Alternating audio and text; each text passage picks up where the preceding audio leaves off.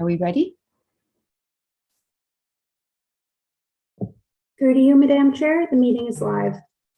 Okay, thank you. Welcome back, everyone. Due to COVID-19 restrictions, City Hall is not open except for very limited services by appointment only. Members of the public are invited to participate in meetings electronically by accessing the meeting live stream video at kitchener.ca/watchnow. While in-person delegations are not feasible at this time, members of the public are invited to participate electronically in future meetings by contacting delegations at kitchener.ca to register as a delegation or submit written comments. So this is a formal public meeting, and it's being reconvened from the meeting that we started on Monday, February the 7th, to consider an application under the Planning Act. If a person or public body does not make oral or written submissions to the City of Kitchener before the proposed applications are considered, the person or public body may not be entitled to appeal the decision to the Ontario Land Tribunal and may not be added as a party to a hearing of an appeal before the Ontario Land Tribunal. So this matter was recessed from the Planning and Strategic Initiatives meeting on Monday, February the 7th, as I mentioned earlier. It's an application for a zoning bylaw amendment for 66 Belmont. And I'd like to first point out that we did receive individual written submissions on this matter, and these will be recorded in the minutes and added as part of the public record from Sandra Hayes, Jeffrey Laflamme, Marion Hishon, Barbara Trotter, Julia McNeil, and Avery O. So I think we'll move directly into the delegations. On my list. Through the chair, my apologies, Chair Chapman. I just wanted to point out that there was a late submission from Barbara Robinson, and also that there will be a timer in display while the delegations are speaking tonight. Okay, thank you very much for that information. So we'll go to our first delegation. Mr. Raphael Sorkin, you have 5 minutes to make your presentation. Can you hear me? Yes, we can. Good, great, thank you. Mayor Vrbanovich, councilors, I'm angry tonight, but more than angry, I am sad. I worked hard to prepare a presentation, but after watching Monday's session, after understanding the reality behind the spectacle, I realized that another 5 minutes of reasoned opposition would serve no purpose. The deal is done. Let me express as simply as I can the message that all of us received Monday evening. The future of Belmont Village, but more than that, the futures of working people and of young families are of no consequence when profit needs to be maximized. That evidently is how it is. Now, can we at least stop pretending that this is not the reality? I had planned to concentrate on what I thought were the values the city held dear: community, inclusivity, affordability, stability, attributes which the Belmont Village community enjoys and which need to be enhanced.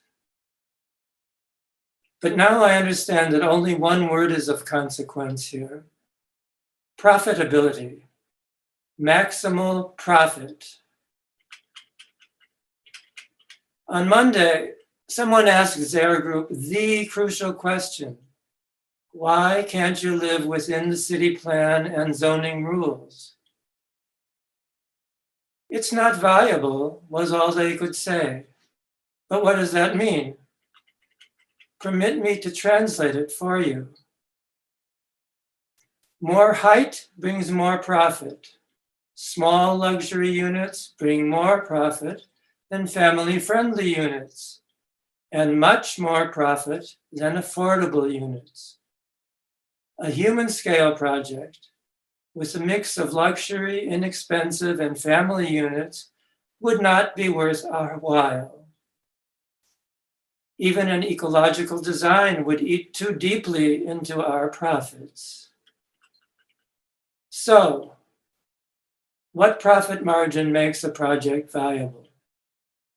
10%, 50%, 100%, 200%?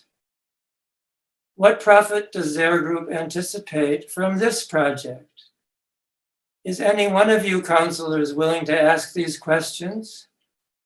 Shouldn't we know the answers? You can be sure that they know. The investors who have acquired properties on both sides of Belmont will now be given the precedent they've been waiting for. The way will be open for a wall of high-rise luxury condos for the village as we know it to be destroyed. This makes me sad, very sad. But there's something that's even sadder because it speaks to the bigger picture, the context in which this meeting is taking place. There's a crisis of affordable housing in KW. There is no lack of high-rise luxury condos. Yet a well-connected developer proposes to build more of them. And a red carpet is rolled out. A heavily used public laneway is suddenly surplus to city needs. When the community learns of these things, questions are asked. Why is there no provision for residents who cannot afford a luxury condo, or for young families, or for multi-generational families that lend stability? Good question. The answer is given. That's not for us to worry about. It's not in the bylaws. Let those others rely on charity. Noblesse oblige. Watching this sorry process unfold has forced me to ask myself uncomfortable questions. Is this really who we are as a city? Who we are as human beings? And to be honest with you, I cannot convince myself that no would be a truthful answer.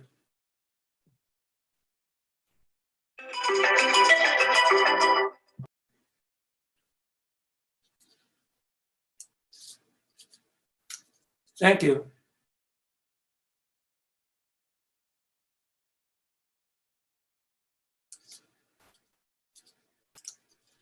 You're on mute, Councillor Chapman.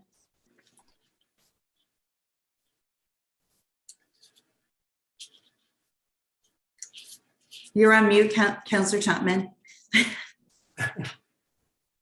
I'm so sorry. Let me just say first, thank you very much, Mr. Sorkin, for coming in. I saw your hand go up, Councillor Johnston, so please go ahead first. Yes, thank you. And thank you, Mr. Sorkin, for coming in tonight. And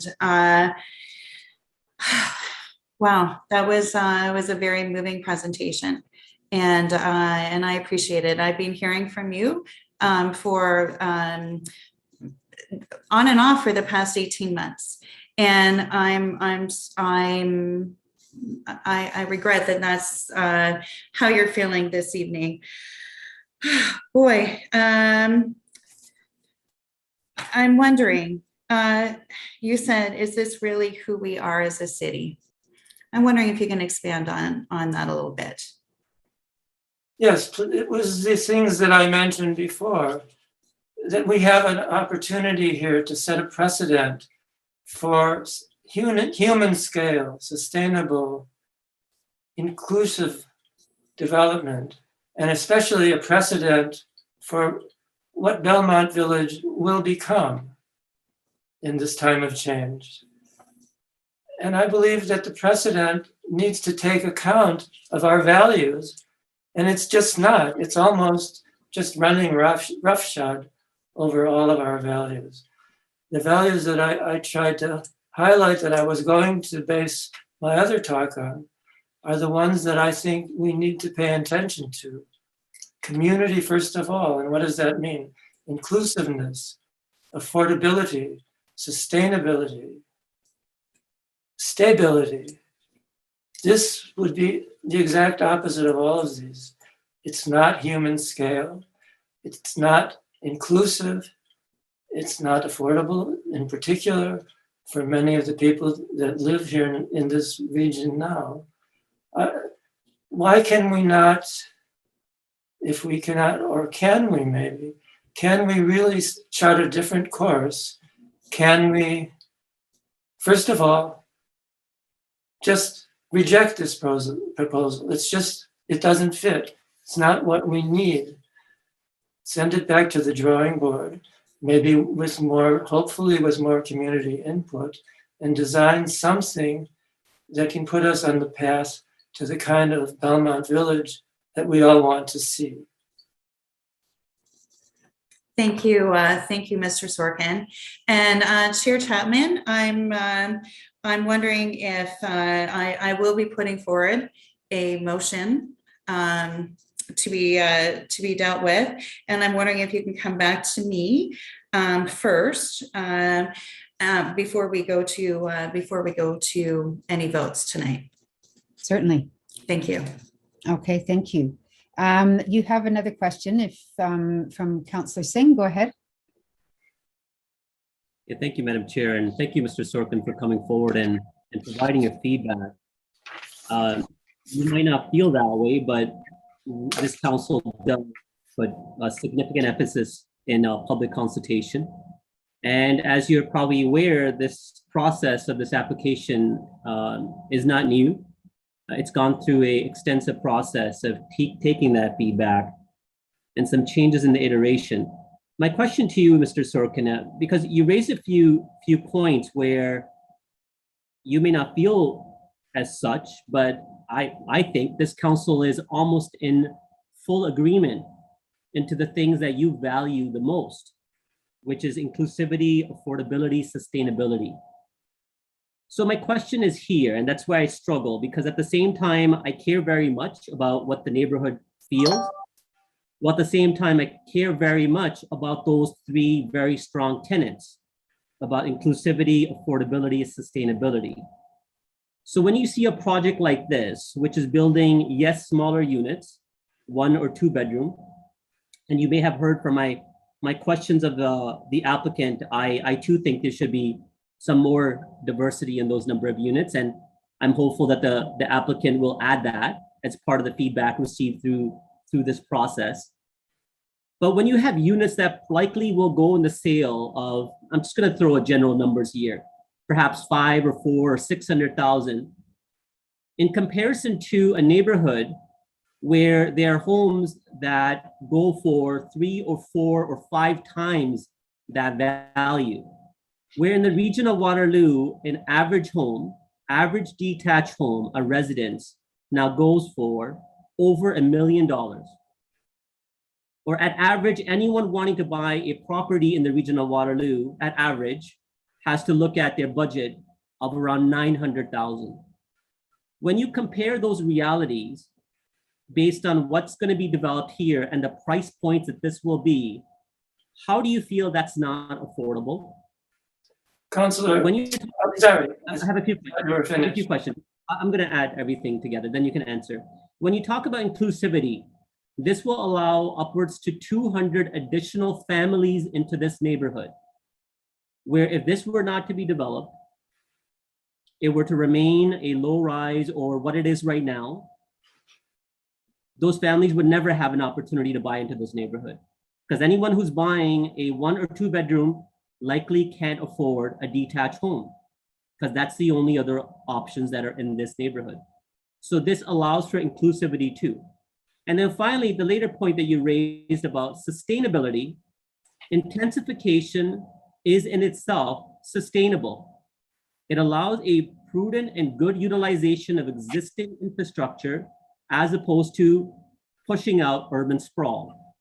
How do you think that this is not in agreement to those 3 points that you raised? I would love to hear your input. And I do care very much what you think, and I really want you to believe this, that this deal is not done.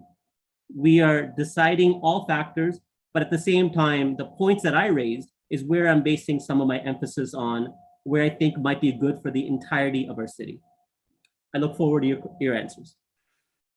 Counselor, when I listen to you, I have no reason to change my mind that the deal is done. You are acting as a cheerleader for this proposal. And if you forgive me saying so, you did so on Monday as well. Now, if the deal is really not done, and the question is still open, you can prove me wrong, and I'd love to be proven wrong by rejecting this proposal, which, in my opinion, as I tried to explain, meets none of the needs, and it lives up to none of the principles that you and I both believe in. To say that this was give room for 200 families is, if that's really what you said, absurd. And the house prices you mentioned are out of line too. No house on my street would sell for 3 times the cost of probably $800,000 or even $600,000 that this condos would sell. And these are family houses. Families can live there. 6 young families have moved into our street since we moved here 16 years ago. They could not live in this condo in the way it's designed. I just cannot see that this contributes to affordability. It does not contribute to sustainability because it is putting Belmont, if it goes through, it will put Belmont Village on a path to destruction. You know what's happening. There are other developers who have bought properties on both sides of the street. They will take this as a template for what they can do, or what they can even go beyond. We have community-owned businesses here that we all cherish. They will either be evicted, just as Detmer Tire was evicted, or their rents will be raised to unaffordable levels and they will have to move out. This has already happened. I can give you names. These are just a couple of things. I'm sorry that we disagree so badly, but I hope I've conveyed to you why I think this is not at all in tune with community. It is certainly not a building of human scale, and I want to emphasize that, human scale. Nor is it in accord with stability or affordability. And it is not. I'm going to interrupt because we do have one more question for you, Mr. Sorkin, if you don't mind, and you can add to your response in response to the next question. Go ahead, Councillor Davey. Yes, thank you. In light of time and the Councillor Singh covered some of the questions I had, the only question I have, Mr. Sorkin, this is something I hear often, is that it's driven by profit. And if you're attributing that to the developer side, I agree with you, but I'd ask for your clarity as why you think this council or any member of this council would care about profit on the developer side. Well, because we have to know whether they really need to flout the guidelines and the zoning guidelines and the city plan in the way that they are demanding to do. Maybe they're earning an unreasonable profit. No one is against profit, at least in the society we live in. We won't get building without profit. No, There's no, profit and there's maximum profit. sorry, And Mr. that's Sorkin. reasonable profit. Excuse me, we need to know whether this fits, in which category it fits. But but again, you're answering the question was why would city council care about the profit? I don't care. I just how much tried money to they're making. explain. I care about the development and trying to meet I just tried to. the housing demands. I don't know what their profit is, and I'm trying to figure out why any member of this council would care what their profit is. Well, I don't know how to answer if I just answered it for you. Okay. Thank you. I hope that some other people do care whether or not it's worth selling off city property, building a development of inhuman scale just to maximize someone else's profit unnecessarily. Okay, thank you so much for coming in tonight, Mr. Sorkin. I appreciate your comments and your analysis. And we're going to move on now to the next delegation. Mr. John Ryrie, please go ahead. Thank you, Mayor Verbanibik and councillors. I very much appreciate the opportunity to give some input tonight. I want to add my voice to those who are opposed to the proposal for 660 Belmont for at least 6 reasons. First, granting a zone change isn't warranted. A 25-meter tall building would itself be a very significant intensification, likely 5 or 6 stories, well above neighborhood 2-story houses and businesses. A 43-meter building, a 70% increase, would overwhelm the neighborhood and the street, as has been rightly pointed out by many, many local residents. Secondly, this degree of intensification is not needed. Kitchener's skyline at present is filled with cranes putting up large condos, and more are coming. The city in the downtown has met and is exceeding long-term regional intensification targets. The extra 4 stories or floors in the proposal will not magically fix the need for housing in Kitchener or Waterloo Region or this area. Thirdly, like many, I'm also object to the city selling city land, a laneway, in order for a developer to grossly exceed current zoning. There's nothing fair or measured in doing so. It just looks like the city is predisposed or biased from the get-go to work with the developer to create overdevelopment instead of supporting the Belmont neighborhood, planning principles, open space, and proper process. Fourthly, the height reduction from 12 to 11 is no sacrifice. The revised proposal increases the floor space, increases the tower's footprint, and creates more of a shadowing effect on the Iron Horse Trail by being closer to it. There is nothing to reward here. Fifthly, and more importantly, as has been pointed out in the Toronto Star January 19th and the Record on January 25th, developers themselves have created the shortage of housing that is in turn prompting them to ask cities to let them break zoning limits so they can put even bigger buildings on their sites. Ann Golden and David Crombie have identified 88,000 acres of developed and approved sites in the province that sit empty because the developers, rather than building, are waiting to wring more profit out of the land. I find it offensive and hypocritical for them to come to city councils looking for a zone change bonus, a handout, when they themselves have created the crisis they are supposedly now trying to solve to their immense benefit. And it's worth noting as well that mayors Verbanibik, Jaworski, and McGarry jointly identified this huge problem in their article in the Record on January the 19th, page A11, quote, 250,000 new houses and apartments that were approved in 2019 or earlier, but have not been built. 250,000. I really hope you all fully take stock of this context when you come to make a decision. As to the $250,000 toward affordable housing, this sum is exceedingly generous. But I am distressed at the idea that a generous charitable donation is going to be a justification or a substitute for good planning. I know of no document, policy, or planning statement anywhere that says a developer's charitable donation should alter or increase a zoning height limit, a building mass, or the size of an underground parking garage. That's not good planning. And it's certainly not a good planning rationale for adding 40 or 50 or 60 luxury units to a tower on this site. Lastly, I'm concerned about all of our local neighborhoods. It is abundantly clear that developer after developer is coming forward with proposals that vastly exceed the limits of current zoning on Weber, on King, on Victoria, on Ottawa, on Lancaster, and the list goes on. Huge, tall towers that are not in keeping with the low-rise character of the adjacent neighborhoods. These towers will destabilize these neighborhoods, and not to mention creating ugly, monolithic streetscapes. To be clear, I'm not set against development or intensification. I listened for an hour 8 days ago to a highly thoughtful proposal for 240 Frederick Dear Me. The proposal is not perfect, but it saves 2 historical houses, and the proposed new building in behind is only 4 stories, not 11.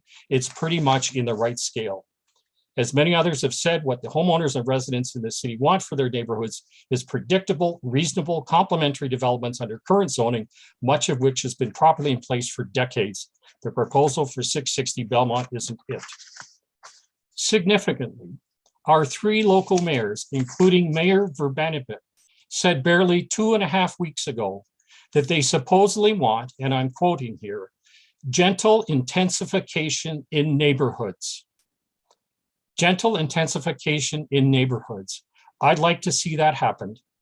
Again, this proposal isn't it. It's certainly not gentle.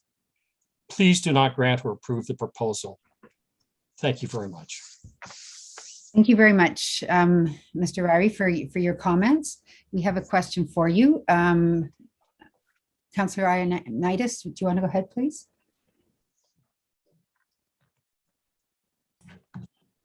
Thanks, Madam Chair, and thanks, John, for your presentation. I'm just curious to where are you getting your facts that developers are the ones that are creating this housing supply shortage? David Crombie and Ann Golden. It was published in the Toronto Star and also in the local record, exactly the same article. And then it was further assisted by the article that the 4 mayors, including the 3 local ones, published in the record on January the 19th.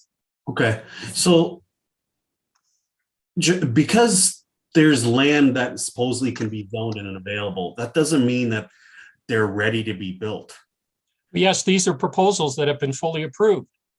They're ready to go. Lots of proposals And they haven't been built on. The developer comes forward and says, I'm prepared to build on this property. I need approval. They get the approval. They say they're going to build and the scope, that's what I was shocked, Councillor Ioannidis, when I read the article.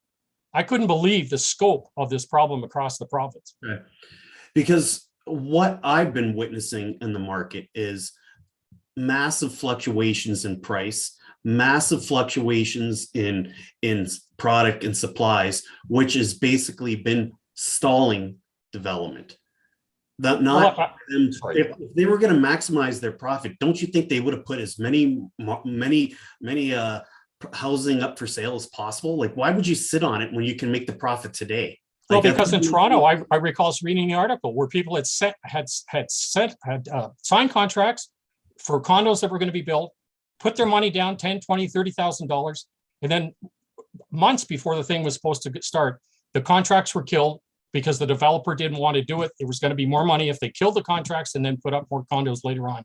Exactly my point. That's exactly my point.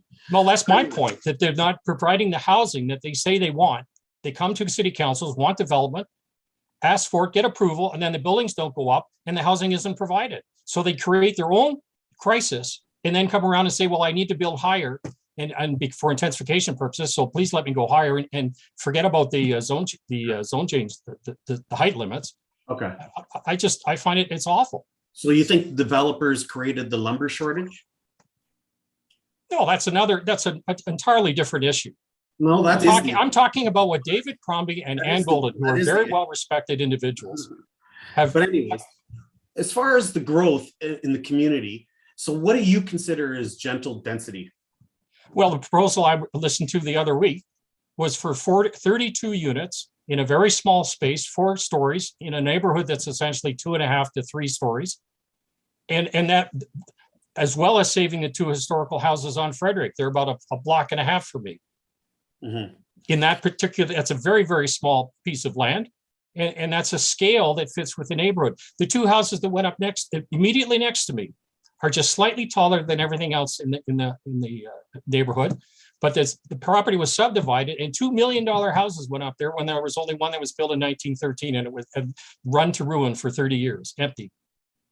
So I can see all sorts of examples where people are intensifying by double or tripling, or in this case, 32 times the number of units on this property and maintaining. And the other thing I didn't mention, they were going to put 2 3-bedroom units probably in the historical house. So there would be 2 units for families because the other units are 1 and 2.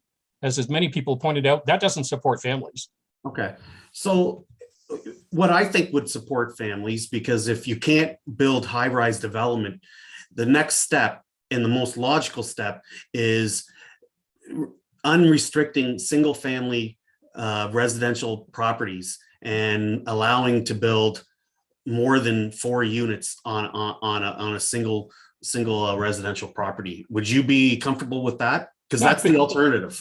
No, I don't think that's the alternative. I think Okay. there's all sorts of, let's take this, how about the Snyder's Meat Plant?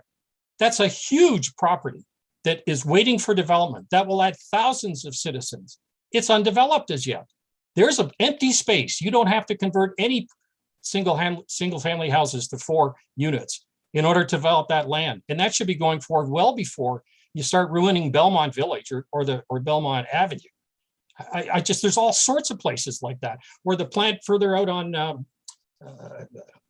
forget, it's another plant way out by, oh, no, I can't think, I've got a brain cramp, but That's okay. past the Ferry Mall, way out there. That's also pretty empty at the moment. So there are lots of pieces of land in this city that could be developed without doing what you're going to do in this particular case.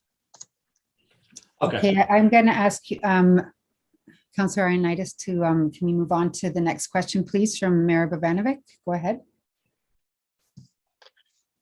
You're on mute. Thanks. My turn at that, I guess. Thanks for coming in this evening, Mr. Ryrie. And I'm not looking to ask questions, but since my column was mentioned, I think I should provide a clarification. There was a reference in the article around approximately 250,000, and that was based on numbers that were collected by the Ontario Big City Mayors from across the province. And while we know that to be true primarily in the GTA, it's not consistent with our experience here in the city of Kitchener, or for the most part Waterloo region as well. So I just want to clarify that and put that on the public record. Thank you. Okay, I think those are all the questions for this evening, and thank you so very much for coming in and for your comments and presentation. We're going to move on now to the next delegation, Nashifa Carter from the Friends of Belmont. Thank you and good evening. Thank you for allowing me the opportunity to speak to you. My name is Nashifa Carter. I've lived on Claremont Avenue near Belmont Village for 28 years. I have been following events unfold surrounding the 660 Belmont proposal as a member of the Belmont Friends of Belmont group. Recently, I've been moved to add my voice publicly to this discussion. And to be clear, I'm opposed to the 660 Belmont proposal in its current form. Fortunately, I was rescheduled to speak tonight and so was able to hear the eloquent, thoughtful views presented on Monday night. As a result, I want to focus on 2 issues tonight. 1, the need for thoughtful, careful planning for the growth of Belmont Village currently and in the future. 2, the rejection of the current proposal for 660 Belmont. First, I would like to say that I was very pleased to hear Councillor Johnston's motion for a planning review for Belmont Village. An excellent suggestion, but only if there's a moratorium placed on approving the 660 Belmont project as is. One cannot discuss future growth and development of a village while at the same time plopping a 10-story building into the middle of it. I applaud Councillor Johnston's suggestion, but please do not start that process by allowing 660 Belmont to go ahead in its current form. I would also like to say that I was very impressed with the discussion on Monday night around the Shanley Street development, the genuine willingness to come together to revise plans to accommodate community concerns, and the very thoughtful questions that were asked that night. So let's turn to the Belmont project. We heard from the developer, and this has been discussed earlier tonight, that when pressed several times that 8 stories was not financially viable for them. In other words, they would not make as much money as they would like to make. However, they bought 660 Belmont, okay, and the adjacent property, knowing that the bylaw restrictions was 8 stories. They also bought both properties knowing that the lane behind the properties was city-owned property and the public had full use of this lane. They still went ahead knowing that.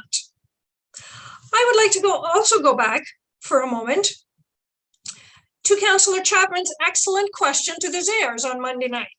What gave you the impression that the lane was for sale? They didn't answer that question. There were some vague comments about the city getting more money to spend elsewhere, okay? And the developer allowing the public to use and access the trail via the lane.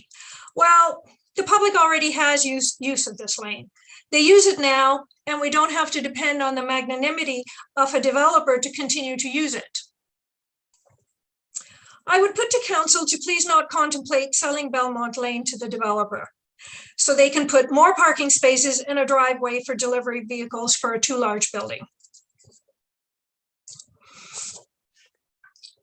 I would also like to talk about in my presentation the metrics that the staffing report talked about in terms of not having adverse impact on the neighborhood. I beg to differ.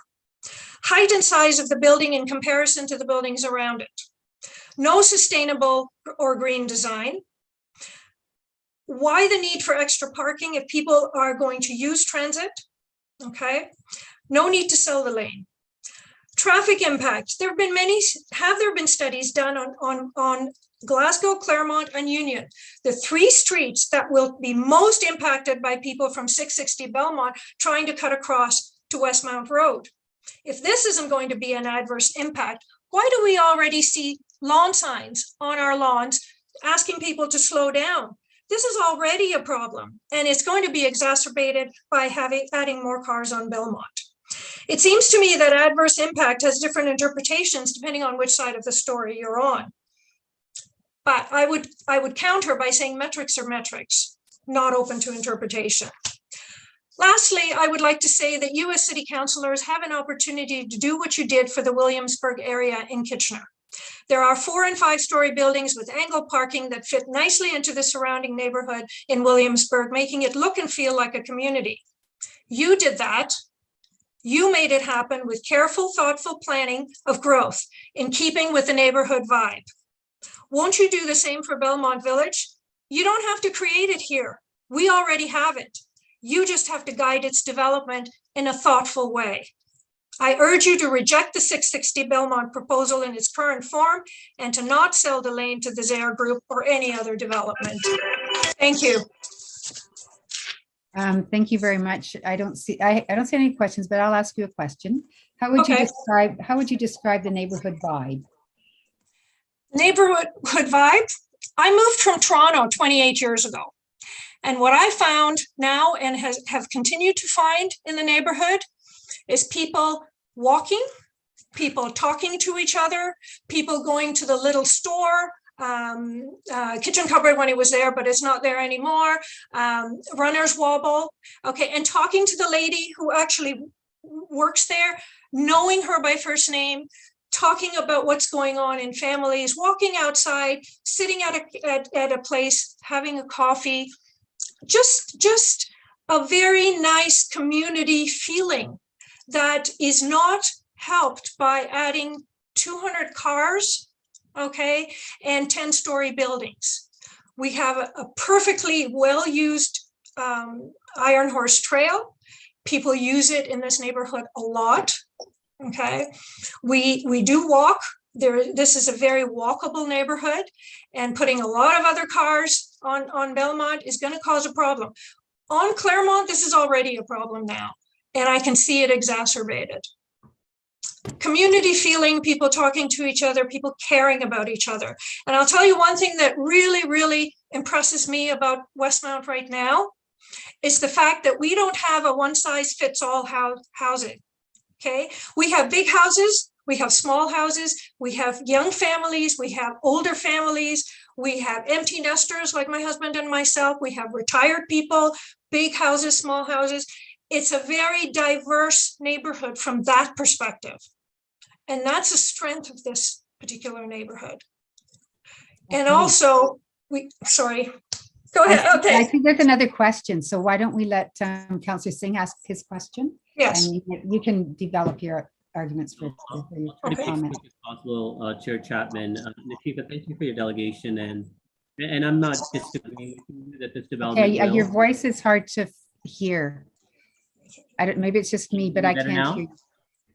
Can go you hear ahead. me better now? Try. No, I was thinking, but thank you for delegating. I agree with you that this development will add some pressure to the neighborhood. Any type of development typically does. As you said to your notes, that the developer can already develop up to 8 stories. And at this point, they're asking for the additional height of about 3 more floors. And you've outlined that this development will have a lot of detrimental factors, like you said, that sense of community, increased traffic. But at this point, wouldn't the 8 stories, which would still be a multitude of 100+ units, not still have the same effect? And that's where I'm finding a bit of a challenge. Now, if this was a low-rise development, and the developer said, we want to put 11-story, 12-story, 8-story, where it's only allowed for a single detached home, I would be toe-to-toe. I mean, I would be completely in 100% agreement with you. But this is a development that already allows considerable intensification compared to the outlining neighborhood. And at this point, they're asking for somewhat of an increase. At the same time, our council and our staff are being guided by provincial policy, where if you were to go contrary, our decisions can get challenged as well. So how do you see that balance there? I would love to hear input. Thank you. That's all. Okay, so here's the first thing. A 10-story building, or 11-story building actually, with as much of a footprint as the designs show us, which includes buying the lane, that is not in keeping with the bylaws. I would argue that at the very least, they should be required to stick to the 8 stories of the bylaws. Personally, if Councillor Johnson's motion goes through in terms of the vision for Belmont, I would like to see a 4 to 5 story building, just like the buildings that have been approved for Williamsburg. That would be the gift for me. But I realize that there are bylaws in place that I had really no input into putting them in. And that bylaw says 8 stories. The developer bought it knowing that was the bylaw, knowing the lane is not for sale. This is city property. And they still went ahead. They started with a 13-story proposal, brought it down to 11. And this is an old trick. You know that as well as I do, business. You start asking for so much more than you want. You bring it down so you look like you're compromising.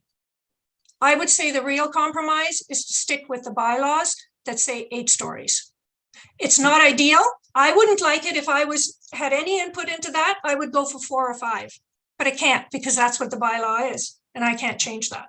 Chifa, do you understand that if this council were to decline this application, that it Yes. wouldn't necessarily be guided by Councillor Johnston's motion, which I'm in agreement with, and I'll support it 100%. I think there needs to be a wider vision for Belmont Village that clearly outlines the type of development that is suitable. But at this point, we're presented with an application, and whichever decision we make, if we go contrary to their application, they can challenge it and they can proceed with exactly what's on paper, or at the OLT, maybe even ask for more. Do you understand that reality as well? I did understand that, and I did say that if Councillor Johnson's proposal motion goes through, it should look at this current issue that's before you right now. I'm not saying that you cancel all development. What I'm saying is this development needs to stick with the current bylaws as they are. Yeah, thank you.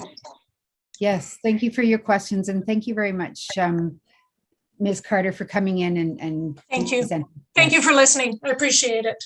Have a good evening. Thank you. Next, we have James McCormick. Go ahead. I take it, is that Michelle McCormick? Sorry, my apologies, Councillor Chapman. I promoted the wrong, the next delegate first. My apologies. So Okay, just- okay. So should we go ahead with Michelle? Since you're here, we can take you first. I'm sure that will be fine. Go ahead, Michelle. Okay, sorry, Okay. thanks. No. Hello? Madam Chair, Mayor, Councillor, and residents. Sorry.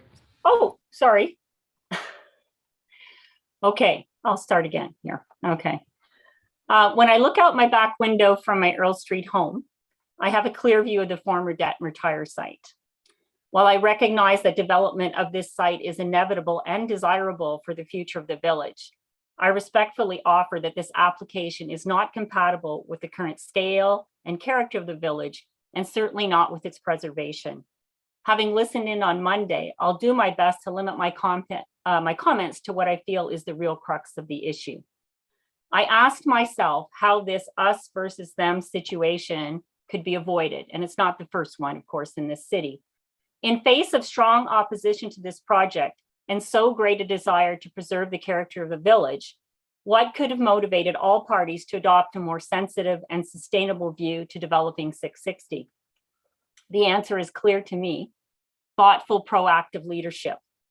The race of the past 2+ years to meet intensification targets must now bow to public concerns, stop, take a breath, and develop some new and more sustainable practices.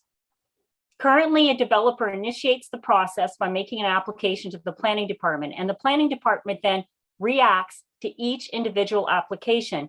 As one speaker astutely pointed out on Monday night, this is not planning. It is a practice which allows the developer to set the initial parameters, often overreaching well beyond what is even permissible according to the plan. In this particular case, the developers overreached, caused the planning department to spend, and I quote, an above average number of hours on this file, hours which I believe could have been used for proactive planning solutions. Again, this is not planning. It is a practice that places our planning department in the position of reacting to the developer's ground rules by way of recommendations which are specific to the content created by the developer, rather than what is reasonable for this particular site, or which makes sense according to the overall intent of the bylaws and plan. With respect, the recommendation by planning to use for the first time the 50% clause in this situation is simply incomprehensible to me, given both the uniqueness of Belmont Village and the strong and sustained opposition to this application. In my view, this does not represent responsive planning, but it is a practice which has also evolved into some council members often stating, even in the face of significant opposition and strong pleas to lead rather than follow, that we will wait for the staff report, when it is abundantly clear that waiting for such a report further entrenches the developer's position and can significantly limit the future options for our communities. I am asking for council's proactive leadership to help build a more sustainable road forward. But what might facilitate such a road? What might we be contemplating tonight if a clear message had been sent to the developer, to staff, and to residents around development practices that this council might be prepared to uphold?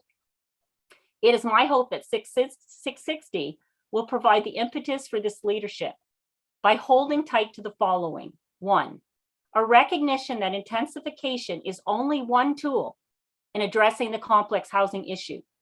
Every intensification argument that has been made to support the proposal to this application this evening could just as easily been made for a 6-story building. 2, that adopting an unwavering stance around the preservation of public green spaces is not only progressive, but necessary in these uncertain times. According to Kitchener's own healthy community guidelines, there is a lack of green space in its core intensified areas. So how could the laneway in question ever be surplus? 3, that working towards a more transparent approach to the planning process is absolutely essential. In many cases, our bylaws and official plan seem to be intentionally lacking in clarity, which only breeds confusion, frustration, and disengagement. But perhaps most disturbing to me, limits positive collaboration with staff and facilitates developer-driven development over community-based initiatives. It is my sincere hope that council will embrace transparency tonight by holding to the intent of the plan at 25 meters or less, and not for the first time evoke the 50% clause, which will, like this proposed development, create more uncertainty around Belmont Village. Thank you. Thank you very much for your presentation. I don't see any questions. So I am going to move to the next delegation. Really? Okay. But thank you. Our next delegation is Mr. James McCormick. Yes, can you hear me, Councillor? Yes, go ahead. Okay, thank you. My wife and I have lived on Earl Street for 38 years at the junction of Earl and Rock Avenue. I feel the rationale for the development of the site at 660 Belmont is a good one. Transitioning residents in the area from single-family dwellings as well as expanding residential spaces is essential to maintain a vibrant community. The proposed development, however, is not in keeping with the scale and character of the rest of the village, and regardless what eventually is agreed upon by the city, it's certain to be the first in a line of new development for this section of Belmont Avenue. The initial 4 to 6 stories envisioned in this area for decades has increased to now a bylaw of a height of 8 stories or 25 meters. The official plan, however, has what can only be referenced as a notwithstanding clause that allows the city to consider increases to the permitted housing height of up to 50%. But it must be demonstrated that a pedestrian scale base, appropriate massing, streetscape, and compatibility with adjacent lands is achieved.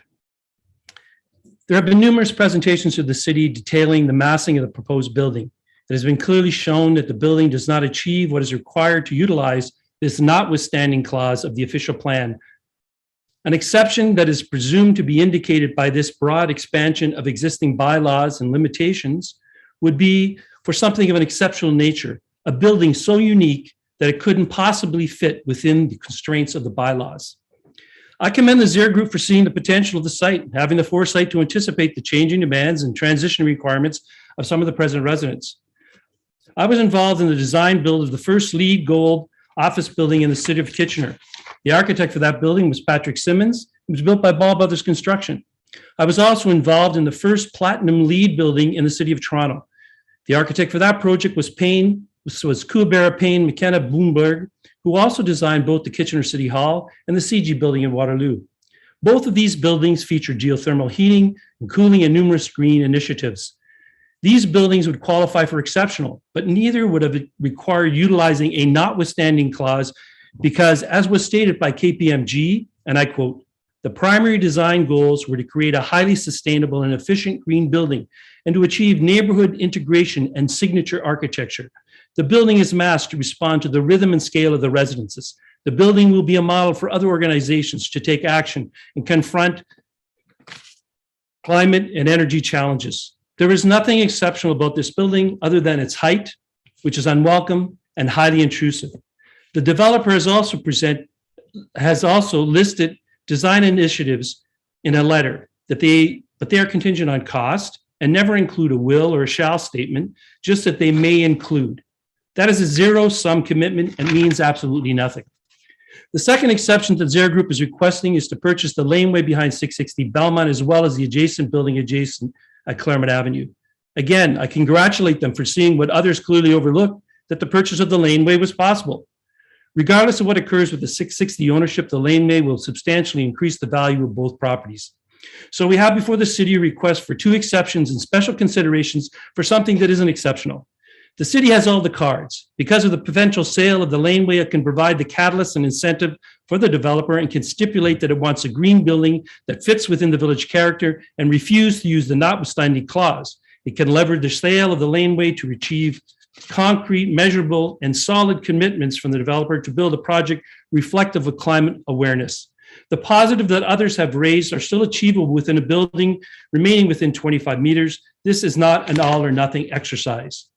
Rest assured that any project required by the city to be built according to the present bylaw will be profitable. The location alone ensures increased value and profitability for any developer. The Zare Group has the distinct privilege and opportunity of being the pioneer, the leader in providing the best example of a design build that would be emulated by any future development in Belmont Village. I remain optimistic that they can and they will, but it remains for the city and our councillors to ensure that they do. Thank you. Thank you very much for your presentation. I see we've got a question. Councillor Johnston, go ahead. Thank you, Chair Chapman, and thank you, Mr. McCormick, for coming in tonight. I'm wondering if you can expand on your thoughts around the laneway and what you were saying about the notwithstanding clause. Can you go over that again? Sure, be glad to. So let's start off with the notwithstanding clause. As you know, in our government, we have a notwithstanding clause that is only to be utilized in extreme circumstances. And in the province of Ontario, unfortunately, it was used recently, and it's been used by some other provinces for things like language laws and religious affiliation.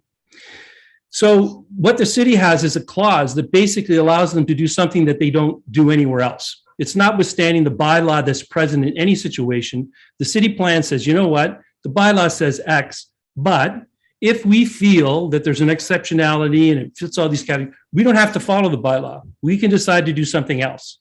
And the developer is utilizing that bylaw, that sense that maybe what they're building is a world-class building, which I'll leave for you to decide, that's going to make the determination. The access of the laneway is integral to design of this project that they want to go ahead with. It is absolutely integral to what happens there. The city has all the cards. The city can tell that developer, you know, you can't go beyond 8 stories.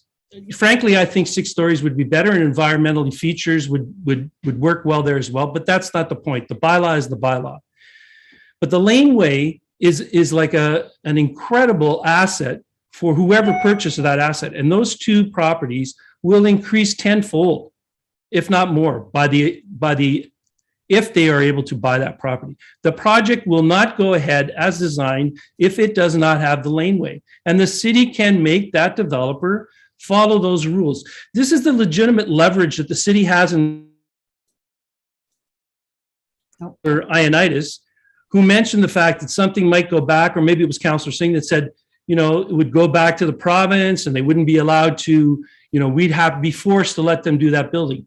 No, I don't think so, because the laneway conditions can be put into a contract to sell that laneway that could say, this is what the city expects to see in order for that sale to go through. And if it doesn't go through, the city can retain or reclaim that property. I mean, that happens all the time in real estate negotiations, and that happens all the time in terms of what the city can demand or not demand from a developer. I mean, I'm not against something happening at that site. It would be beautiful to see that site reflect what the city has been talking about in terms of greening the economy, in terms of being aware of what's happening with energy development. The project that was in Toronto was vertical geothermal, a vertical geothermal plant. And the one that is involved out on Wabanaki Drive is a horizontal field. These projects are not new. That project was built in the early 2000s. The one in Toronto was built, I think, in 2013. This is available, but it will not be utilized unless the city pushes the developer, and the city has all the cards. Let's cut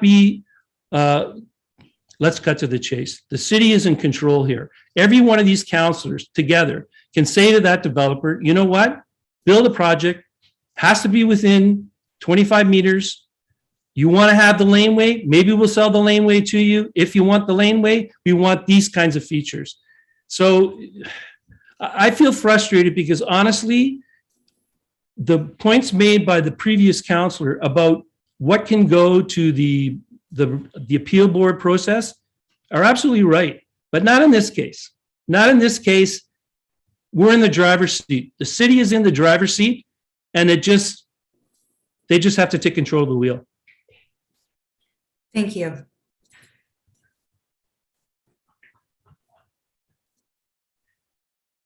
You're muted, Councillor Chapman. Sorry. Thank you for your questions and your responses. I see we've got another question from Councillor Singh. Go ahead. Yeah, just very quick, Madam Chair.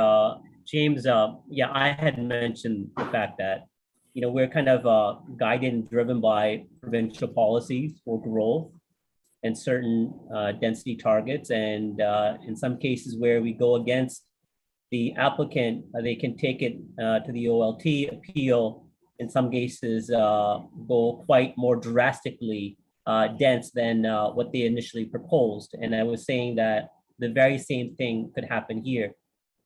I hear you say that couldn't happen here. I just want to make a quick comment because you referenced me that I'm not saying this question, this point offhand. I'm saying it because it's driven by past experiences. In a few other circumstances where something very similar, where we challenged, it got appealed and ended up with more than what initially we were even asking for. So it's tough. It's not easy, but I understand and appreciate the passion that you have for Belmont Village. Could I respond? Certainly. Yes. So the instances that the councillor are referencing are ones that are within the bylaw. Nothing that has been gone before the provincial appeal board has anything to do with an official plan, notwithstanding clause that we're talking about here. It's never been utilized, therefore it cannot have been challenged. So essentially, you know, my interpretation, and I've looked at this and followed this, is there is nothing to appeal. The bylaw is 8 stories, 25 meters. And by the way, just to add, what is presently before the council does not qualify as 50% plus. It's a 39.1, possibly 43, depending on what you're looking at.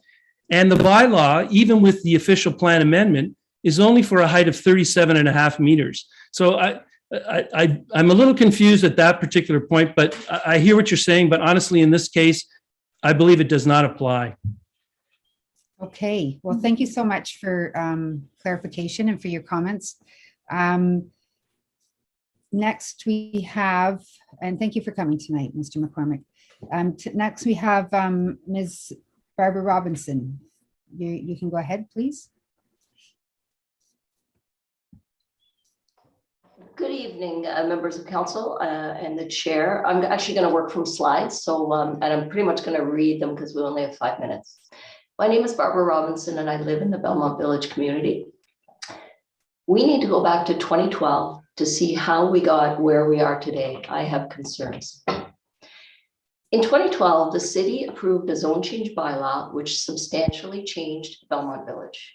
This change entirely reimagined Belmont Village.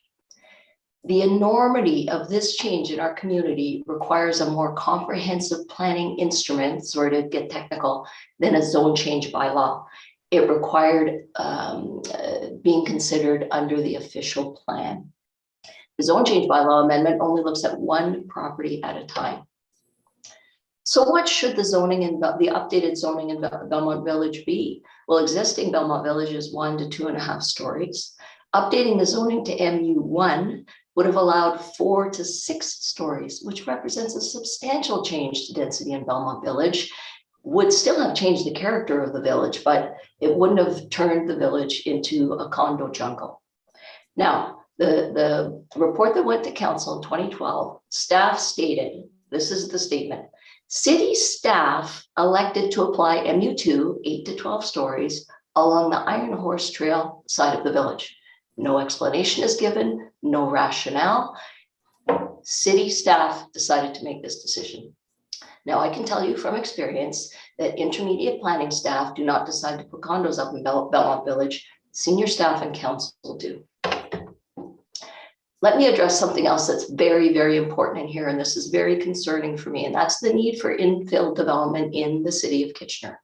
Yes, the province has policies that require cities to build up rather than out. It's much more efficient. It's great policy. That's fantastic. It's a policy from the province. The city takes that policy, implements it into its official plan, then implements and uses the official plan to plan this growth. That policy doesn't mean anytime somebody wants to slap up a condo, you say yes. That's not what the policy means. We have an official plan to plan for growth in Kitchener.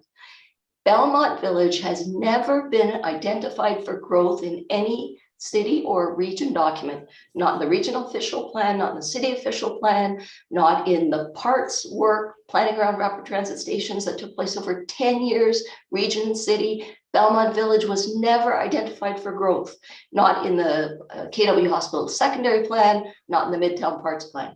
No growth was ever identified for Belmont Village. It was protected over 10 years through city planning and regional planning. A need for increased density in Belmont Village is being used as a reason to force this down residents' throat, and that need does not exist. Sorry, I didn't mention, I've written a 30-page annotated report with all this in great detail with references to all the documents. I spent a lot of time on it. There's no need for infill development. In fact, it's never been selected for Belmont Village. Now, let's talk about the public consultation that took place in 2012. So the city decided to use a zone change amendment, which only requires asking residents within 120 meters. So we're going to put condo towers in Belmont Village. We'll just ask the people in the next block or two to see what they think. Belmont Village is a city of Kitchener gem. We can't just ask people within 120 meters. But if we had asked those people, that would have been good. And I'm sorry I didn't have this on the slide, but I'm going to show you a plan of who, oh, I haven't got my camera here, of who was required to be consulted. Sorry. So that is the area around Belmont Village. That's the required 120-meter consultation area. For this consultation, 13 residents resident responses were received after 2 mailings that the city undertook. Let me show you who within that required consultation area provided written comments. This many people. Let me go back to my slides here. So nobody on Rock, Earl, Claremont, Belmont north of the village, Mount Hope, Wood, Eden, or Gildner provide any written comments after 2 mailings by the city. Now, I live within that red zone and I didn't receive any of those mailings. It should have been obvious to city staff when this came to council, oh, we're going to slap up towers along one side of Belmont Village, and only 13 people commented. And you know what else about those 13 people? None of them were in favor of the proposal. None. 8 of them didn't understand the question. 4 were strongly against. Sorry, I forget the numbers. It's all in the report. And what concerns me is the report to council said, in general, the response from the community was supportive of the proposed change. Now, I don't know what community you're talking about, but you're required to keep written comments from, as a part of the Planning Act, you need a file with written comments. 13 people do not represent the community, and they were not in favor. Can you wrap up your comments, please? Oh, yes, sir. So discussion at City Council in 2012, Councillor Fernandez raised concerns that the proposed zoning is premature pending review of the city's official plan. Councillor Fernandez commented she would not like to see high-story buildings around Belmont Village because of the increased density. So in 2012, one of the councillors said this should be an official plan issue. And finally, is engineering, traffic and parking. You cannot slap 6 condos around one side of Belmont Village absent a detailed traffic study. The zone change amendment process only requires each developer to look at traffic on his property. This is utterly inadequate in engineering. And I'd like to know, this keeps happening around the city. Residents at the last moment are suddenly realize changes have been made. You've already changed the zoning without asking residents what they thought. So now we're arguing about 12 or 13 or 8 stories or 0.8 or 0.9 parking spots. We missed the boat on this one. And I'd like an audit to find out how this happened. How could this happen in the city? Who's driving the bus here? Okay, I'm going to ask you to stop because we've got a lot of delegations lined up. Absolutely. Thank you so much for coming in and giving your presentation. I don't see any questions for you tonight, so thank you. Next, we have our next delegation is Carrie Long. You can go ahead.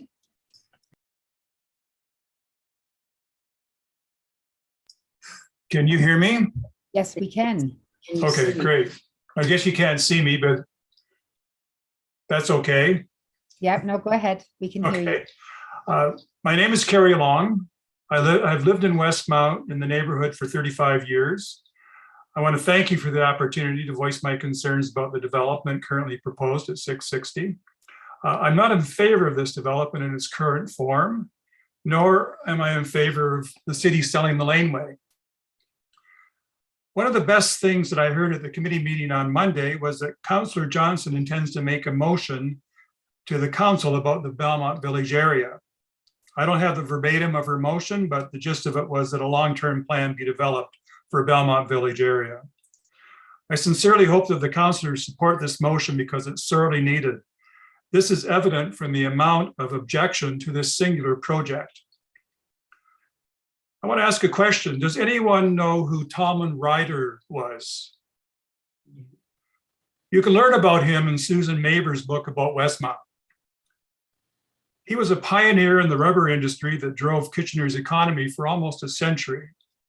He was an ambitious entrepreneur who cared notably about building tires, but also about his employees and his city, which at that time was known as Berlin. He hired Albert Kahn, the greatest industrial architect in North American history, to design a new tire factory, the Dominion Tire Factory, which still stands at Strange Street. He was also a visionary. During his career, he spent time in Montreal, and he decided that he wanted to create a replica of the elegant Montreal suburb called Westmount here in his native Waterloo County. In the early 1900s, Kitchener and Waterloo were two separate cities. I'm sure you all know that. And Ryder envisioned Westmount as a tie that would bind the two cities together. He assembled a group of local businessmen and politicians and formed the Berlin Civic Association. Their goal was to develop the city to reflect what they saw as cultural uniqueness. William Brydup, a prominent local businessman, brought in Charles Levitt, a noted landscape architect and civic planner from New York City, to further this plan. Now, you might want to know why I put that history in. Because when you look at it, how did that turn out? Well, in fact, you can see with your own eyes that his vision of Westmount, by and large, remains intact. But where is the vision now? The situation in Kitchener today is not too dissimilar from Talman Ryder's time. But instead of rubber, it is now high technology that is driving our economy and creating wealth. Who is now stepping up to create a lasting and enduring planning legacy? The re-imaging of downtown Kitchener as a tech hub is pretty impressive. Sadly, the residential planning that has followed leaves a lot to be desired. Piece by piece, parcels of land have been purchased and tall, lifeless condo towers have been built. We are told that the towers are needed to meet intensification goals. But there are other ways to meet these goals rather than relying on 12 to 34-story towers. And we're also told that the Waterloo region is ahead of its intensification goals. But the towers keep coming. Now the towers have set their sights on Belmont Village. There's no vision, no real plan, only a need to maximize profit. And what about the small businesses that make the village so popular and successful? Will they be able to keep up to the ever-increasing rents and demands of the landlords? Time will tell, but if other areas, such as the shops at Waterloo Square, are any indication, I'm not holding my breath. Real estate investment has become out of control. Condos have become an asset class for a wealthy person's investment portfolio. This is evident by condo sales organizations listing investors as part of their target market. Buy a condo, rent it out, someone else does all the maintenance and management. There's no personal investment in the quality of the neighborhood required. There's no wonder the Zehrs Group has over 1,000 people interested and they haven't even started marketing. Council needs to take time to put a proper plan in place for Belmont Village. A plan that takes into consideration all citizens' needs. Housing for families, housing for seniors who want to stay in their neighborhoods, affordable housing, housing for young professionals, housing for a number of situations. That is what a community is all about. Opportunity rarely knocks twice. This is a time to answer the door. It's not too late. please support Councillor Johnson's motion and make a plan for Belmont Village. Thank you. Thank you very much for your presentation and for the historical overview of how Belmont Village came to be. And I mean, it's very insightful. I don't see any questions for you, but thank you so much for coming in this evening. Okay, thank you. Next, we have our next delegation is Robin Waldman. You have 5 minutes to make your presentation. Thank you. Hi, my name is Robin, and thank you for allowing me to speak tonight. Can you hear me okay? Okay, good. I live on Gildner Street, just 2 houses from Eden Street, Gildner Green, the playground, and the Iron Horse Trail. My home will be at the backside of this 660 Belmont development.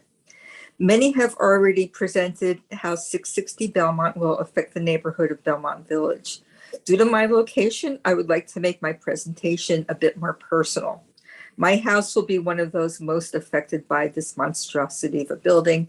And I want to add, I'm by no means an expert on bylaws or architecture or anything. This is just coming from me as a resident. I will be losing the sunlight. The shadows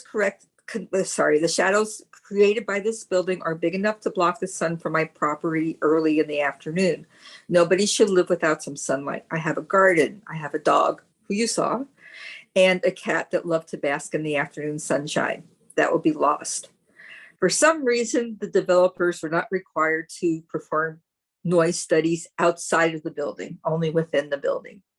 As it is, I can hear everything from Belmont. I hear the garbage trucks. I hear construction. The festival concerts are loud and clear. Right now, that's not a problem. Currently, there aren't many trucks or construction noises, and I didn't find the music annoying at all. I kind of liked hearing it. What happens when there is a huge increase in residents all at the same location? I will be able to hear everything, even conversations from the balconies that will be overlooking my house. Increased traffic noise, increased people noise. And I work with sound for a living. If there's one thing I know, it's that.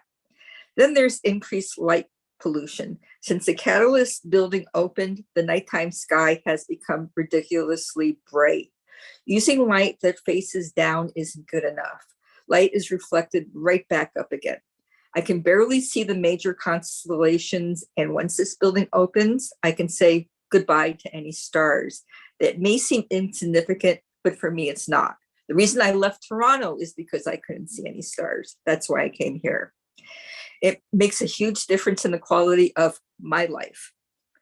There's also a lack of privacy. How many apartments will be looking down at my yard? I'm also a bit confused about Belmont Lane. If it is to remain in use by the public and won't be eliminated, why buy it? It doesn't make any sense to me. When somebody questioned why it was necessary for this project, their reply was, it's not viable without it. What does that mean? We've heard this phrase whenever anybody involved with the project was questioned, not viable and not feasible. We deserve to know what that means. Along this line, why did the developer assume that this property could be purchased? And why is this building not being built within the current zoning bylaws? It does not make any sense for the developer to purchase the property and then not be allowed to build this monstrosity unless they were confident they could buy the laneway from the city and build this high-rise building. Multi-family dwellings in the neighborhood are being purchased by developers. What happens to the people who currently live in them? These are friends and neighbors. They work at the pharmacy. They work locally. Yet because this building won't have any affordable housing, they will have to move away from the area. How will they get to work? Can they even continue to work here? Last but not least is Gildner Green. It contains a basketball court and a playground that is enjoyed by many young families. Since there will be larger stores and not enough parking to sustain this monster of a building, people will be parking on Eden and Gildner. Guess what? Eden is a narrow road that has no sidewalks. Where are people supposed to walk? Will they have to push their strollers down the middle of the street like they do now, only with more traffic and more parking? Will I have to continue to walk my dog down the middle of the street, but this time dodge other cars? Will that be safe with increased parking and traffic? I don't think so. Thank you very much for providing me with the opportunity to speak. I don't speak a lot, but when I do, As you could tell, I really do. I sincerely hope our concerns are being taken seriously. Thank you.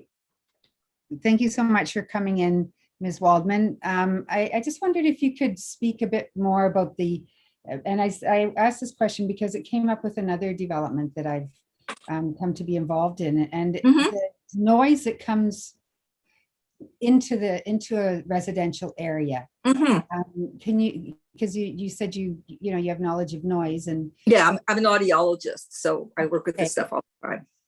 So can you just give us a bit more information about your concerns around? Sure, increased noise could lead to increased stress levels for everybody. Plus, I don't want to hear what's going on in somebody else's building.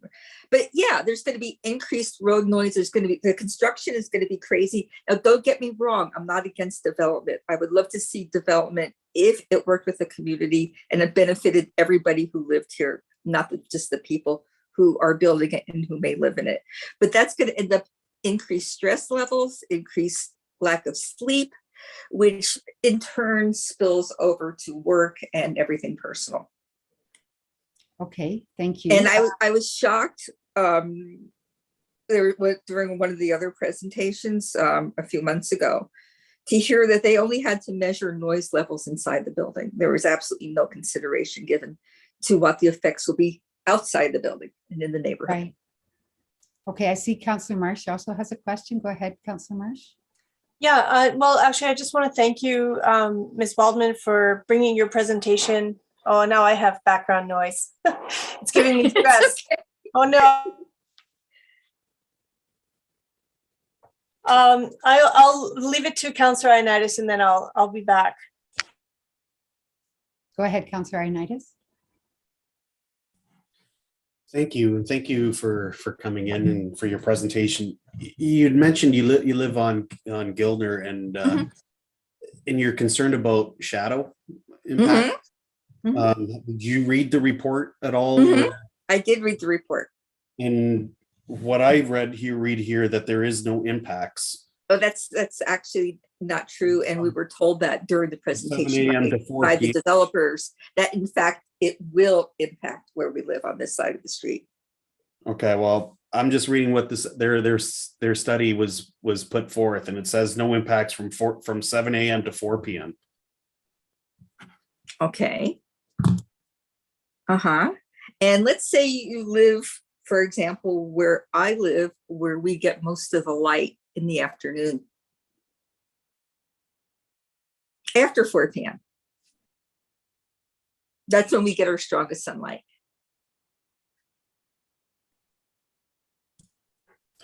All I can say is what I'm reading in the report here. That's by a professional who conducts these shadow studies, and that's what I'm getting at. And whether or that's not, still a big difference when you live someplace where the light you get is the afternoon light. There you go. So you're saying you don't have light at all then?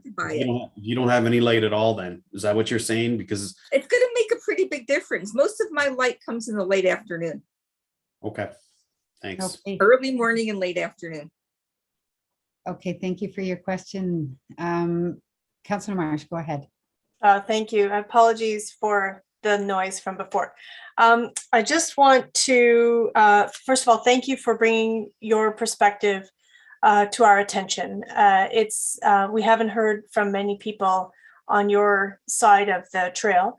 I just want to know, well, first of all, I'll let you know that when we get a chance to ask questions of staff, that I will be asking about the possibility for us to look into noise that affects the neighboring properties. Yes, I will do that. But also, yeah, when I looked at the shadow study that's available on the website, which I think Councillor Ioannidis was also referring to, it doesn't look like the old design will be as, affecting you in your property as it sounds. But again, I will ask staff again if perhaps we can find out sooner, perhaps by email, Is there a new shadow study based on the new design, and has it changed significantly or not? That would be really good. Thank you. But personally, I would really like to see something done about Gilner Green, because we have a lot of young families who use that little park. Gilner Green. And, it's not safe. It's not safe for them. What's It not won't be safe? safe for them. The shadows? No, the increased traffic and parking. Oh, I see. Okay. Yeah. Thank you. Okay, thank you. Okay, I think those are all our questions. Thank you so much for coming in and bringing up you. those important issues. Next, we have our next delegation is Pedro Vieira. Hello, thank you. Go I ahead. had a few slides. If you could show my slides, please. So, thank you. Very good. So I moved to Kitchener-Waterloo in 2009 to join Rafael, the first speaker tonight, and a few others at the Perimeter Institute for Theoretical Physics in trying to understand how the universe works. And that office there with the lights on is my office in this beautiful, very long, but as you see, not very tall building close by the lake in Waterloo. So it's, now if you could turn to the next slide. So I was born in Lisbon, and everyone loves Lisbon for different reasons. One reason that everyone loves Lisbon is by the lights. It's really an extremely luminous city. I think if you have been, you will agree with me for sure. And of course, it would be a crime, it would be unthinkable to start building high rises in Lisbon, in these historical areas where we have all the restaurants, all the boutiques, all the coffee places, where we have all this lively life. Of course, in Lisbon, there are areas where there are high rises, but in those areas, it's totally fine. And in the areas where you have all the lively activity, it would be, again, a crime to do such thing. Let's skip the next slide about Porto. I will just say Porto is also great. Yeah, let's skip. Now, let me emphasize, of course, that I'm not against high rises. No one is. And high rises play a very important role. So I was born in Portugal. And then before joining Perimeter, I did my studies in Paris and in Berlin. And of course, in those cities, say in Berlin, for example, I lived in a place full of high rises in Alexanderplatz. It was close to the metro station, to the train station. I was going to the train station every day. So it was super convenient to live in this very densely populated area. But what would I do in the weekends and in the evening? I would walk to the neighboring area, Prenzlauer Berg, which would be a family-friendly area, where would be people with strollers going around, playgrounds, kid-friendly cafes, shops. So it was great for me, who was in this area of high-rise buildings, to go to Prenzlauer Berg, and it was great for people from Prenzlauer Berg to be able to go to more densely places with museums and high buildings and so on. And it benefits the full city, same with Paris. No one would put some high building in the Marais, it would be a crime again. And so context matters a lot, and it's fantastic for a city to have different places with different identities so that people can just move around randomly. So if you could skip to the next slide. So I'm in Santa Barbara right now, organizing a physics program. And again, Santa Barbara, I think it's another good example because it's more or less the same size as Waterloo. I checked the population, it's very, very similar. I also checked online the size of the buildings, and you cannot see very well, but if you can more or less see, the tallest building is 35 meters in Santa Barbara. And then there are a bunch of next to tallest buildings with 27 meters, 25 meters, 21 meters. This is the list of the top 13. And one thing you can see there is that the tallest buildings are from the 20s, 30s, 40s, 50s. And if you see in the bottom of the top 13, you have the buildings from 2000, 2010, 2014, in trend with this trend that, of course, if you want to move in a sustainable way, you don't want to move high. Now, I was with some physicists having some wine tasting in downtown Santa Barbara, a place that actually reminded me a lot of home. So I look forward to going back to Canada, except for the weather in a few days. And as we were having some wine, I was telling them, because when they were visiting Perimeter, I would often take them to Belmont Village, to the yoga studio, to restaurants and so on. And they became regulars of Belmont Village. They really had a great time there. And I remember telling them a few days ago at wine tasting, remember this yoga place in front, there was this empty space. They are thinking of building this 11-story building, and they couldn't believe it. People from all over the world, they said, this is a total joke. They were laughing and so on. Partially, probably also a little bit the wine, but in general, it was definitely a shock to imagine that we could do this in a community that would virtually destroy the feel that this community has. Well, let me jump to the next slide, please. So in concluding, Kitchener-Waterloo is fantastic. I love it. And it's an amazing place with a huge potential. And of course, it needs to grow. Everyone wants to move to Kitchener-Waterloo, and that's great. Belmont Village is great. It is unique. And for me in particular, it's fantastic. I walk to the yoga studio, to great restaurants, to the barber, grocery stores. I walk to Perimeter every day. I pass by Vincenzo's coming back. It's fantastic. Of course, it could grow. There is no bookstore. There is no bike rental. There are things to grow. And of course, with a little bit more density, it will go from great to fantastic. And of course, yeah, there is all this space along the Belmont Village, and we could have many more 3 or 4-story buildings along this corridor. And that would indeed increase the density, increase the amount of great businesses that we could have there, and be helpful not only for the people in Belmont Village, but more importantly for the people all over Kitchener that will really from this asset, which is having this great place for them and for everyone in Kitchener-Waterloo, and also for the visitors of Kitchener-Waterloo, like my friends, to enjoy. So context matters a lot, and it would be a pity to create this precedent that would basically invalidate and destroy the spirit of Belmont Village. Thank you. Thank you for your presentation. And it's nice, when you have people that have moved to the area relatively recently, and the appreciation you have for it. So thank you for those comments. We have one question for you from Councillor Ioannidis. Go ahead. Thanks, Madam Chair. And thanks, Pedro, for coming in. And it's really great that you're comparing like fantastic cities such as Lisbon and Paris and Porto to Kitchener. That's good to hear. My question is regards to the one picture with Santa Barbara. Are you aware, or do you know if they have a similar restriction with regards to protecting their countryside line, which is the borders of their communities? Do they have the capacity to keep urban sprawl moving forward?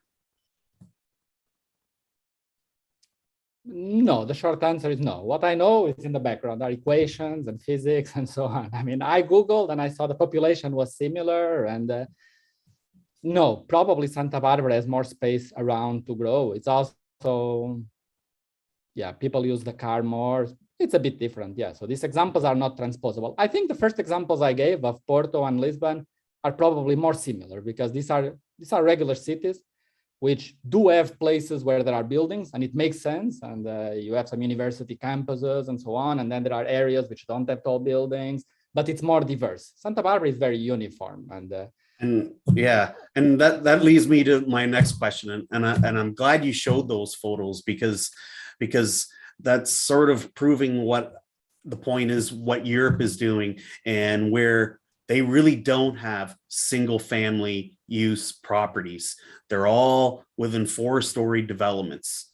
And that's how they sort of navigated their population growth, which is the only alternative if we can't grow outside, or the only alternative if we're going to preserve those single family residential properties, you have to build even higher. Wouldn't you agree? No, it depends. So for example, as I said, I would take the train every day to go to Potsdam, which is nearby Berlin.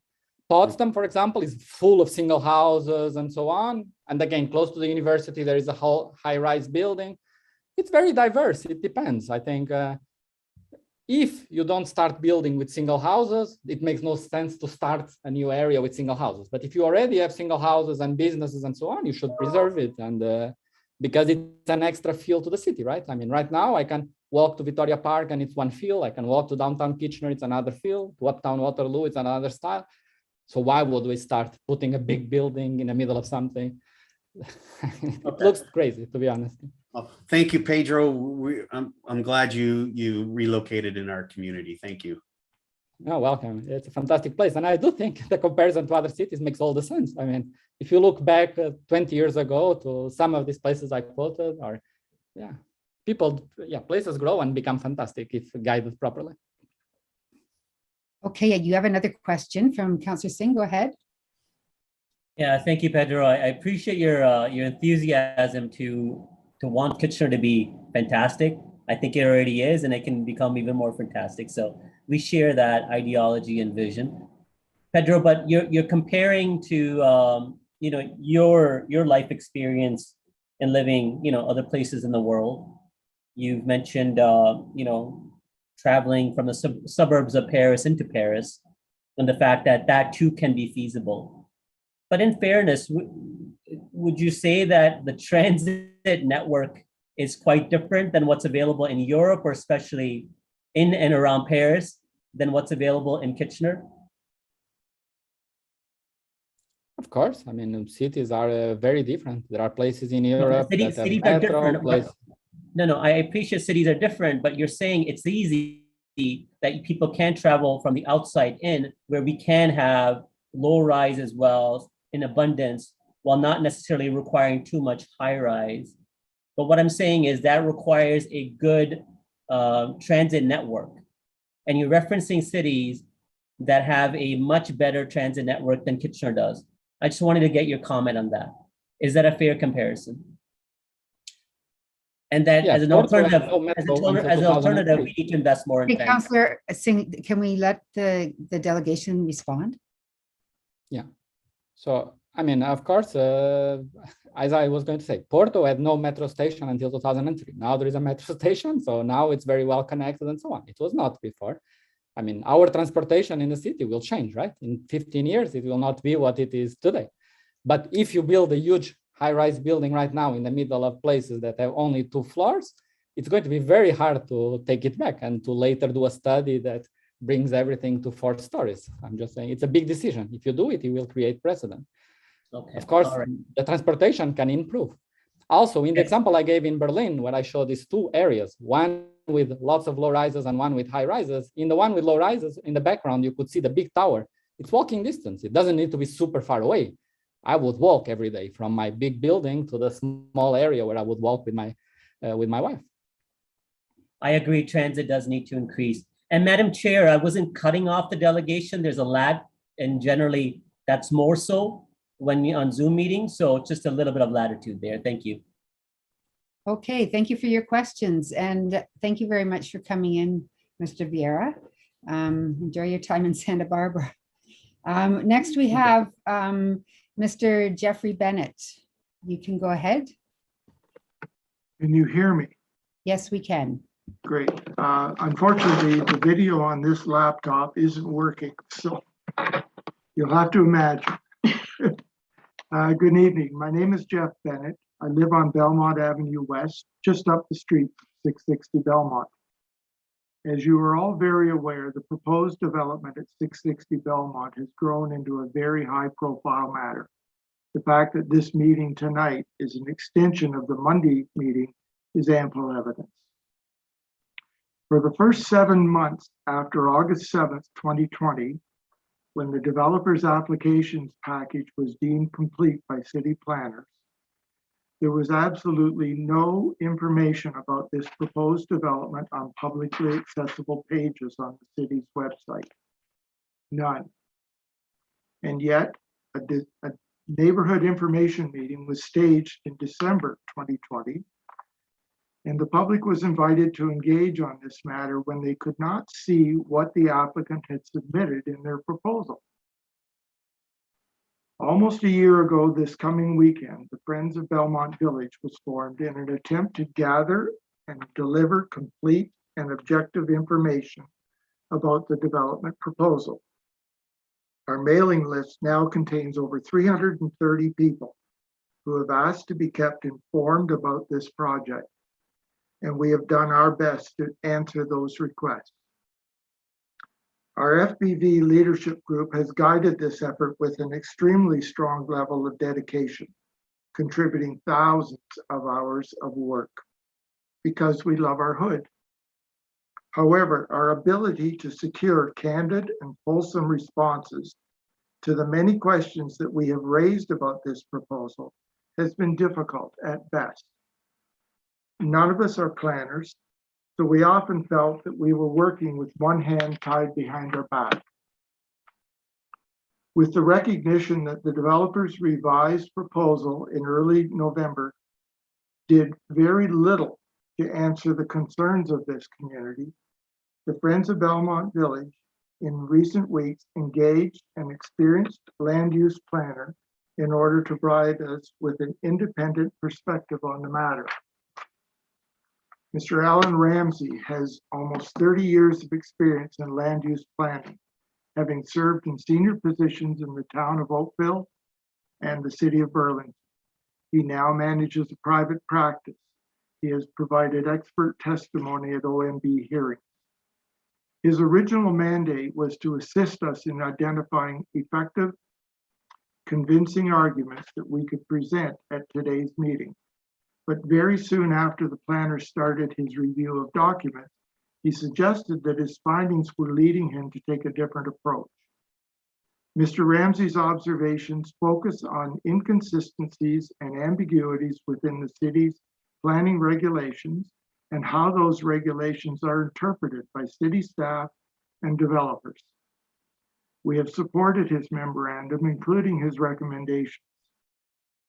Mr. Ramsey's memorandum and summary documents were shared with the mayor and all councilors this past Monday afternoon.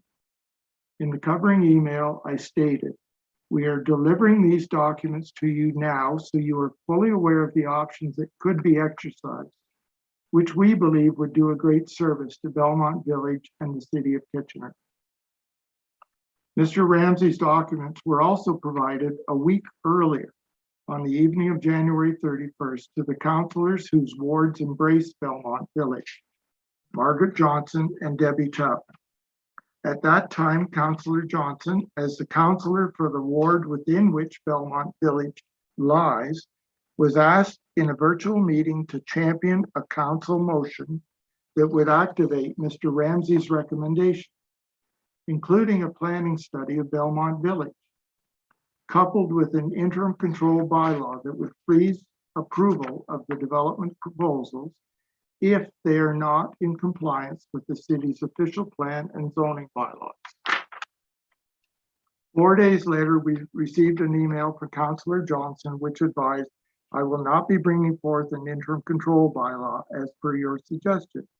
She offered no explanation of her decision, and she did not mention the recommendation of a study. Councillor Johnson's notice of motion during Monday's meeting has arrived 18 months after the review of the 660 Belmont proposal began. It would appear that the idea of a study, which had been suggested several times by many residents to both elected officials and planning staff, has finally gained some traction.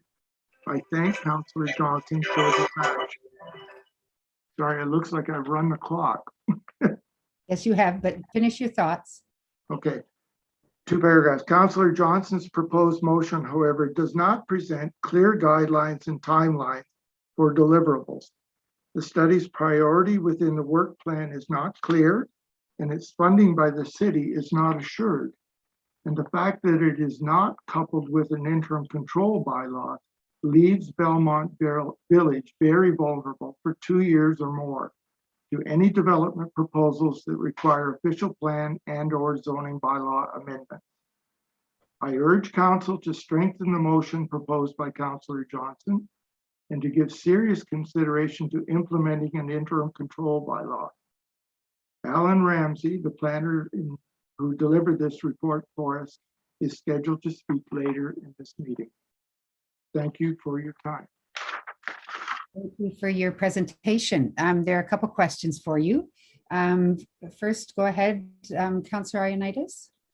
Yeah, thank you, Chair Chapman, and thanks, Jeffrey, for coming in. My questions were just pretty simple. The one was, I was trying to figure out who Mr. Ramsey was, but he's a planner that was retained by the Friends of Belmont Village? Correct. No. Okay. And what's your position? I would call myself one of the founding members of the Friends of Belmont Village, I guess. Okay. We have a small leadership group that's been active virtually every week with meetings for, well, a year now, basically. And the membership beyond that. Does that help clarify? Yeah, that's great. Thank you. Okay, thank you for your question. Next, Councillor Johnston. Yes, thank you, Chair Chapman. And Mr. Bennett, thank you for coming in tonight. You have been an incredibly engaged resident and have been for 18 months along with the Friends of Belmont Village. I wanted to respond to some of the things that you've raised. As you mentioned me a few times, you did ask to meet with me shortly after the staff report came out. I met with you on the Monday evening and was more than happy to do so. And when I met with you, I said that I was there to listen, and that's exactly what I did.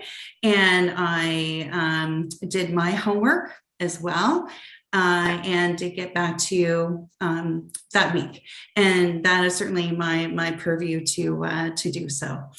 In response to your questions about my motion, so a few things. So the official plan for Belmont Village will be looked at in 2023.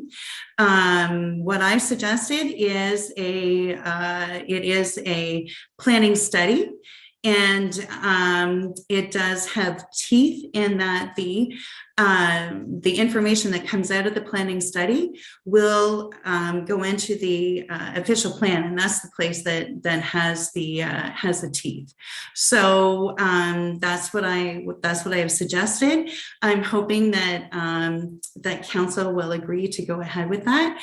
As we've heard from so many members of council, that the Belmont Village is a gem in the community, and this is a way of bringing together various points of view about Belmont Village and putting together some recommendations to go into the official plan. So hopefully that's helpful, Mr. Bennett. You don't have a question then? I was responding to you. Okay. Thank you. Okay, I see we have another question from, a question from Councillor Schneider. Go ahead. Thank you, Chair Chapman. Mr. Bennett, thanks for coming in. Just wondering, you were talking about information. Did the Friends of Belmont Village at any time reach out to the ZARE group to meet with them directly? Thanks for asking, Councillor. Yes, we did. At the suggestion of councillors and various other people, in May last year, we invited the ZARE group to attend a meeting with us. We hosted a meeting. Don ZARE, two of his sons, Jim Dodd, were all present, as well as a few of our leadership group. I think I can say briefly that it was a cordial meeting, but there was no interest shown from the ZARE group in engaging with us in any sort of a dialogue on an ongoing basis or even periodically. So when the ZARE group said yesterday or Monday that there was extensive working with the community, I have to honestly say I think that's a bit of a stretch. Okay, thank you. Okay, I don't see any other questions, but I do want to say thank you, Mr. Bennett, for all the thought you've put into this whole process, and for the work you've done with the community members. And I know I've certainly learned a lot from the Friends of Belmont through this whole process. So thank you so much. And thank you for coming this evening. Thank you, Councillor. Our next delegation is Ed McCarron, sorry. Yes. Go ahead. Thank you, Mr. Mayor and councilors, for allowing me to speak. I have a slideshow that I was going to show. Thank you. Before I start the slideshow, I just was thinking about some recent information I received relating to the planning department's response to the initial application for Belmont Village. The planning department responded with an October 6, 2020 letter after they reviewed the 660 proposal And they indicated, I quote, "The size and mass of this building will make it a gateway to Belmont Village." To me, this sounds like the city has identified the 660 building as the gateway to Belmont Village, arguably the most important building in all of Belmont Village.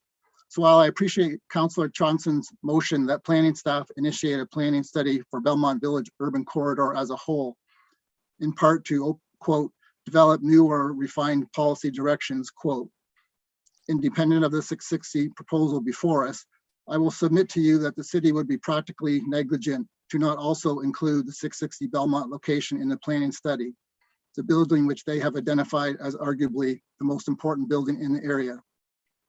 To do so otherwise, the horse will have left the barn.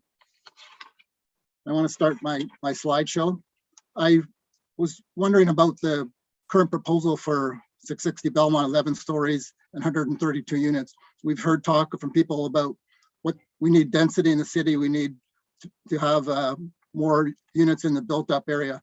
So in order to investigate that, I wanted to calculate the amount of density in the current proposal. I was frankly surprised that it didn't seem to appear in any other documents, considering all the talk about density. So what I've done, this chart shows the current proposal on the left.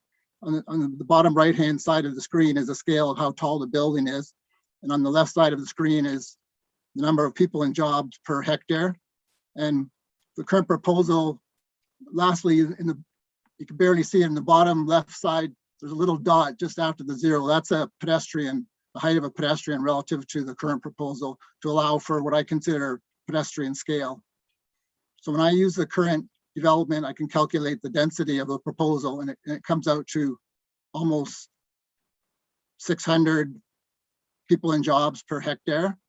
So just to get an idea of what that means, this is my second slide, but it shows horizontal lines, dashed lines at 225, and then below that 160 people and jobs per hectare. So those are the targets the city has set for. 225 is for a downtown area, urban growth area, and 160 would be for a major transit station area.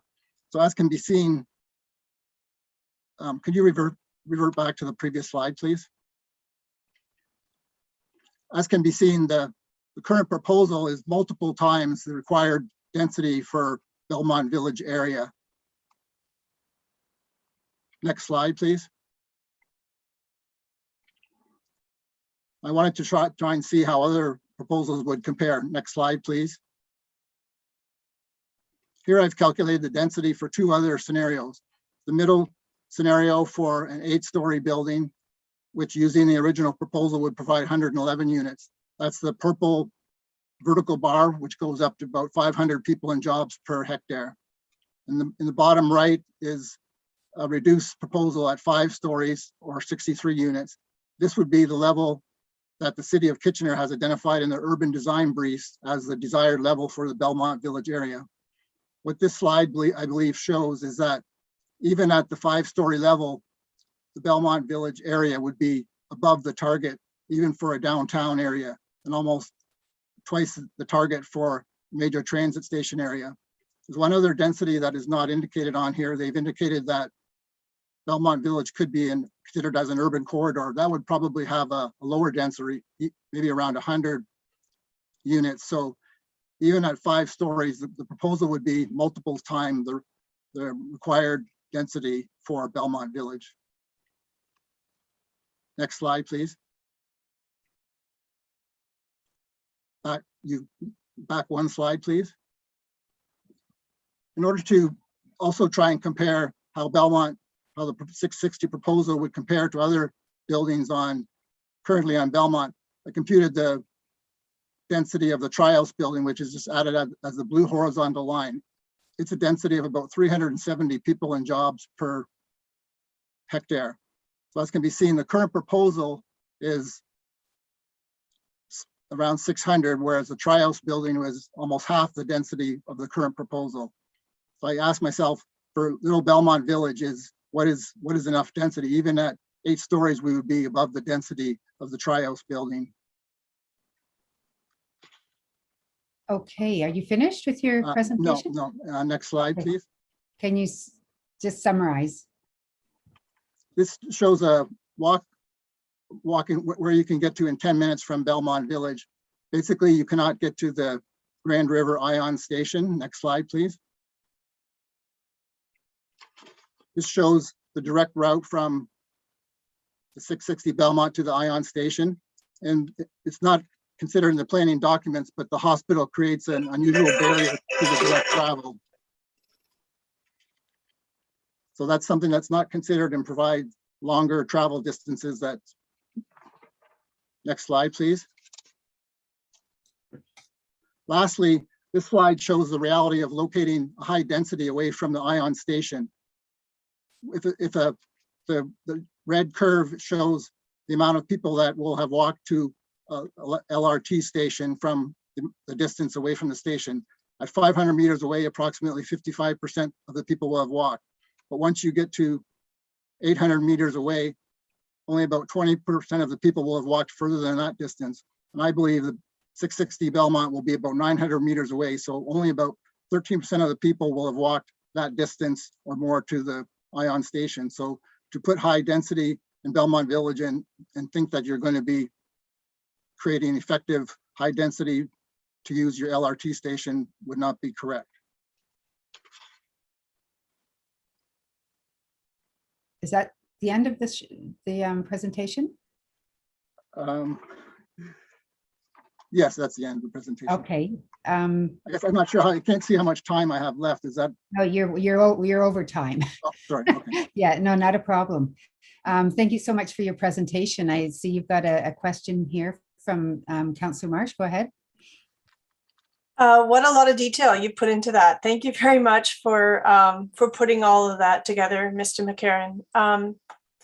Yeah, so it's my understanding that the persons and jobs per hectare is meant to be an average for an area. Just so you probably understand that too, but I just want to clarify for anybody listening, it's not meant to look at just a single building and determine if that's dense enough. But I get your general point that you feel that it's too dense for being justified to be within a transit area. Is that right? Yeah, thank you for that question. Essentially, it is, I guess, to be taken as an average for an area. However, when I look at Belmont Village as a whole, I would argue that almost all of Belmont Village is going to be ripe for redevelopment. So in any density that you start putting in one area will be multiplied along the length of the area. So effectively, that density could multiply itself and be the density of Belmont Village as a whole. The other thing relating to density I found interesting was the subject properties, approximately 10% of the area of Belmont Village that can be utilized for high density units. But because the density of the actual property is 3.5 times the standard, I bet that 660 Belmont Lone building will provide about 40% of all the units that Belmont Village would be expected to carry. Okay, thanks so much for the detailed presentation, which is aligned with so many of the presentations that are so well thought out and well researched. Thank you very much. Thank you. For your question, Councillor Marsh. I see Councillor Gazzola, you have your hand up. Go ahead. Yeah, yes, I appreciate Mr. McCarron. You've done a lot of research, detailed research here, and with some very interesting facts. Have you ever presented the findings that you're showing to us to city staff? And if you have, what kind of comments have you received from them concerning that? I think I've exchanged some emails with some inquiries about different parts of what I've talked about. So as far as calculating the densities, those are very straightforward calculations. And I know the planners have done that on different projects. So as I said, I was surprised that that number wasn't shown anywhere in any of the documentation, either from the developer's planner or the city planners, because of all the extensive talk about density. I know Councillor Singh expressed earlier that we do have targets, but the province is put in, the targets would be equivalent to that 160 or 225. So those are targets that the city is expected to have. But on the other hand, this proposal goes well and above those type of targets. So I know the city has expressed many times in the past that Belmont Village is a urban corridor, but not the same as the other urban corridors because it does not lead into the downtown area. So it's not designed for the same type of intensity of the other urban corridors. So I would be surprised why you would want this type of density in an area like Belmont Village that was targeted as having less density. Okay, yeah, the point I wanted to understand that no one's refuted your findings that you presented. At this point. I haven't, not to date, I haven't vetted them with the city of Kitchener or anyone like that. I know the developer mentioned 200 to 300, I guess, families living in the area, which would work out to about the same amount of density that I've estimated for my average for the subject unit. Again, I was trying to ascertain whether you had reviewed them with city staff and what comments they had about them, or were they able to refute them to say your figures are not valid? No, I haven't. I've sent the proposal in for this presentation, but I haven't discussed them with city staff, the data in there. Okay, all right. Thank you very much. So I think it's something we can follow up on. Thanks. Thank you. Yes, and thank you, Mr. McCarron, for your presentation, informative presentation. I think it's very useful information for us to think about. So thank you. Madam Chair, if you could, can you just give us a check how many more delegations are left? Yep. 14. 14. Can I suggest that we take a 5-minute break? We are 2 hours in, so. Yes, I was going to suggest that, but I appreciate it. Yes, if everybody agrees, we can take a 5-minute break now. Yeah. Okay, so we'll be back in 5. Thank you, and thank you, Mr. McCarron.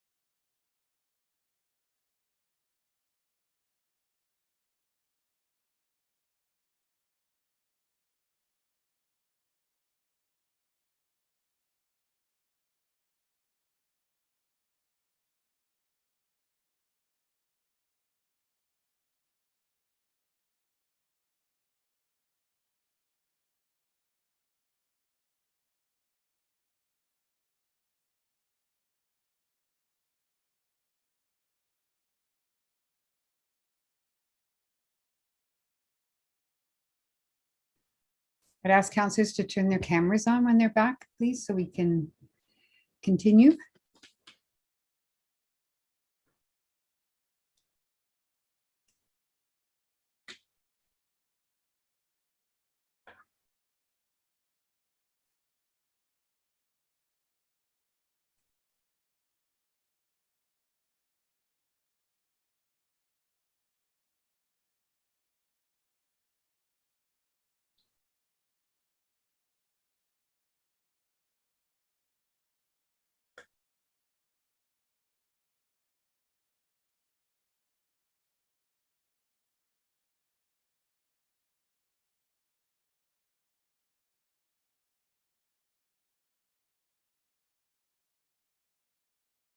Okay, I think we'll get started.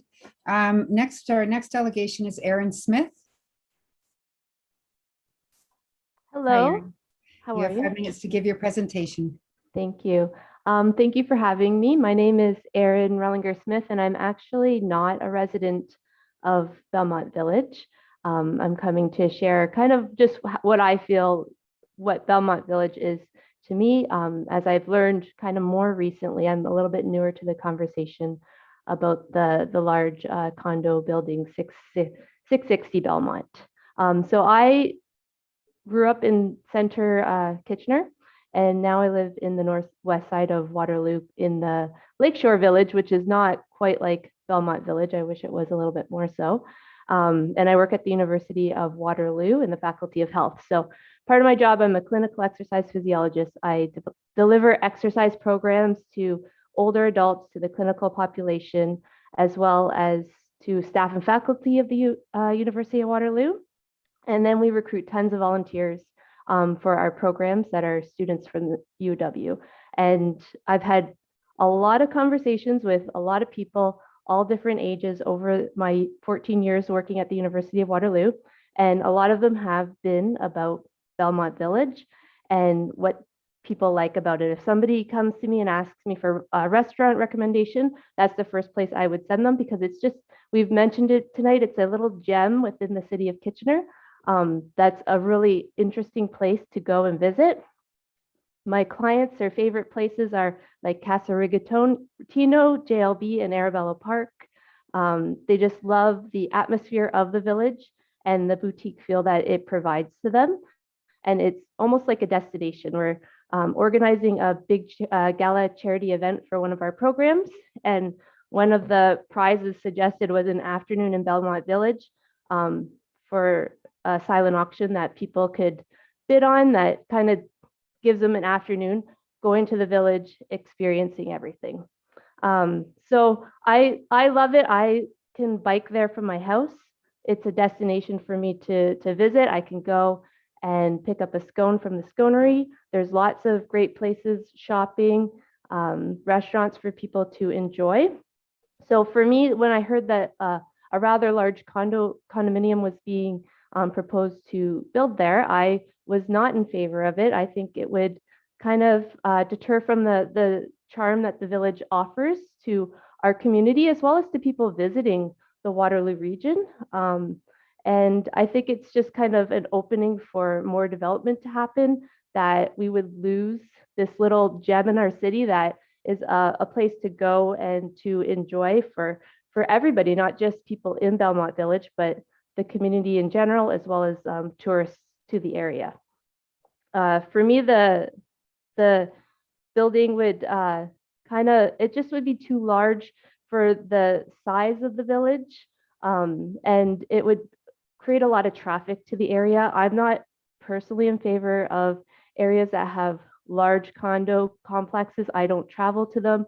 There's lots in my area because I live near the University of Waterloo, and I just don't find that they're very welcoming to me personally, and I don't choose to go to those places. I choose the smaller, remote, boutique like feels that I can enjoy an afternoon in. So thank you. I don't have much to say. I just wanted to kind of offer my perspective as someone who just lives in the region and enjoys the village. Here's a lot of people talking favorably about the restaurants, the shopping, everything that it has to offer, being right on the trail. You can go out do some physical activity, which I'm always in favor of, and then enjoy some of the shops and restaurants in the village. Great. Thank you for your presentation. We've got a question for you from Councillor Singh. Go ahead. Hi, Erin. Welcome. And Thank sorry, you. did I miss that you're a Waterloo resident, you said? I am, yes. Well, we appreciate the passion that you have for a Kitchener area, Kitchener neighborhood. It's great that the Belmont Village has such an outreach.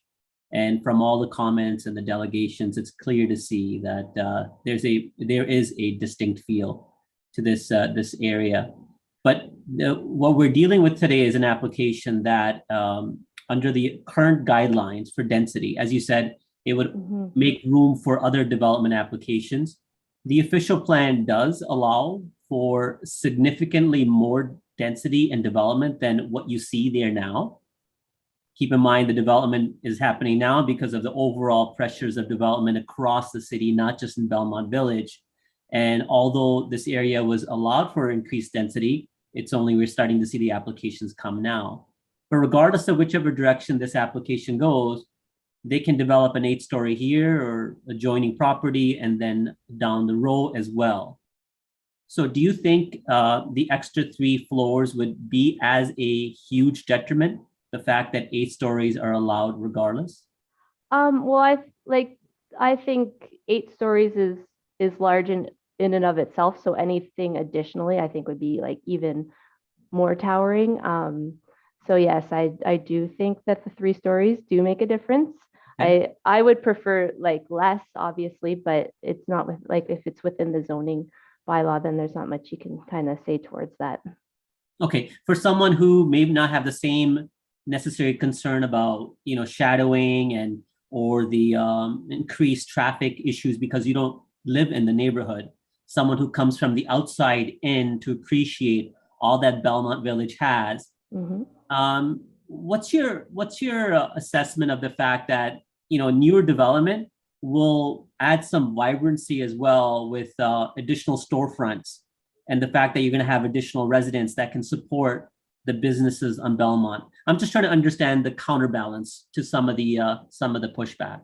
Well, yeah, and I completely agree that development is good and is needed, but it should match kind of the surroundings. I do believe, and I don't know like it sounds like it's going to be 1 to 2 bedroom condos.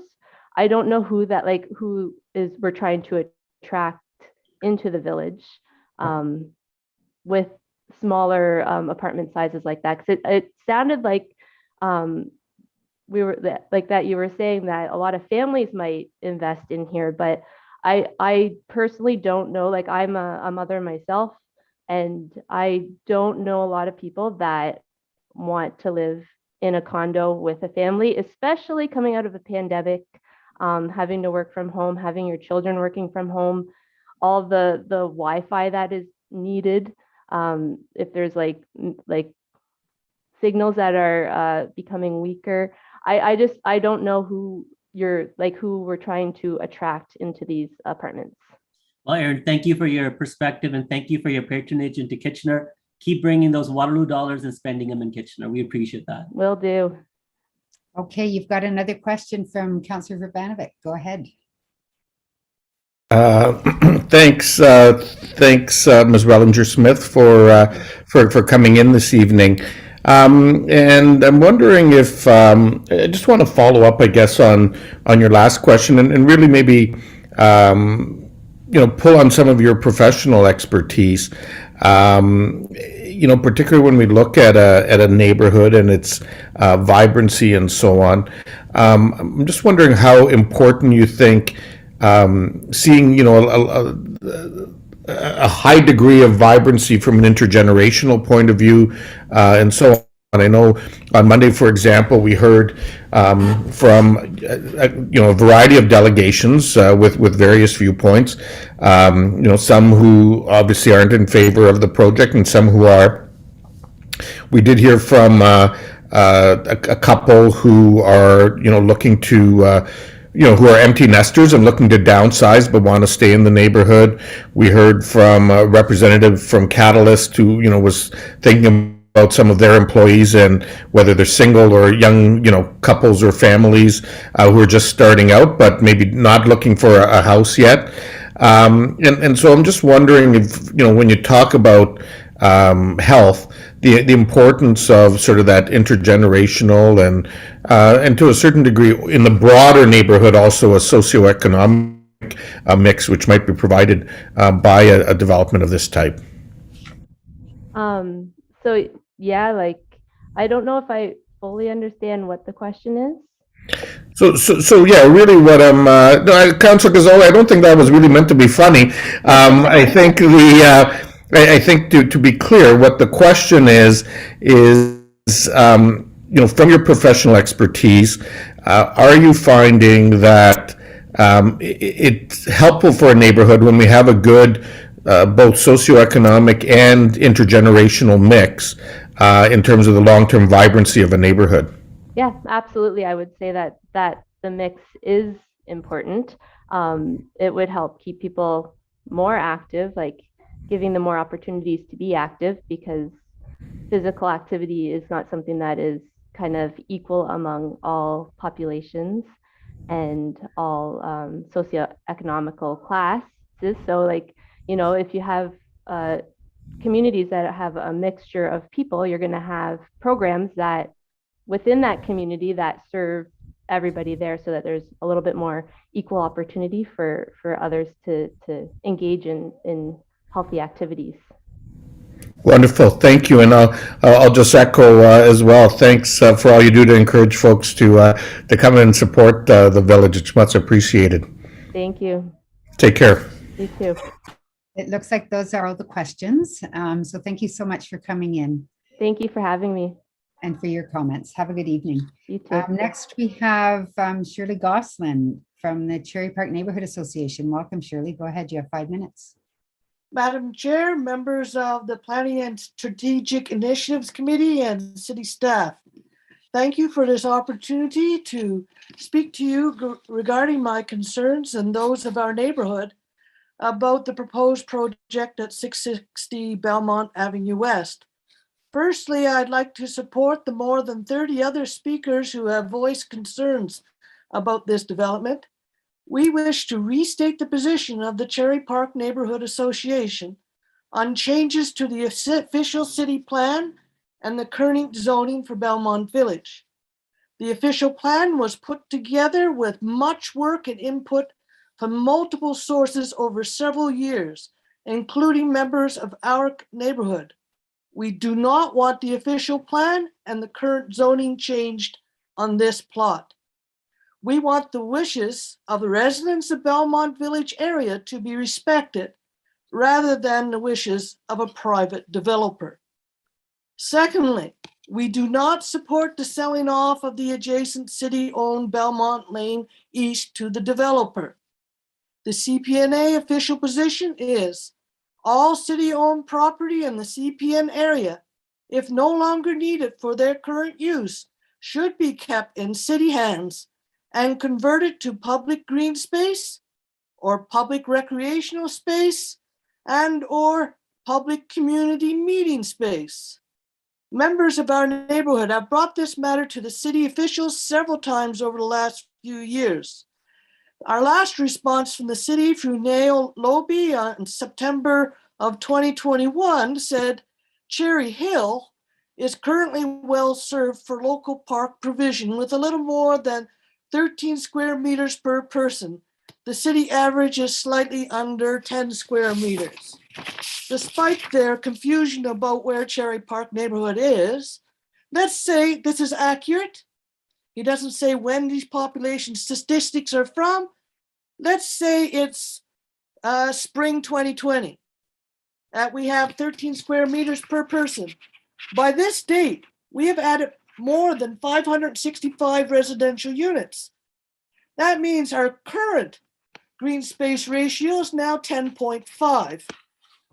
By the time the current builds, the ones at the Bright Building and Station Park Phase 1, over 811 more units will be added, bringing our GSP down to 8.2.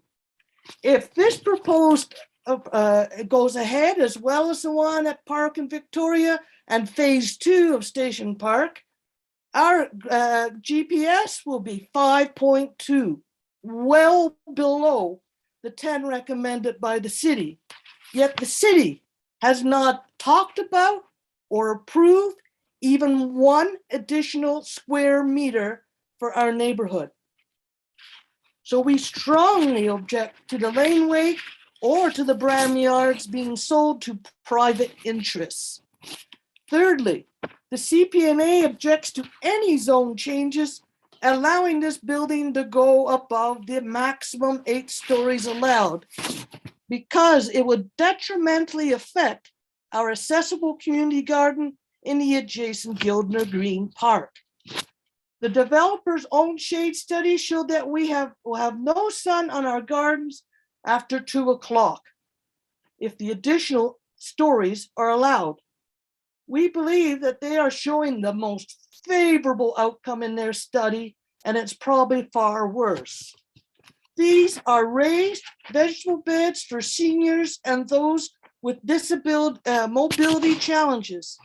After the community effort to raise the funds and many hours of negotiation with city officials, getting a water line installed for them, and the community of labor in constructing them, we would hate to see them rendered useless for growing vegetables, which need a full day's light. So for these 3 reasons, the Cherry Park Neighborhood Association opposes changing the zoning for this proposal and the selling off of our public property to them. Thank you for your time. Thank you very much for your presentation, Ms. Goslin. I guess I have a question. It's quite a creative suggestion on how to use public properties, right? That may not be big enough to build on. Can you elaborate a bit further on that? Well, if they don't need the lane for a lane, we can expand our green space. Or I could see since the whole Belmont Village is within my neighborhood association, I could see us turning that into a very shady picnic area because there will be no sun there. Between the trees on the Iron Horse Trail and the shade from the building, there will be a shady area. And that would be very useful when they do their festivals. Instead of leaving that at the discretion of, if you sell it off, to whoever may own that at any time in the future. Right. I see there's a question for Mayor Urbanovic. Go ahead. Yeah, just very quickly, Ms. Goslin, you know, you're probably aware the city is currently undergoing a places and spaces consultation around Parkland and so on. Is the Neighborhood Association participating in that? We have members who are. We're quite concerned that the documents, which once were on the website, have been removed so that we can't quote them at our different development meetings. But sorry, which documents have been removed? Places and spaces. Okay, I don't believe that's the case, but we can confirm that, and we'll have staff get in touch with you after this evening's meeting to make sure that you can find it. Just going by nails of statistics, it's not like our statistics have changed in just 2 years. There's over 565 additional residential units. That means probably twice that in population. And there's 811 coming on with the current builds, and a proposed 1,800 more at least coming on with proposed builds. Well, no, and I appreciate that, and I thank you for sharing those stats with us. I just want to make sure that the association and through your leadership is aware of the consultation and that there's a process to participate and engage in that. And so I would really encourage you to do that, because this is something that as a council collectively we're very interested in pursuing in neighborhoods like yours and others. So thank you very much for coming in this evening. Those are all the questions, and yes, I'd like to thank you very much, Ms. Goslin, for coming in. I know you do a very important work, a lot of very important work in the neighborhood. And you know, community gardens I know are very near and dear to the neighborhood association. So thank you. Next we have Mr. Greg Shepherd. If you'd like to go ahead. Yes, good evening, Madam Chair and committee members. As noted, my name is Greg Shepherd. I live on Claremont Avenue, just 3 blocks from 660 Belmont. My house is 4 doors away from Don's Air, who's one of my good neighbors on my block, and as you know, owns the company that is the applicant in respect of 660 Belmont.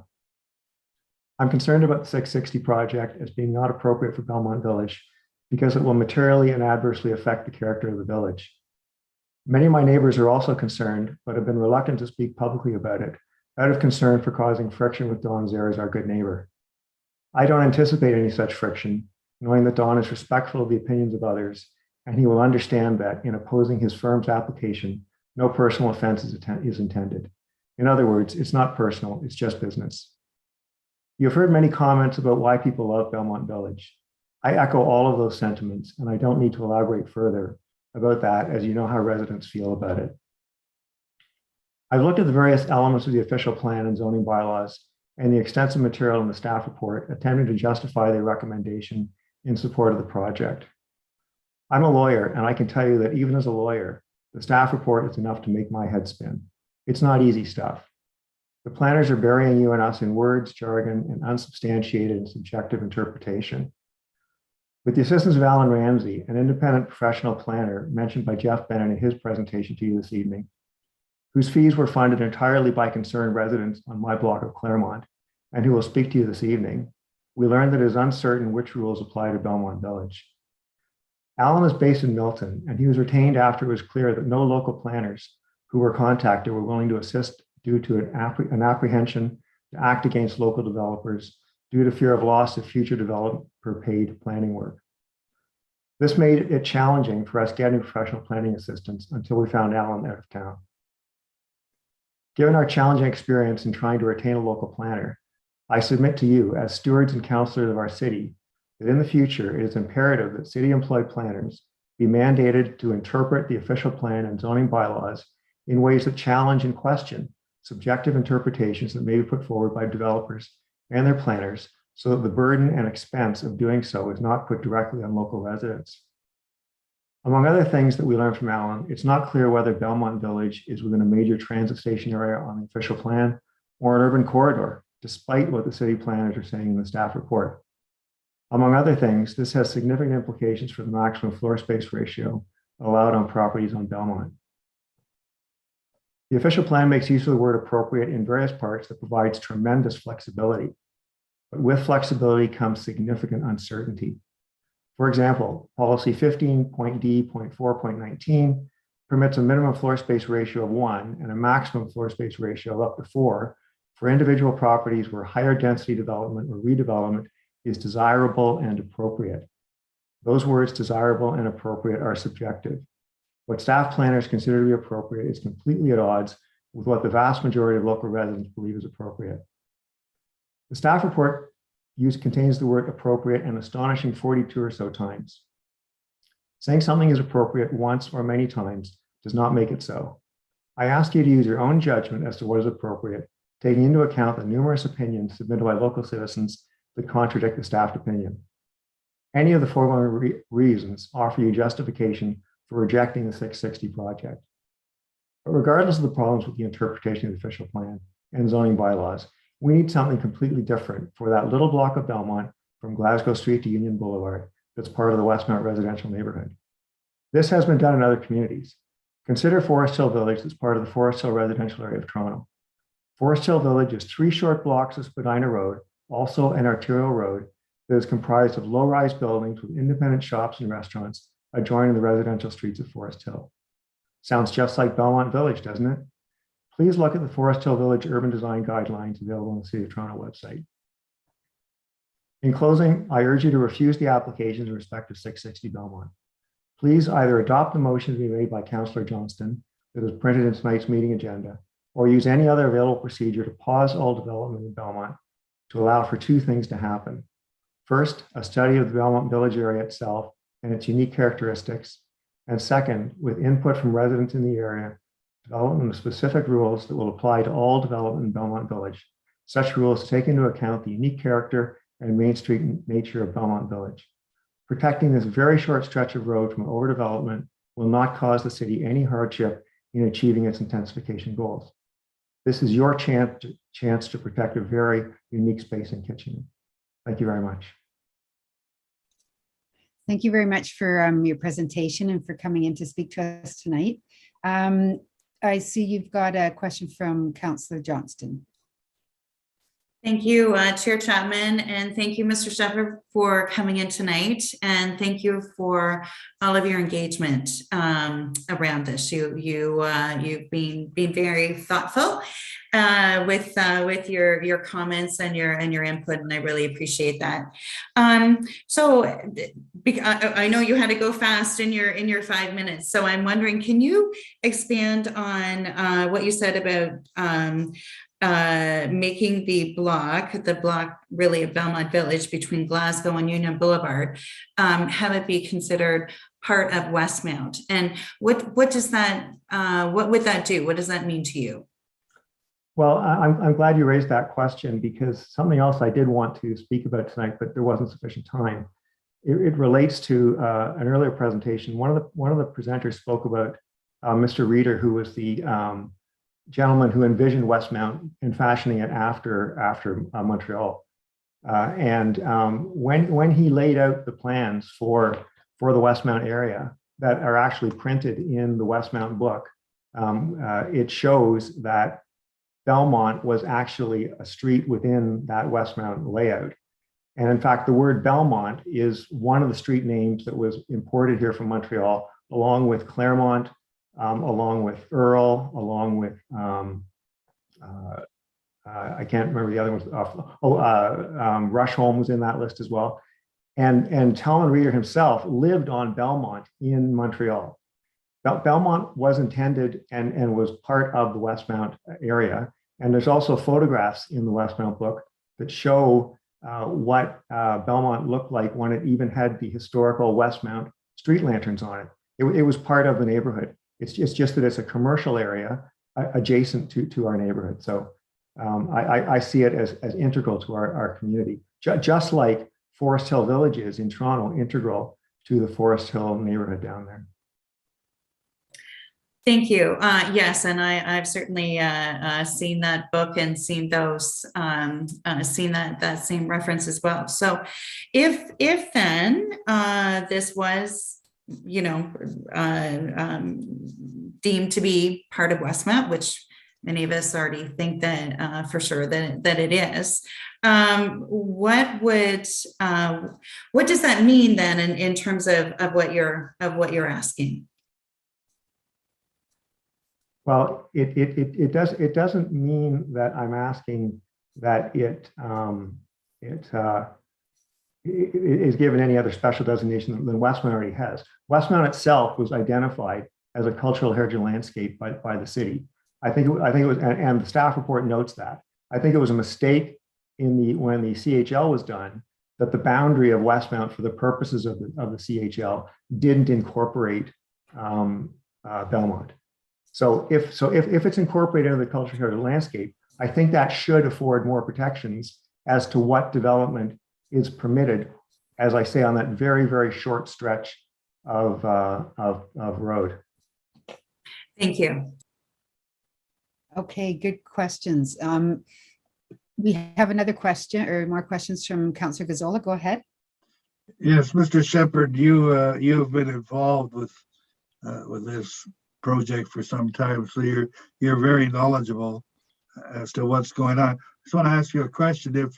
Is approving Councillor Johnson's proposal tonight sufficient, or must it be coupled with a pause on all development? I believe it needs to be coupled with a pause on all development. Thank you. Thank you. Okay, maybe can you elaborate on that a bit further? Well, what I'm concerned about is I don't see it as being helpful if we engage in a study for what is going to be permitted on Belmont, if we're going to allow other projects to come along that then are going to be offside of the outcome of that study. I would hope that the outcome of that study will be to adopt something similar to what I mentioned, the Forest Hill Urban Design Guidelines, which I really encourage you to look at them. That little stretch of Spadina is very, very similar to Belmont Village. The buildings are no more than 3 or 4 stories high. There are residential units there, but they're all independent small shops and restaurants that has that small town feel, but is right next to a residential area. So when the residents, leave their homes and walk down to Spadina, just like we walk down to Belmont, I go to there all the time. It's just a welcoming, friendly environment that the neighbors love to be in, and you still have a tremendous exposure to the sky. One of the things in the Forest Hill Urban Design Manual talks about, and there's diagrams of it. It shows pictures of the angles of how much sky is visible relative to the size of those buildings, and that's important for experiencing the area, because when you're there, if you can't see the sky, if you've got towers of buildings on either side, it really influences how you feel in the neighborhood. Right. Okay. Well, thank you so much for all the thought you've put into this project and your comments, and for coming here tonight. You're welcome. Thank you for having me. Okay. Have a good evening. Next, we have Ms. Deb Bennett. If you'd like to go ahead, please. Thank you very much. Good evening, everyone. My name is Deb Bennett, and I live on Belmont, just north of the village. I am among the dozens of citizens who have spent the last year and a half poring over documents and policy, seeking answers to gain a full understanding of the 660 proposal. Over this time, I have met all of the council members, also Garrett, either in person or virtually or on the phone. Some of you I've chatted with many times. I've really appreciated these opportunities to dialogue. I would first like to focus on the official plan and the confusion surrounding the 50% height increase above the permitted building height in the zoning bylaw. My understanding is that 25 meters is the current zoning bylaw height for 660. Beyond that, there is a provision in the official plan stating that council may consider an increase in height of up to 50% of the permitted 25 meters. Now, 50% of 25 meters is 12.5 meters. 12.5 meters plus 25 equals 37.7 or 37.5 meters. According to the architect drawings, the building sits at 39.1 meters. So the numbers simply don't add up. I'm not a planner. I am not an expert on policy, but it seems to me there is a problem. This proposed building is more than 37.5 meters. My question is, should there not be an amendment to the official plan to address the additional height? Further, this 50% provision has never been exercised in this city, and I personally feel Belmont Village is not the appropriate location to do so. The provision stresses that the city may consider a height increase up to 50% of the permitted zoning bylaw, and I strongly urge council not to go down that slippery slope. I would suggest that until such time as the city sees fit to create a specific plan for the village, Belmont Village deserves to be protected from policies such as the 50% building increase. I strongly support sticking to the zoning bylaw of 25 meters. I'd like to thank Councillor Johnson for bringing forth the motion that will be considered this evening.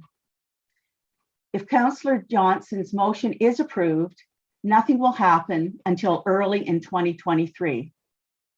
And of course, this is contingent on the city having the staff and the funds to make it happen. So it's no guarantee. In the meantime, developers will continue to dictate the direction of ad hoc development in Belmont Village unless we stick to the bylaw. We have heard Mr. Zaire state many times that they consulted with community. I guess if we hear it enough, it must be true. But the fact is that in spring, a handful of concerned neighbors, myself included, reached out to Mr. Zaire. We invited him and his team to a Zoom meeting. Now, the purpose was to understand the Zaire Group's perspective, to seek common ground, and to establish a working group as had been suggested by one of the councillors during a site visit. The meeting was cordial, but a working group was not supported by the developer and our wish was denied. Watching Monday evening's PSIC for the Shanley development, I saw how collaboration can work. And I have to say it was more than disappointing that we cannot share a similar experience. On the Monday evening PSIC, the Zaire team did not answer a very clear question. What gave you the impression that the laneway was up for sale? I would like to know the answer to this, given that Belmont Lane is a roadway that is used regularly by citizens, and it is essential to the functioning of businesses. Since the applications were submitted to the city in July 2020, every single architectural design for 660 Belmont is based on the developer owning the laneway land. Without the laneway, the developer cannot come close to meeting the parking requirements or the mandated floor space ratio. It is interesting to note that without ownership of the laneway, the FSR is 5.97, well above the permitted 4.0. The laneway is an asset, and we have definite public spaces in our established, and we have finite public spaces in our established neighborhoods. Sale of the laneway benefits only the developer. We should not be selling them and thus eliminating all future possibilities that may improve the community. The developer is offering nothing tangible that benefits this community in exchange for the lane purchase. If the city is intent on selling the laneway, then it behooves the city officials to leverage the ownership of the laneway in their negotiations with the developer. As one planner advised, I'm almost done. Okay. Thanks. Yeah, as one planner advised, it is a novice move to sell a public laneway. I'm just going to scoot through here. Finally, city staff and Zaire Group presentations on Monday identified what they decided were the major changes in the revised proposal. The reduction in the building height, the reduced podium height, and the tower step back. But they failed to even mention a further change that has major adverse effects to those using the Iron Horse Trail. And this was an egregious oversight on the part of the developer and the city. They omitted that the rear of the building was extended 7 meters further. We still have quite a few delegations. Yeah, so. yeah, and I'll leave it there. Sorry, Okay. my timing was for 5 minutes, but holy smokes. I know sometimes it doesn't work out, does it? So yes, thank you so much for your comments. I don't see any questions, but I just wonder if you could, actually, it's not a question, it's a comment. I think it's very interesting to hear your assessment of the 50% increase, right? So as you point out, it's 25 meters that have, we can't talk in stories, I think is what you're saying. Is that correct? Absolutely. Got to talk Absolutely. about height and a 50% increase in that height, which it seems to exceed that somewhat. So, okay, so thank you very much for coming in and for all the work that you have also done with the neighborhood group. So Thank you so much. our next delegation is Patrick Carty. Good evening. Mayor and City Councilors. Thank you very much for the opportunity to speak tonight. It's a little bit uncomfortable for me. It feels like a first-time caller to a radio talk show, but I'll try and do my best. I've been a resident of Kitchener, the Westmount neighborhood, and lived in Belmont Village in this ward for the last 45 years. Actually, my father, a number of years ago, ran for city council in this ward. So I've lived here pretty much all my life. There have been many presentations made to council on the proposed 660 development, and it's not my intent to repeat what's already been said this evening or on Monday. I've really been impressed by the quality of the presentations tonight, as well as the well thought out points that have been made. I just feel it was important to take this opportunity as a homeowner and longtime resident to also voice my personal concerns over the proposed development. Belmont Village is a unique location within Kitchener, and I want to see the character that makes it so special maintained through responsible and thoughtful development. I'm not against progress.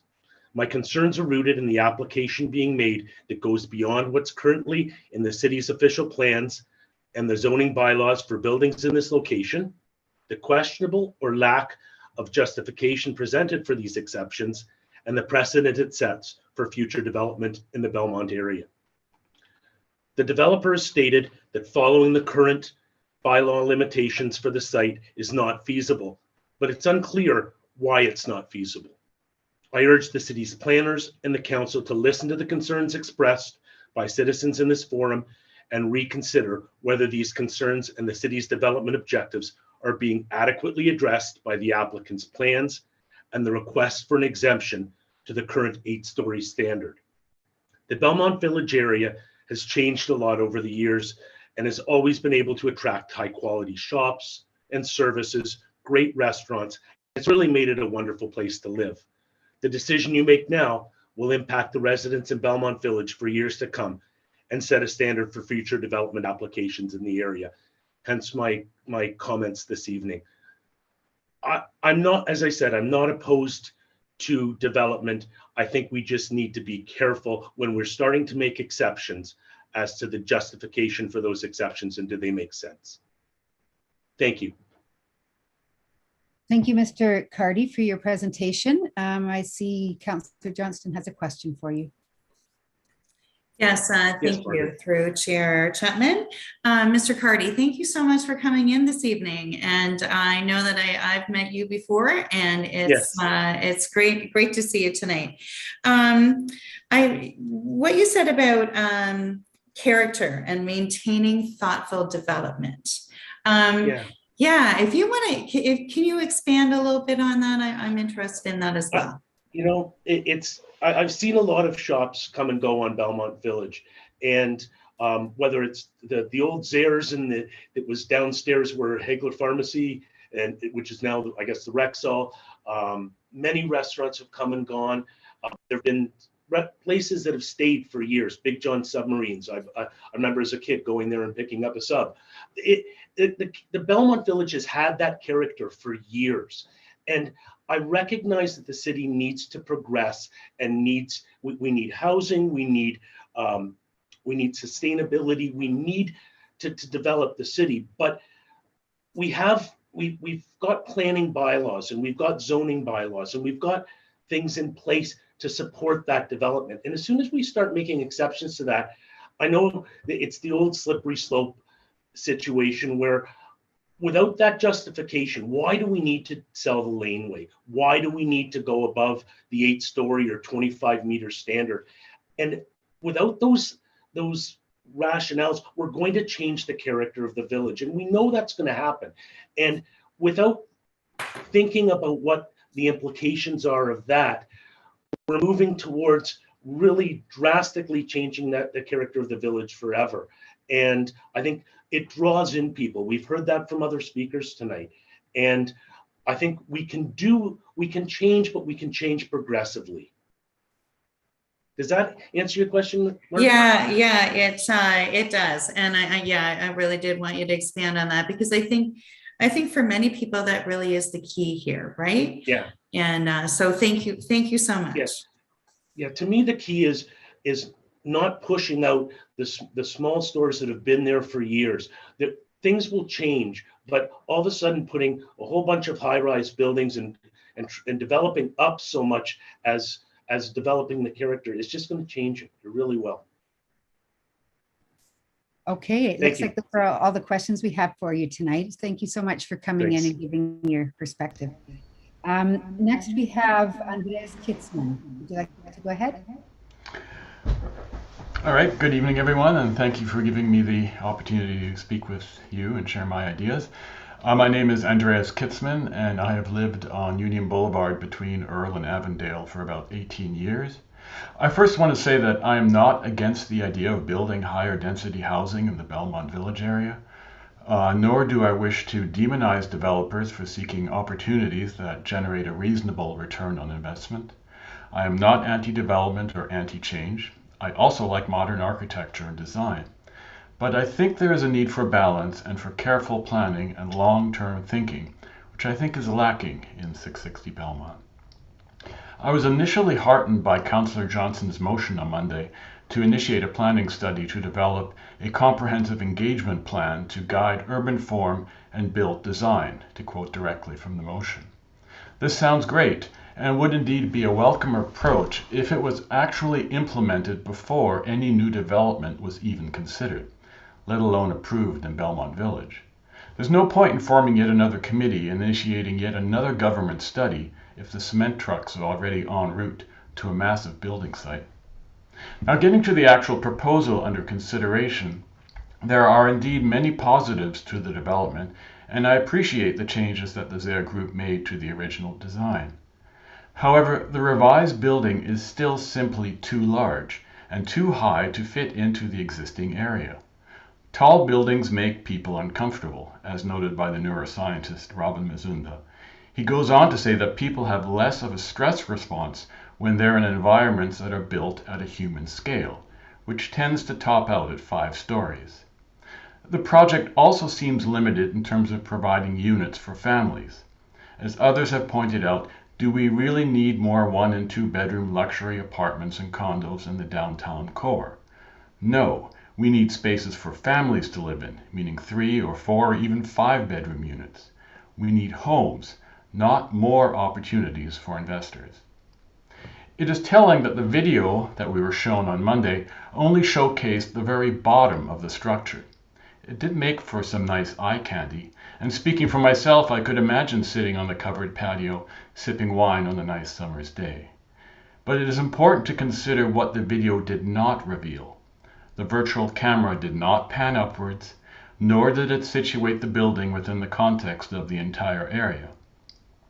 Doing so, I suspect, would not have garnered the same warm and fuzzy associations with European-style terraces and patios overflowing with cappuccinos and fine wine. Rather, it would have revealed the elephant at the end of the block. Nothing against elephants, but like tall buildings, they thrive better in some environments than others. Belmont Village is not one of them. I would encourage the committee to return to the bylaws that have been adjusted via a new clause to accommodate this development. Bylaws exist for a reason, and in this case were created in order to preserve the integrity and livability of a particular urban environment. Of course, bylaws can and should be changed as communities evolve. However, such changes should be done with a great degree of consideration, public consultation, and informed decision-making. Bylaws should not be changed or adjusted to accommodate the short-term needs of interested parties. Doing so reduces them to minor hurdles that can easily be skirted by those with the right connections. So this is what I'd like to see. Initiate the committee that Councillor Johnson proposed on Monday and do it as soon as possible.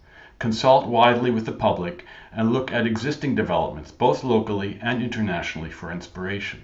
Consult with an array of experts, urban planners, architects, designers, engineers, community leaders, and developers in order to develop a comprehensive, long-term plan that will not only preserve what is valuable about Belmont Village, but also expand it in a manner that is sustainable, community-oriented, and representative of the needs and realities of life in the 21st century. But do all of this while halting all major development. And when there is an actual plan, then start the approval and building process.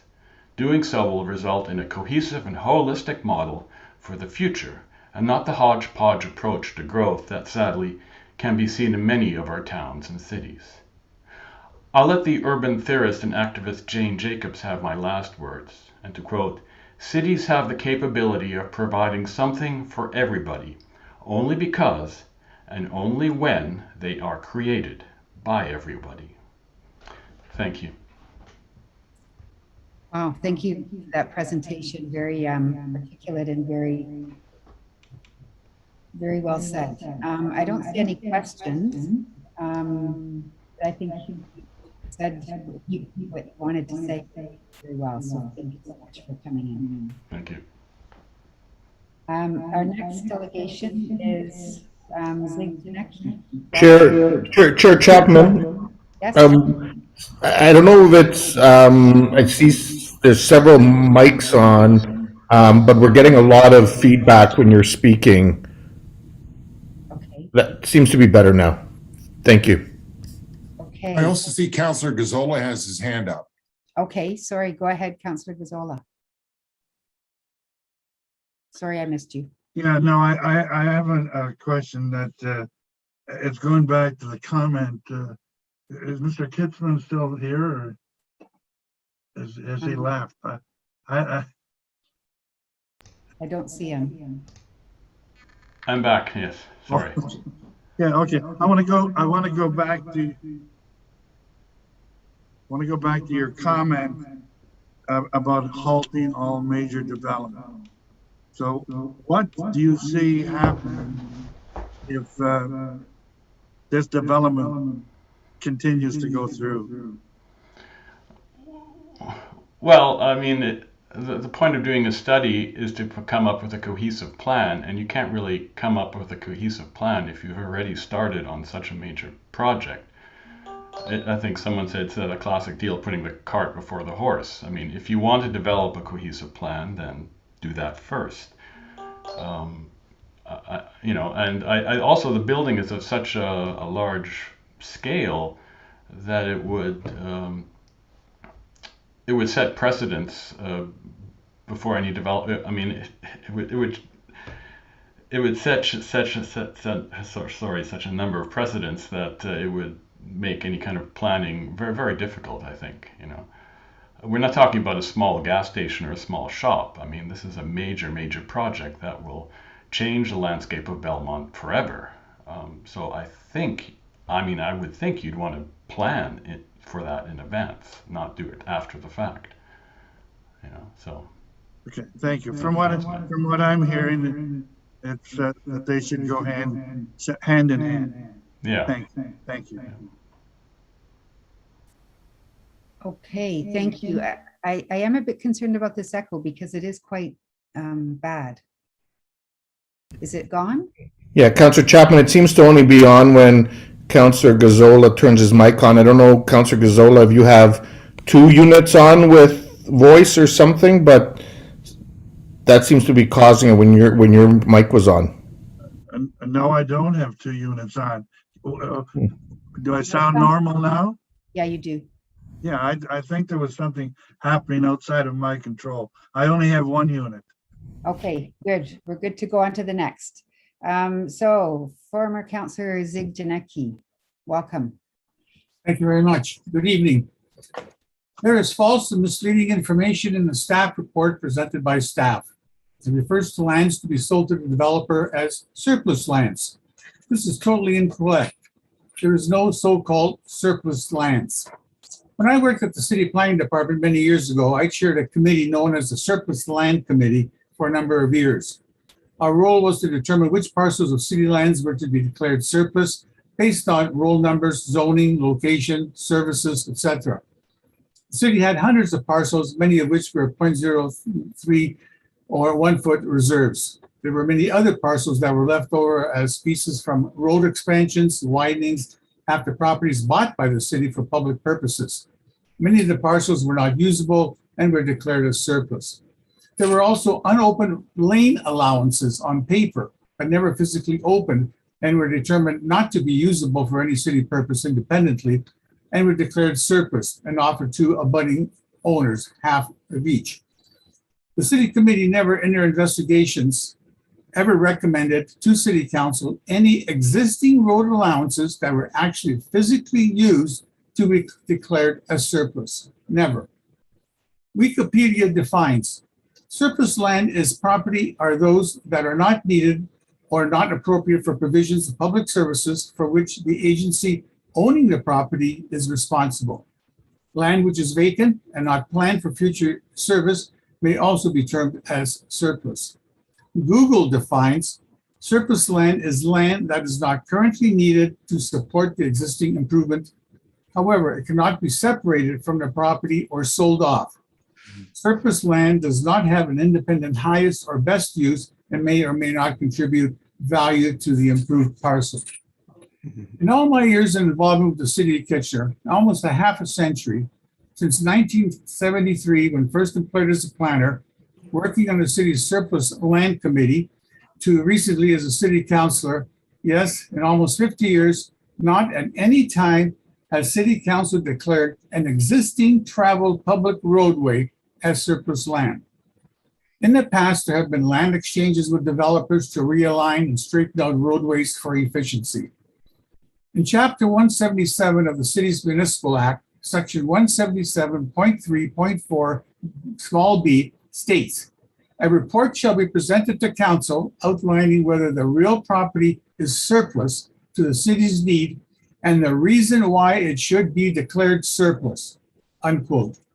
In this case of the rezoning at 660 Belmont, the public lane is property that is not surplus under the definitions outlined. Staff has clearly misled the public in thinking this is surplus land. The lane is actively used every day as a public roadway. It has municipal services within its right-of-way. It is clearly not surplus land. The developer has asked for it, and city staff recommends to just give the laneway to them. Does surplus land have any value? Surplus land does not have a separate value, as it cannot be sold off separately. It is extra land that may or may not contribute to the value of the overall property. In this case, the sale of Belmont Lane to the developer has immense value, hundreds of thousands of dollars if sold. Just a few years ago, City Council considered selling some of the so-called surplus parcels of parkland. There was a huge public outcry. Council responded and didn't sell any surplus parklands and kept them in the public realm. This amending zoning bylaw only pertains to the subject 660 parcel, a portion of the laneway and the lands between the laneway and the Iron Horse Trail. Yet, the recommendations D and E pertain to the closure of the entire lane between Belmont Avenue from Tim Hortons right to Claremont Avenue. Half of this entire laneway strip is not even part of the zoning application. And yet the city intends to sell the piece of laneway to the abutting owners who are not part of this rezoning application. This is ludicrous. In addition, if a lane is to be closed, it is required that half of the lane to be offered to the abutting owner if it wishes to purchase it or decline purchase. Part of this lane abuts Tim Hortons' property at Belmont and Glasgow, and there's no correspondence in the staff report that the Tim Horton Group was ever offered half of the lane which they were entitled to, or any reply of them declining purchase. This has clearly been neglected by staff as part of the lane closure process.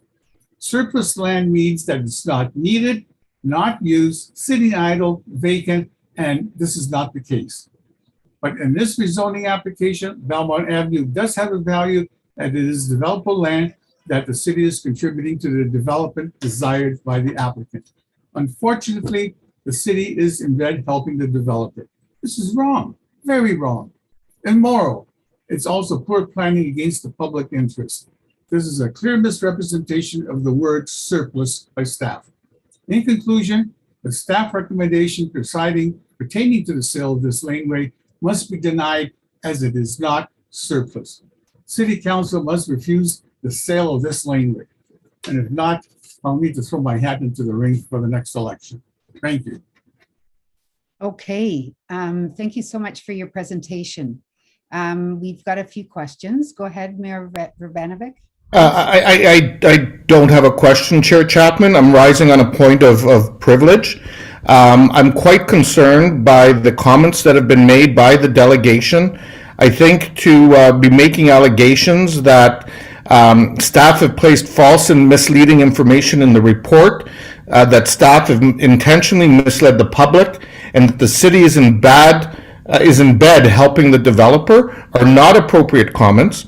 If Mr. Yanetsky wants to express a opinion as a former planner, he's certainly entitled to do that, but making those kinds of allegations are not appropriate in this council chamber, and I would ask that you bring some order to this situation. Okay, I'm not sure what I'm supposed to do now.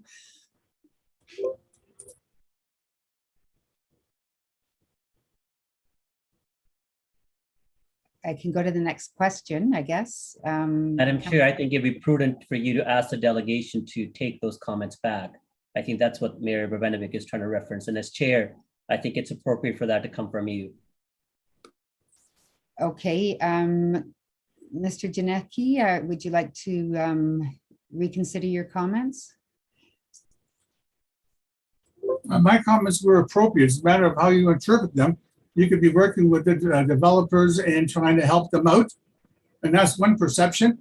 And by helping them out from another perspective, you could be in bed working with them. So there's two ways of looking at the scenario.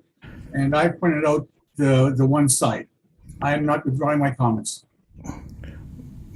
Madam Chair, could we please get some order in the chamber?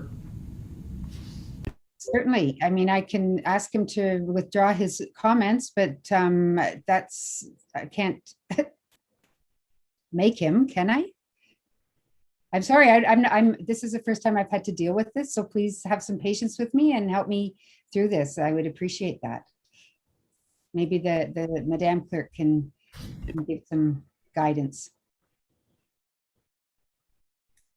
Through the chair, it's up to you to make a ruling if you'd like to continue on with the delegation. If we are done with questions because the delegate does not want to withdraw their comments, it would be up to you to excuse them. Okay, I'd rather not do that on my own. I'd rather get council to vote on this. If we feel like we would like to remove the delegation from the meeting, all those in favor, raise your hands. All those against? So I didn't get the numbers. I think that allows him to continue. So I will move on to Councillor Marsh with her questions. Yeah, I'm actually, I don't have any questions, but I do also want to point out a point of clarification that the delegate may have been up on the Municipal Act when he was involved in the planning department, but unfortunately his information is quite out of date. We know now that the Municipal Act has changed and there's no longer any circulation required. There's no notice required. We also know that several laneways and street sections have been considered surplus by the city very recently. And so, somebody who claims to be an expert should know their stuff. And unfortunately, that's not the case here. Agnes at Park was closed, Height Lane was closed, Lane Crescent was closed, and Waterloo Street, section of Waterloo Street in my ward was also closed recently. So, they were all declared surplus. So let's not pretend to know more than we do. Thank you. Okay, I didn't see a question there. We'll go on to Councillor Davey. Yeah, thank you. It would be a clarification as well. The fact of the matter is staff has not declared this laneway surplus. Staff has recommended to council that this laneway be declared surplus. There's a very, very big difference. We have to actually make that decision, not staff. Staff is not misleading in this, and unfortunately the delegate does not know the planning rules. Okay, again, there's no question there, so we'll go on to Councillor Schneider. Thank you. No question. Just a clarification that the laneway will remain open. The applicant has made that clear. There will be no restriction of the lane. They will maintain it. It will remain operating as it does now. Okay, I don't see any further comments or questions. So thank you, Mr. Janicki, for coming in and presenting to us tonight. The next delegation is Alan Ramsey. Thank you, Madam Chairman. My name is Alan Ramsey, and I'm a city planner retained by the Friends of Belmont Village. When I was first asked to look at this matter for the Friends of Belmont Village, I was asked to provide an independent planning review of the official plan amendment and the zoning bylaw amendment application. Early in my review, it became apparent that there were two significant disconnects, as I'll call them, with the planning for Belmont Village. One disconnect related to how the planning policies as set out in the official plan and other city documents were being interpreted and relied upon for the application. The other disconnect related to how the proposal was at odds with the community understanding of the existing and planned character of Belmont Village. In the time available tonight, I would like to briefly discuss the planning policy disconnect and what it means to the planning in the Belmont Village. The 2014 official plan identified the Belmont Village as part of the major transit station area on map 2 urban structure. Within major transit station areas, detailed plans are required to guide future development. In 2017, the station area plan for Midtown was completed and approved by City Council. At the time, it was determined that the Belmont Village should not be part of the major transit station area in the transit station plan. Despite this conclusion, in the past 4 years, there have been no revisions to the official plan to determine what should replace the major transit station area policy that applies to the Belmont Village and what alternative policies should apply. Instead, the applicant and city staff have interpreted that the Belmont Village is part of the urban corridor on the urban structure map and not part of the major transit station area. In my respectful submission, you cannot and should not change the designation or policies affecting a property or an entire village simply by interpreting it as something different. I believe a careful reading of the staff report for 660 Belmont acknowledges that this is the situation. In my opinion, as a planner, when a designation or policy is found to be inappropriate for an area, an amendment to the plan is warranted. This affords members of the community with a constructive opportunity to comment on the proposed new designations and policies, and more importantly, provides a statutory right under the Planning Act for notice and the option to file an appeal if so inclined. This opportunity has not been provided in the current circumstances. A second example of the policy disconnect relates to the very subjective nature of the mixed use policies in the official plan. These policies are referenced extensively in the staff report and include, for example, criteria that permits increases in the floor area ratio, and I quote, where higher density development or redevelopment is desirable and appropriate. This is highly subjective and no doubt why so many people are here tonight and do not feel that the proposal is either desirable or appropriate.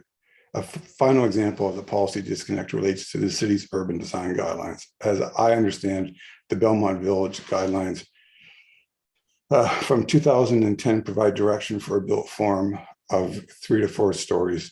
Despite these approved site-specific guidelines, city staff are advising that they are not relevant, and the newer citywide guidelines for taller buildings should be considered. The implications of this situation for the 660 Belmont application is that official plan policies and urban design standards that do not apply are being considered as if they do apply. This relates directly to the policies that deal with height and density in built form. For example, the policy that permits a 50% increase in height relates to urban corridors, yet the official plan designates these lands as major transit station area.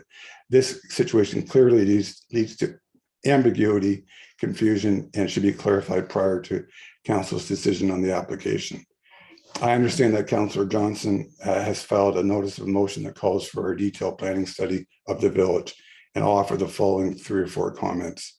First off, a study of the Belmont Village is needed and should be undertaken immediately. Such a study would address both the policy disconnect and the disconnect between the community expectations about the scale and development of the village area.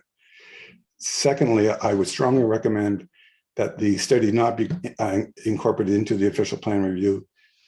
I've led official plan reviews, and if you tie it to the official plan review, it's going to take several years, likely 2025 and 2026, before you actually get approved policies. Finally, as an alternative, what I would strongly suggest is that council pass an interim control bylaw on all lands within the Belmont Village for the purposes of prohibiting any development that exceeds the current building height and densities in the official plan for a period of 1 year. This would allow the city staff to complete the proposed study, get the right policies in place before considering this application and any other future applications. And you can get advice from your own staff, but the ICBL is not appealable and would not lead to an appeal of this application as was referred to previously. Those are my comments. Thank you very much for your presentation. We have a question starting off with Councillor Ioannidis. Go ahead. Sure. Thanks, Chair Chapman. And thanks, Mr. Ramsey, for coming in. I just was looking for a point of clarification on one point. Did you say you work for another municipality? Is that what I heard you say? I've been practicing for 40 years. My first 27 years, I was with the city of Burlington, the town of Oakville. And the last 13 years, I've been in private practice. Okay. So when you're asking for the interim control bylaw, so how would it affect this development if we were to enact it today? Would that not be appealable? No, because the interim control bylaw would take precedent, and the interim control bylaw is not appealable. And you couldn't take out a building permit, for example, unless you complied with the existing zoning. So it would negate the condition that the municipality would have to dictate and to process an application within 90 days. Otherwise, an applicant can file an appeal. So it would negate that. Is that what you're saying? That's correct. Okay. Thanks. Okay, thank you for your questions. I just have a question about, I think also the Mr. Shepherd brought up the question of subjectivity, desirable, appropriate, the language that's used in some of the documents. Can you speak to us a bit more about that? Like, is this common across other jurisdictions or? Generally not. In my experience, I have detailed experience in two municipalities, but I work in my private practice in several jurisdictions. I have a retainer with the city of Cambridge, and I have files in Kitchener, and I have files in Ottawa, and so on. And in my experience, words like desirable and appropriate are seldom found in official plans because they're too vague and they're too imprecise, and they lead to too much subjectivity. What I, as a planner, may find as being appropriate and desirable may not be appropriate and desirable for a resident or a property owner or a developer. And that, to me, that policy has little applicability because it is so vague and imprecise. Okay, thank you very much, and thank you for taking your time to come and speak to us, and for the thought that you've put into this application. Next, we have Melissa Bowman. Go ahead, you're next. Thanks for the opportunity to speak on this proposal. And thanks to the many delegations who have spoken on this issue already. While I don't share all of the concerns of the delegations, I do appreciate them taking the time to share their perspectives.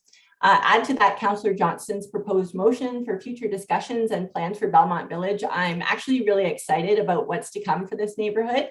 Perhaps this development could be the impetus for some engaging and important community conversations. I'm quite familiar with this area as I use the Iron Horse Trail to commute to and from work daily. One of the things that excites me about this proposal is its proximity to the trail and the opportunity for expanded activations and connections between the trail and Belmont Village.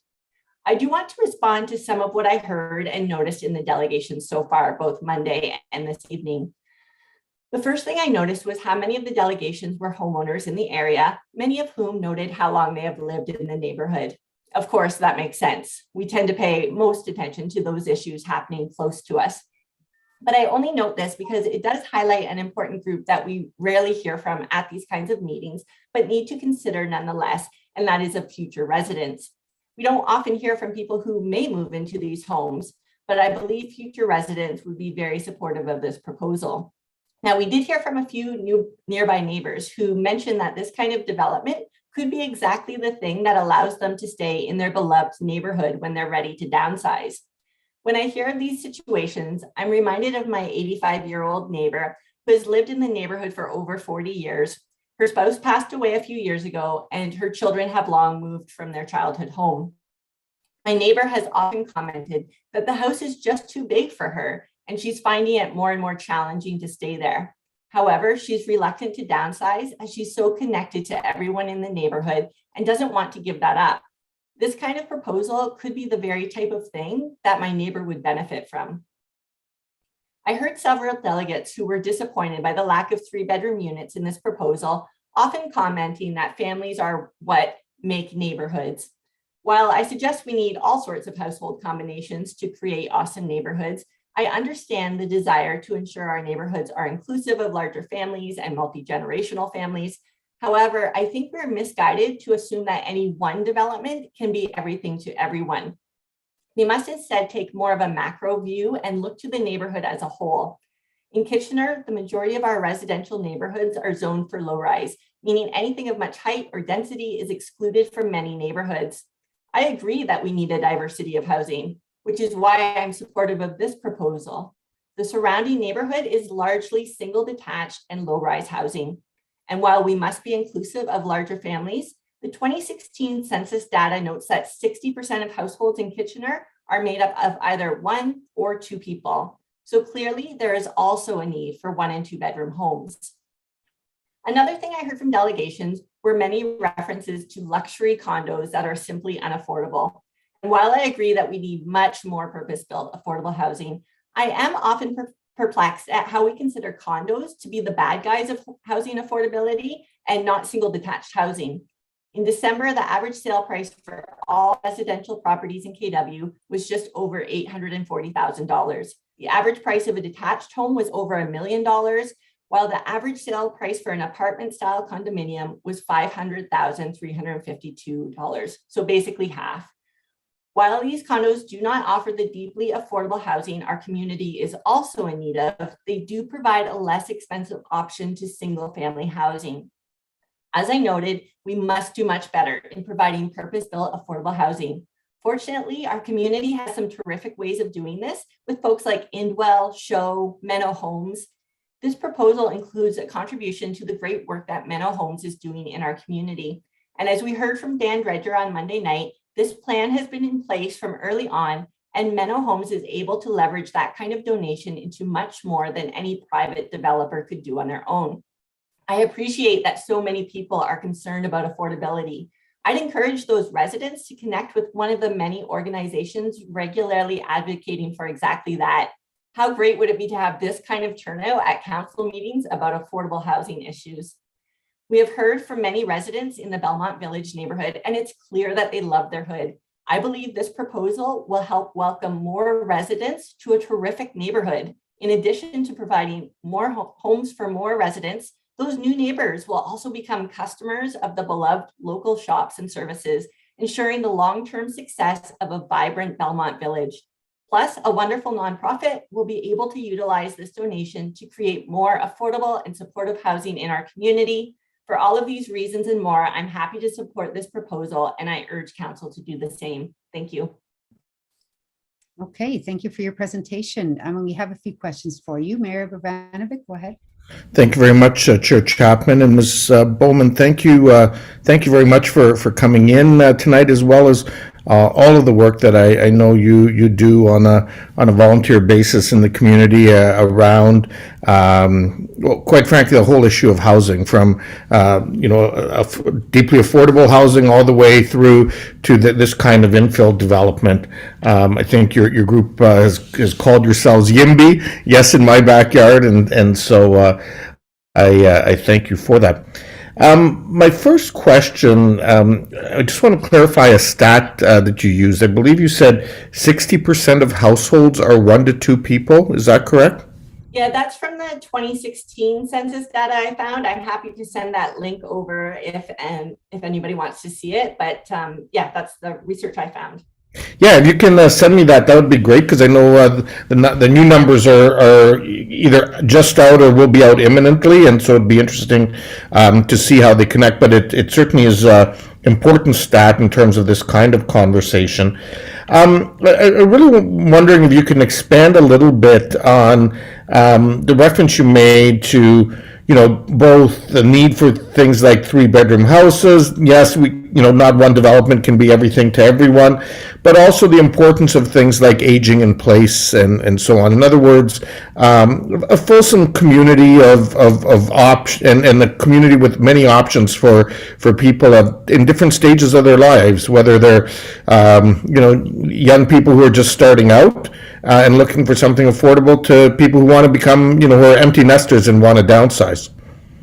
Yeah, I think that's really the key part. And I understand when a proposal is presented, it's an opportunity to reflect on what we want for our neighborhood. So I totally understand why people are saying, let's get more, family oriented housing and green space and all of these things. And I think these are super important conversations, which is why I'm very excited about Councillor Johnston's notice of motion, because I think that will provide that opportunity that people are looking for. But I don't think one development or, one house on the street, that's not going to make or break a neighborhood. I've heard some delegations tonight talk about this one proposal could ruin the neighborhood, destroy the neighborhood, adding a lifeless tower, that type of thing. I don't think any one building has the power to destroy a neighborhood. I know our neighborhoods in this area. I've worked in neighborhood development stuff for many years now, and I know the fabric of our neighborhoods are strong, that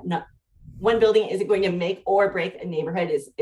It's much more than that. So I encourage us to have those conversations like Councillor Johnston's proposing, but also to take a look at what's around. We tend to notice towers. They are big, and there's cranes, and there's lots of construction, and it feels like there's a lot of that building. We don't notice necessarily as much the single detached housing. It's kind of the default when it's in our neighborhoods. That's just what we assume housing is. So it feels like one type of housing is in abundance and one isn't. But I think if we start to dig into the numbers, we don't necessarily see that. And we do really want to make sure we're addressing all sorts of housing needs. So great. Thank you very much. Thanks. Okay, thank you for your questions. Some more questions from Councillor Singh. Go ahead. Yeah, thank you, Madam Chair. And I think it's important to hear a varying balance of opinions. And Ms. Bowman, you definitely outline a few significant points about ensuring that we're addressing, all along the continuum about affordable housing, attainable housing, and just housing, in its every sense, and housing for all aspects. Now, when you have a development like this happening, and I believe you do live within the downtown or close to downtown, so you've experienced a lot of density over the last number of years.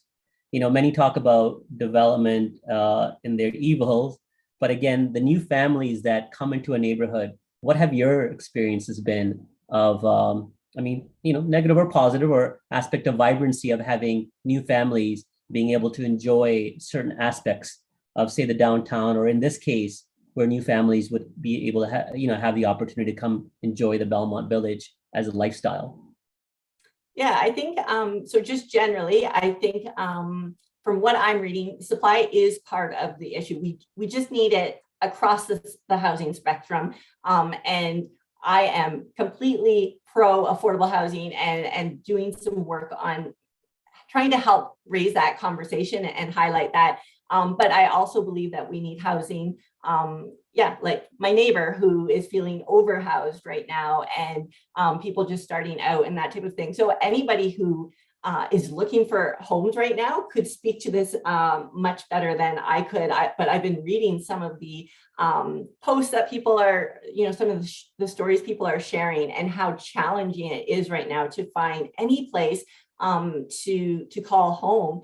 And I think that's really problematic. So as soon as we can start providing more housing and give people the options, I know a lot of stories too where people are creating new types of households where a few couples are living together in one home and trying to make new things work just because affordability is such a big issue. So I think that's a huge part of it. I mean, I think we also need more green space, more community amenities, and these things also need to be part of this conversation. But I don't want to see lack of those things prevent more housing. I think those conversations need to be happening in tandem. Both how do we get more housing, and how do we also get those community amenities that make a livable and walkable community. So I'm hearing from you the housing supply and simply just having more housing units come online is more crucial at this point.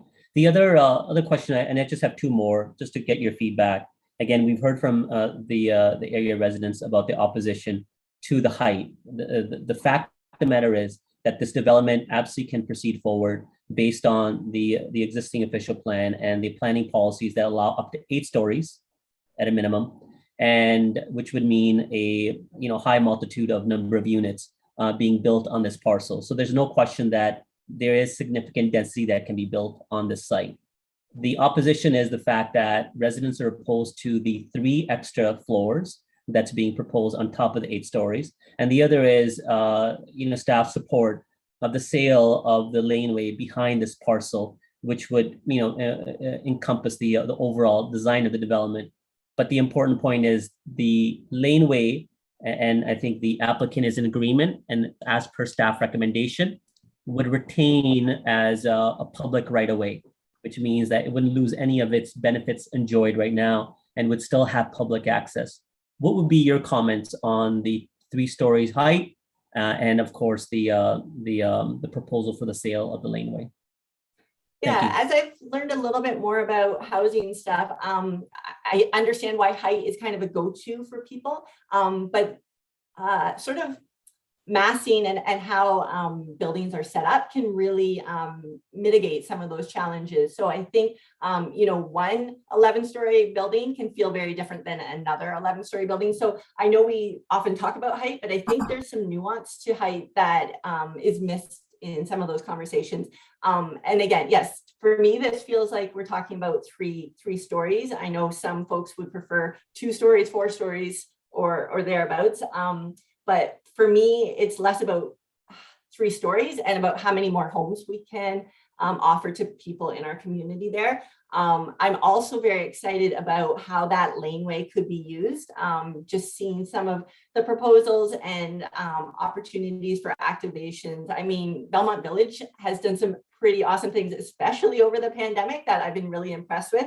I'm a little bit worried that making the access easier over to Belmont Village from the Iron Horse Trail may mean more visits to the Lady Glazed Donuts and other businesses along there for me, but I'm willing to pay that price for a good community neighborhood feel here. So.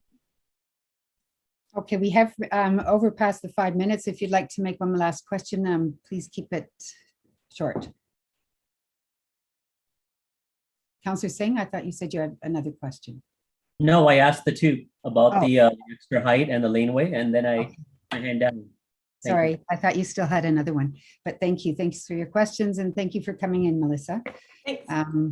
We have I'm not sure if our next delegation, Jill Williams. Chapman, if you, to your benefit, do you want me to chair for this delegation? Just for this delegation? Yeah, but on my list, yeah, certainly, but there, I have another person before Mr. Eglin, so. I Through the think it's chair, yes, I can confirm Jill is not logged in. Okay, so yes, I will step aside and let you take the chair. Thank you, Chair Chapman. Mr. Welcome, and again, you have 5 minutes, as you know, to make your delegation. Go ahead when you're ready.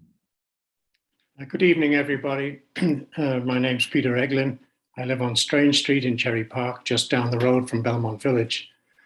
Full disclosure, as many of you know, I'm the husband of Councillor Professor Dr. Chapman. The following views are mine, not hers, I think. They fall into 3 parts. Let me begin, though, by saying thank you to Raphael Sorkin, John Ryrie, Michelle Cadot, Nashifa Carter, Pedro Vieira, Ed McCarran, Shirley Gosling, Andreas Kitzman, and others for their excellent presentations. Part 1, if the building proposed by the Zaire Group is not deemed incompatible with the existing streetscape of Belmont Village between Glasgow and Union, then I don't know what incompatibility means. The proposed building is not only incompatible with its surroundings, it is grossly, obviously, transparently so. It is too high, too fat, too imposing. It simply does not fit. What would be compatible would be a 4 to 6 story residential building with a commercial retail ground floor of the sort proposed. Just because the zoning stipulates a maximum height of 8 stories does not mean that the maximum must be met or exceeded at any cost. Medium height will do just fine, thank you. And by the way, young professionals working in the Catalyst or aging homeowners seeking to downsize can choose to live in any such building built on the site of 660 Belmont. No worries, as the millennials like to say. Part 2, but don't the provincial planning laws and policies require intensification? Don't the existing and expecting population growth rates for Kitchener and environs demand that we build more and higher and faster? Several facts are relevant here. The first fact is the city has already not only met its intensification targets, but exceeded them. The second fact is, despite the first fact, the intensification rhetoric continues being propounded. Why is that? Here we are in the realm of ideology, the pro-developer narrative being promoted by its profit-driven constituency, from the provincial government through its lobby groups to its local mouthpieces inside and outside City Council and its administration. The ideology includes the phony dichotomy, either high-rises or single-family homes. You can't have anything else. Stuff and nonsense. Here, it's useful to attend to further facts insofar as they are known. The third fact, according to Better Dwelling Canada, there are 1.3 million vacant homes in Canada. The fourth fact, in Ontario, about 25% of homes are owned by investors. I don't know what the figure is for Waterloo Region.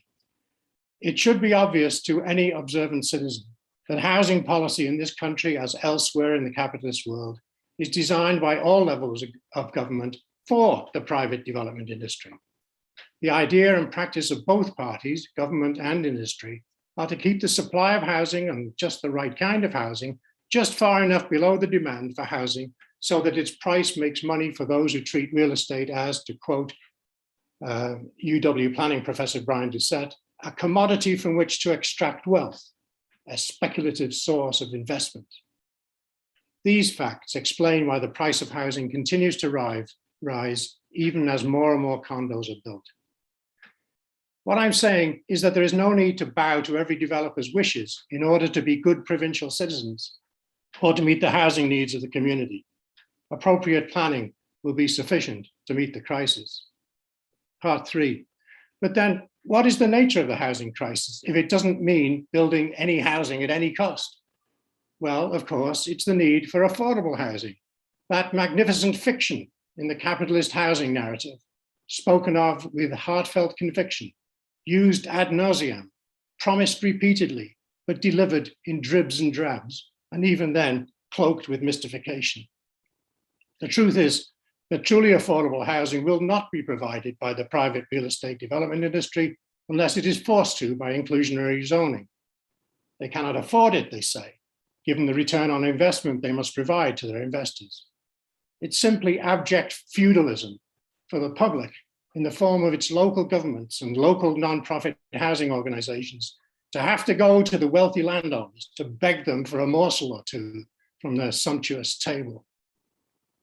Approving the building of more and more 1 and 2 bedroom condos is simply the grossest insult to the 7,000 families on the region of Waterloo's affordable housing waiting list, not to mention the 1,000 people without housing at all. If the city of Kitchener had any sense of human rights and social equality, it would put a moratorium on private residential development until its portion of those 7,000 families had been adequately and affordably housed, as is their right under the International Covenant on Economic, Social and Cultural Rights that came into force in this country in 1976, now 46 years ago. Thank you, Mr. Elgin. I don't see any other questions from the committee. I have a couple. Some of the comments that you made, first of all, say what you want about our provincial partners. I do take the exception of you outlining local councils as being mouthpieces of the development community, and I hope that you take that back and refrain your comments as such. But beyond that, I appreciate the position that you placed as a very theoretical and a philosophical approach to housing development. And one of your proposals is that this council, the very least, puts a moratorium on development until those 7,000 families are housed. Who do you propose would build those units then if we were to propose a moratorium on all development in our city? How do you think those 7,000 units could be formulated, and at what cost, and who would pay for that? Well, first of all, Mr. Singh, my name is Mr. Eglin, not Mr. Elgin. Oh, my apologies. It's Councillor Singh. Oh, okay, Councillor Singh. Really? Oh my goodness. What was your question? You proposed a moratorium on development across the city, and I was interested in seeing what your opinion was, how those 7,000 units would be built, which you've addressed that is a need, and I absolutely agree with you. And I think this the utmost urgency that they should be. But if we propose a development freeze, who would build them and who would pay for them? Yes, well, as you know, there's just 2 sources of effectively social housing, right? There are government and nonprofit housing organizations.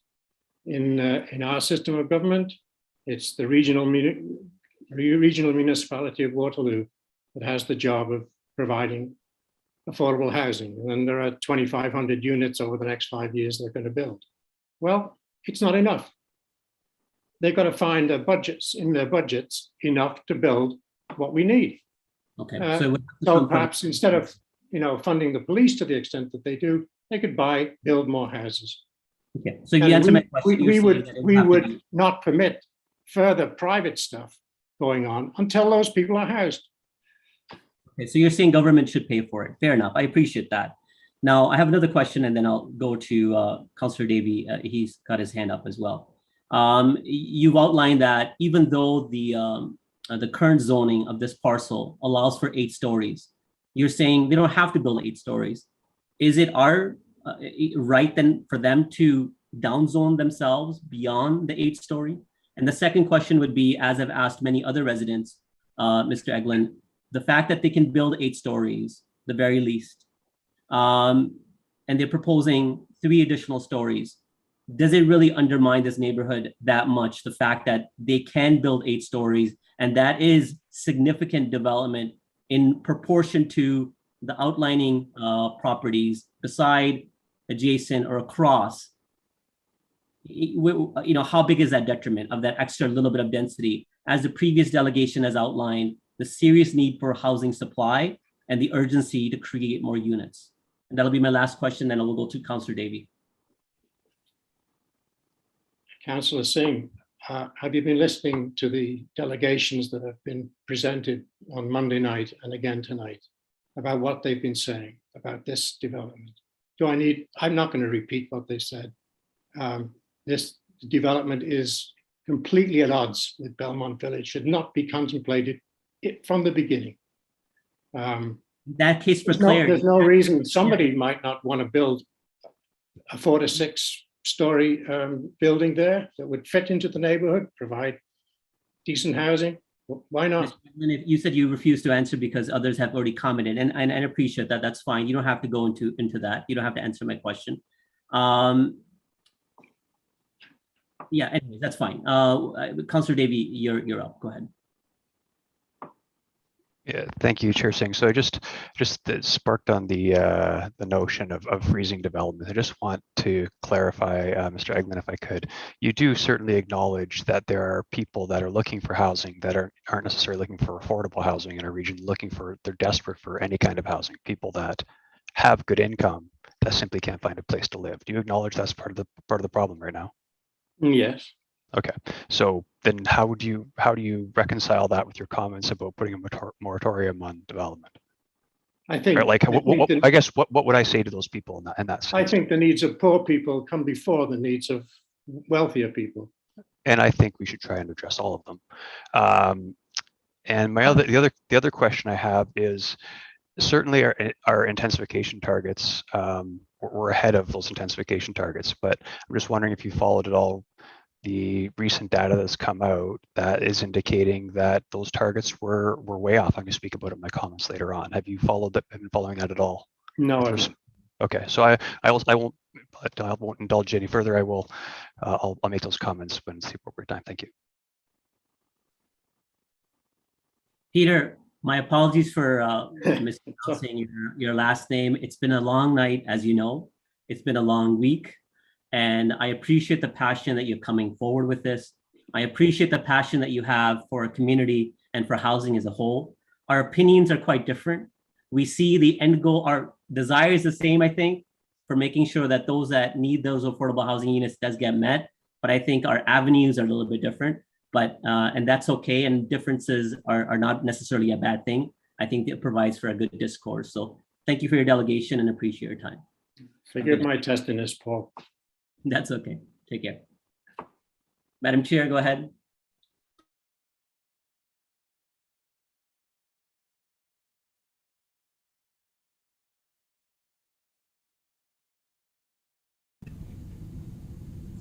Thank you for doing that, Councillor Singh.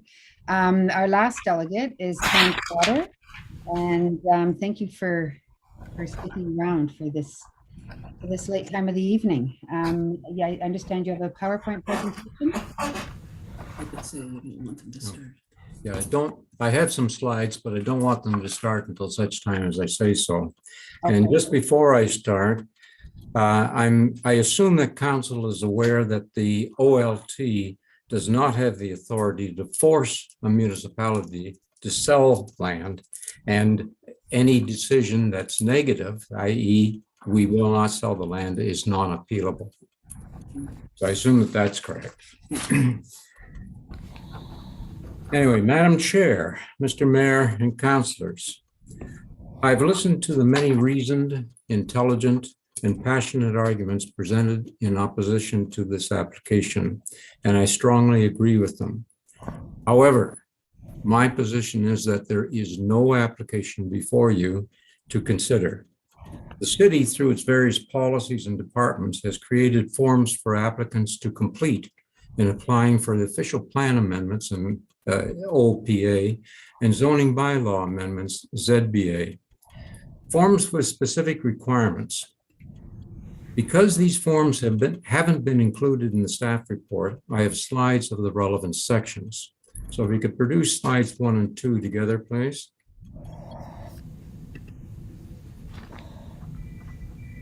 Under this heading, this is zoning bylaw amendment application 1, and under the heading submission requirements and application fees, in paragraph 1, you see in bold print, original signed application. In the second paragraph, a ZBA will only be considered complete when all of the following items have been provided. Then you have the first box or the application form completed and signed. Slide 2, please. This is page 3 of the application. Is for staff use only, complete application review. There's a list of boxes to be completed. Box number 1, complete application form received and reviewed. 3, staff use only fields completed on form. And 7, affidavit completed and signed by the applicant and commissioner. None of these boxes have been ticked. No signature for the city and no date. Slide 3, please. This is the acknowledgement by the applicant, and you can see that there's no signature, although there is a date. Slide 4, please. This is the affidavit. The deponent declares that the information contained in the application is true. This is signed. However, the deponent is declaring to nothing as he failed to sign the acknowledgement. He cannot swear the information as being true since he did not sign the acknowledgement. And then, although apparently recommended for rejection, the OPA application is more damning. Slides 5 and 6, they're basically the same as slides 1 and 2. And they reflect the same information. Slide 7, please. No, Oh, that's no, what that's- happened to slide? no, that's fine. Slide Yeah, 7. That's okay. Slide 7 is fine. That's the acknowledgement is signed in this case. Then we go to slide 8. Here, the affidavit is not signed. Although the affidavit has not been signed, it has been commissioned.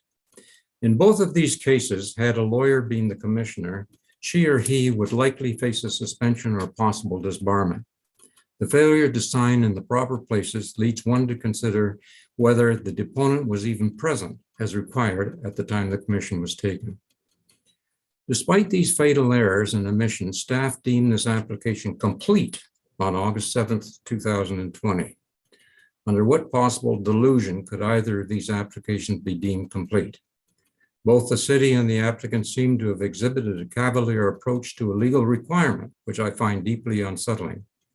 Why not simply have a brief discussion, a handshake, and start construction?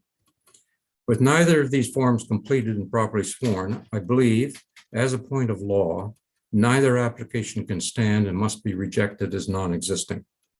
Alternatively, a decision could be deferred until a new, properly executed application can be filed with all of the stipulated steps to be taken. There will then be time for an interim control bylaw and the establishment of an appropriate plan for the future of Belmont Village as a whole. Because I am aware of one other application for a proposed development seeking a ZBA that exhibits a similar problem, I'm wondering whether this lack of care, outstanding lack of attention to detail, and failure of compliance with the planning division's own rules must be more widespread. I would recommend that an investigation be undertaken to examine all other current applications in order to determine whether how many suffer from the same fate or fatal elements. In conclusion, when you entered these chambers after the last election, you stood before a Superior Court judge and recited the oath of office, promising to duly, faithfully, and to the best of your skill and knowledge, execute the powers and perform the duties entrusted to you as councillors. I ask you to do your sworn duty as entrusted to you by the citizens of Kitchener. Reject these applications, make the developers adhere to the rules set for them, rather than letting the developers determine how the city rules are enforced. Thank you.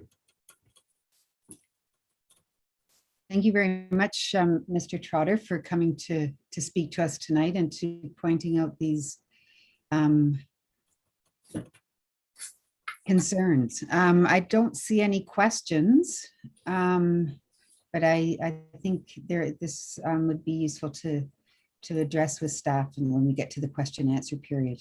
So thank you very much for coming in. Thank you. Okay, our next step will be to ask questions of staff. If anybody would like to queue in. Chair, I'm wondering if we can take a 5-minute bio break again? Yes, I was just going to say that. Thank you.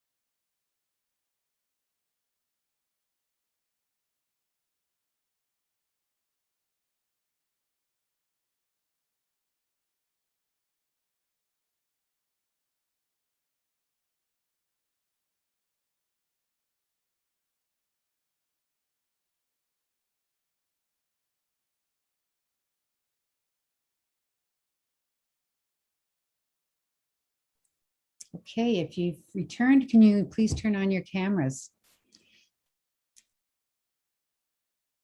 Okay, it's 10:06, so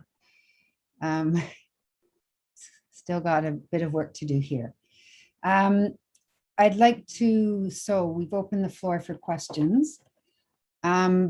Before we start, I'd just like to ask staff about the questions that came up with the last delegate with Mr. Trotter and his current concerns around the signed and unsigned documents. Can we get some feedback on that? Good evening, Madam Chair. So I can confirm I did review the hard copies of the applications that were in the file. Some additional sections were completed. Some of the sections that were identified by Mr. Trotter are an internal tracking system. So where we track applications and check for completeness. Part of that is done online through our online tracking system, and part of it is done through Excel. So we do track application statuses different way. I can confirm that the application was deemed complete, and the city of Kitchener, the planner, issued a letter on August 7th, 2020. So we had, as the city of Kitchener, did deem the applications complete, and we've identified them as complete applications.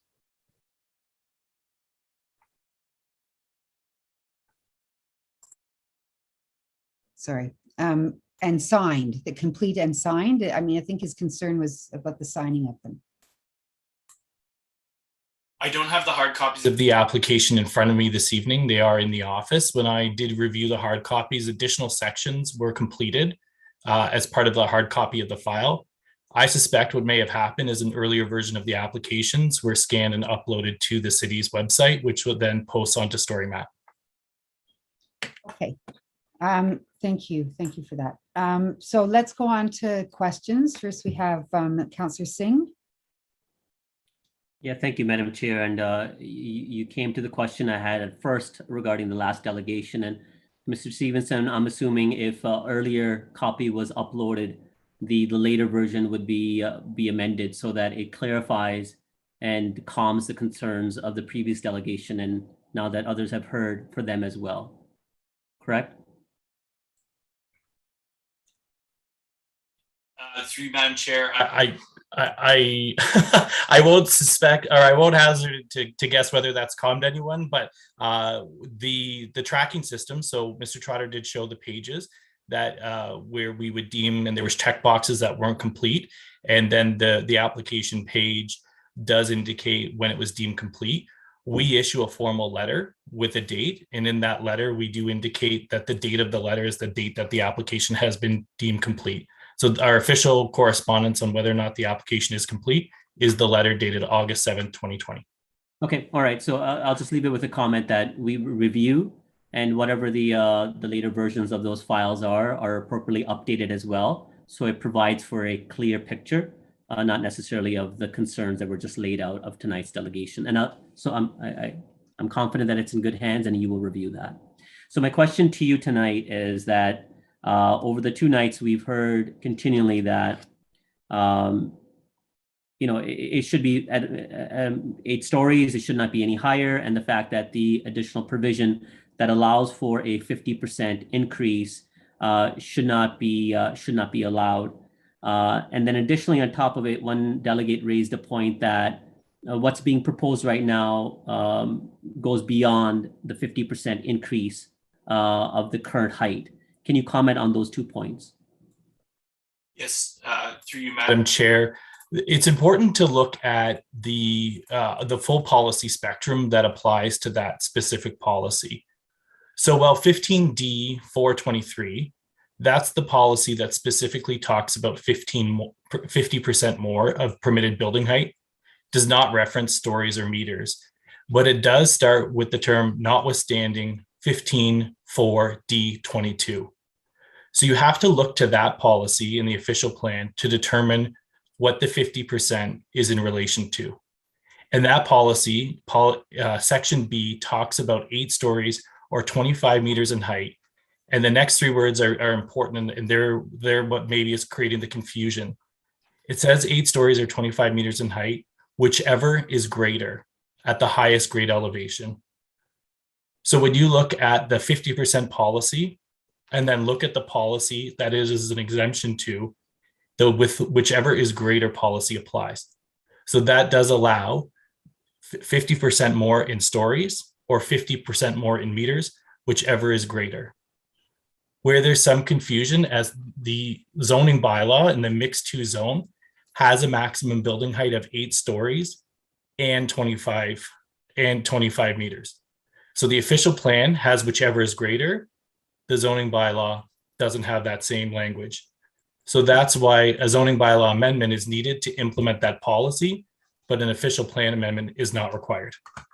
Okay, so because of the 15-D notwithstanding clause in the official plan, technically the applicant could have made application for 12 stories instead of the 11 stories that they're proposing. Yes, and if the notwithstanding clause, and I heard one of the delegations speak to that earlier, and we should casually refer to it as the 50% policy because it's not a withstanding clause. It just has that language in it. The official plan has contemplated since 2014 that building heights ranging between 8 and 12 stories could be permitted on the east side of Belmont Avenue West with the approval of a zoning bylaw amendment. And that's what's in front of council this evening. Okay, so, and that's been in the official plan for some time now, as you said, 2014. Okay. The other question I have is regarding the laneway. The question of laneway, why is staff supporting that it be access land and sold to the applicant? If it were to be sold, the city, there would be a public right of way that would still be retained and full access by the area residents, by the general public as a whole. So it is my recommendation that the lane be sold. So it wouldn't be public land any longer. It would be owned by the developer. The idea is that the lane would continue to function in the same way. So in a mixed use corridor, we want active uses along the street frontage. We want that pedestrian oriented streetscape. And the way that we can achieve that is with back of house function. So the laneway right now is in public ownership, but serves only a single property owner, 2 separate companies, but 1 single property owner. They benefit from that lane. I'm suggesting that if the lane was declared a surplus, the function of the lane can continue. The access would still be from the rear, but the city would not have the obligation to maintain that lane. And that could be entrenched into certain easements that it couldn't change down the road, that would carry on for the life of that laneway. So we would look at a full spectrum of easements to ensure the function of that laneway, including protecting any services that would have to be relocated or any services that will continue to be located. Okay, last question. From the sale of those lands, if council were to support, where would the funds go from any future sale? So the future sale funds, that would be a decision of council. And I don't have advice or a recommendation for you this evening. That would be a decision of council how to allocate those funds. So because this is not necessarily park land and it's a right of way, and if, provided that there's support from council for the sale, council could additionally direct the funds to go into a special reserve for a Belmont improvement plan. That could be the purview of this council. So the default position is it would go into the land reserve fund. If council were to direct the funds to a different account, that would be a decision of council, and perhaps there would be more discussion around that. Okay, all right. Thank you, Madam Chair. That's my questions. I would have a question of the applicant later if you allow it. And additionally, as part of this application, I may propose an amendment, at least giving direction to staff in reviewing a policy as to the where those funds would be allocated, and more specifically, if that through that policy review, if those funds could be allocated towards the improvement of the Belmont Village. Okay, well, just put it in writing if you're going to bring it forward, please.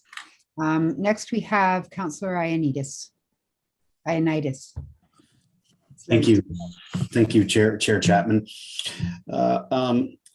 Councillor Singh has mentioned a few of my questions, but Garrett, just can you I don't know, maybe if you're not the one that can answer this, but there's been a lot of questions with regards to how we sell lands and the process of how we sell lands. Just wondering if you can guide us on how that process happened here.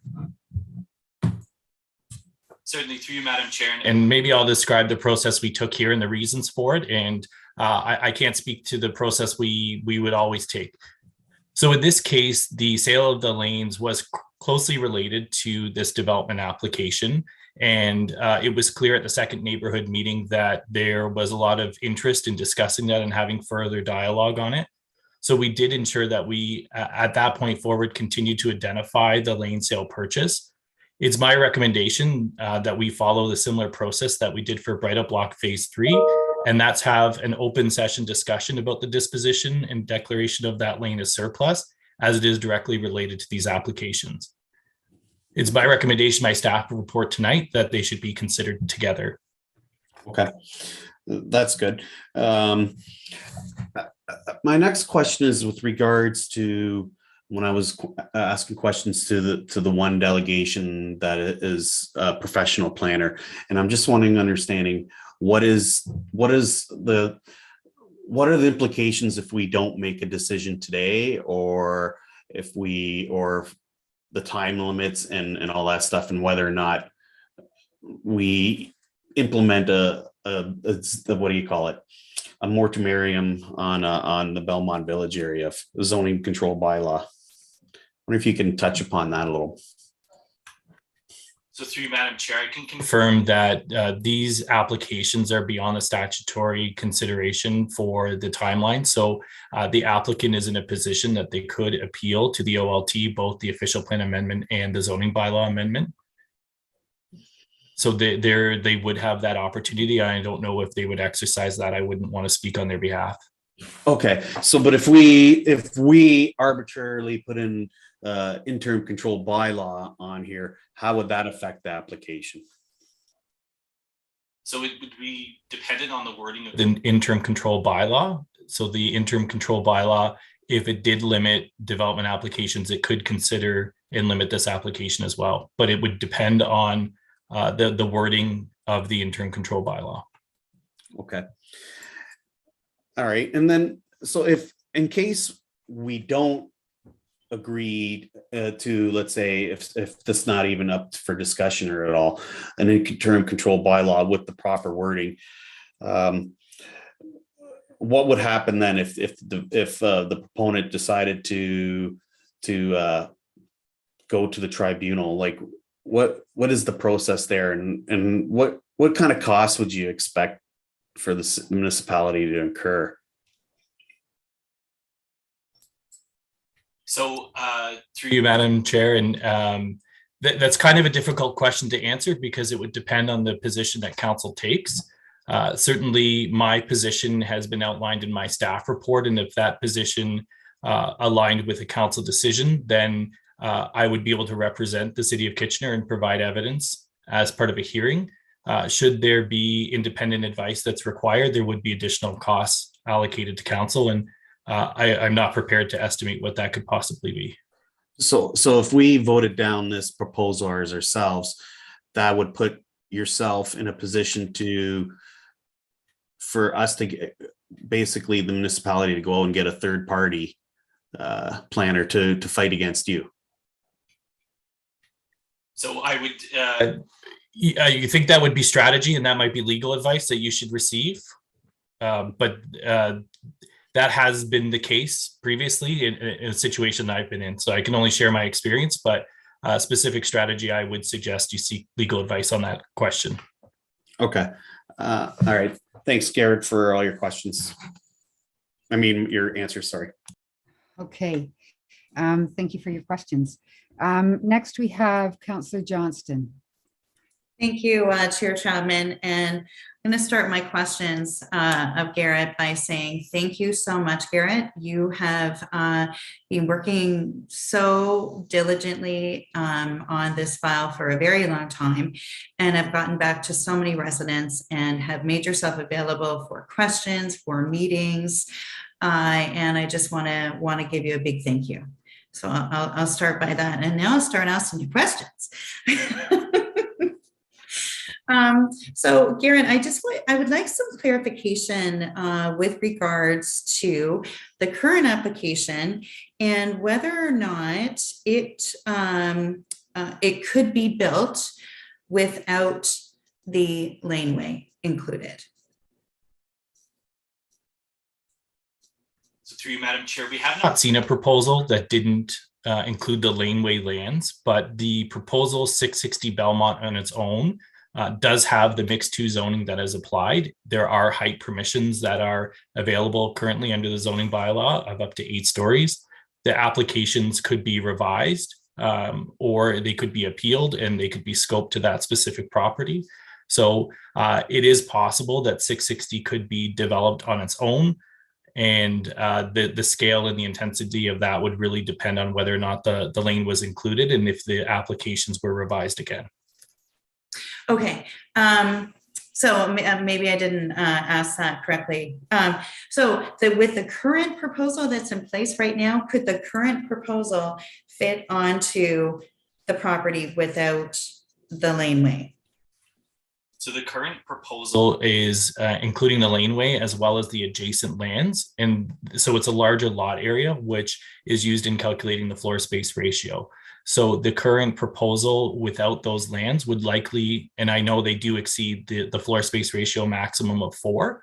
Okay. So I also know that the lands have underground parking underneath the laneway. So there would have to be a redesign of the subsurface structure of the proposal. But the applications could be revised to accommodate a similar building on the smaller lot if they were approved. Okay, thank you. There was a question that came in from a delegate who had been a delegate on Monday night, and they asked, how do we guarantee the public use of the laneway if it is sold? So the use of the laneway, what I'm recommending is currently the laneway, there would be an easement between the 2 property owners to continue to allow access through.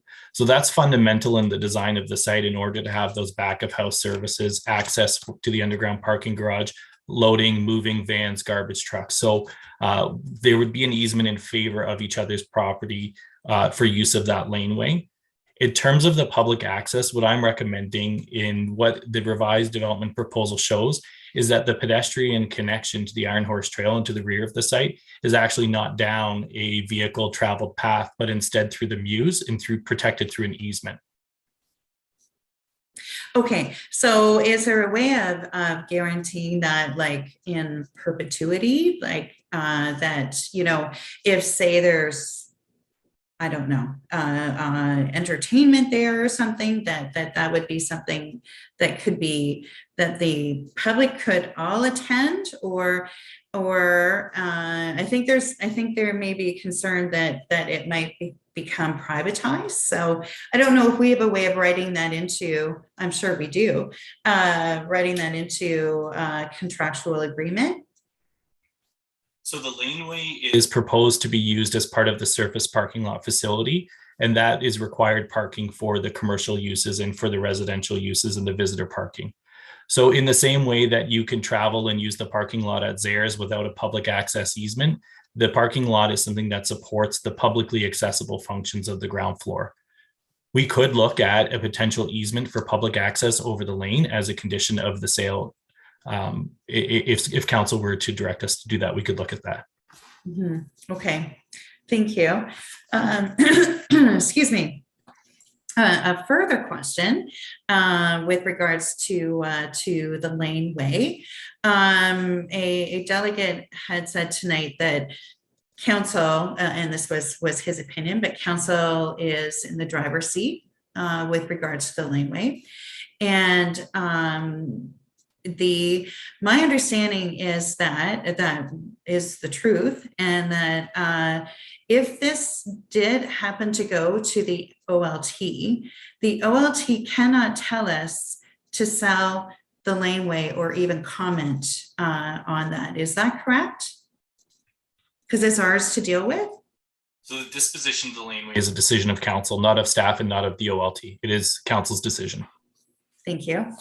Okay, I don't know where I am with my, you know what, maybe I'll let some other counselors go and I'll key back in. Thank you. Good, thank you. Thank you for your questions. Next I have Councillor Schneider. Thank you, Chair Chapman. Garrett, last night or Monday, we heard concerns about the wind that this building might cause along the Iron Horse Trail. Now, there was a wind study done, part of this proposal. Can you remind us what that report concluded that the wind effects would be? Through you, Madam Chair. So it is typical for a tall building that we require a wind assessment be completed as part of a complete application. And what those wind assessments look to do is to see what the impacts would be of this building to both on-site and off-site considerations.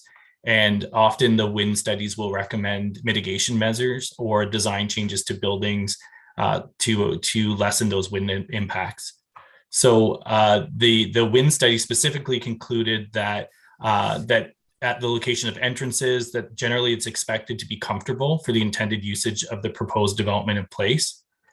The wind mitigation features are recommended to improve wind conditions, and that includes the retail patio, that there needs to be a design solution. Patio screens were recommended for some of the terraces and balconies to improve and limit wind conditions for building occupants.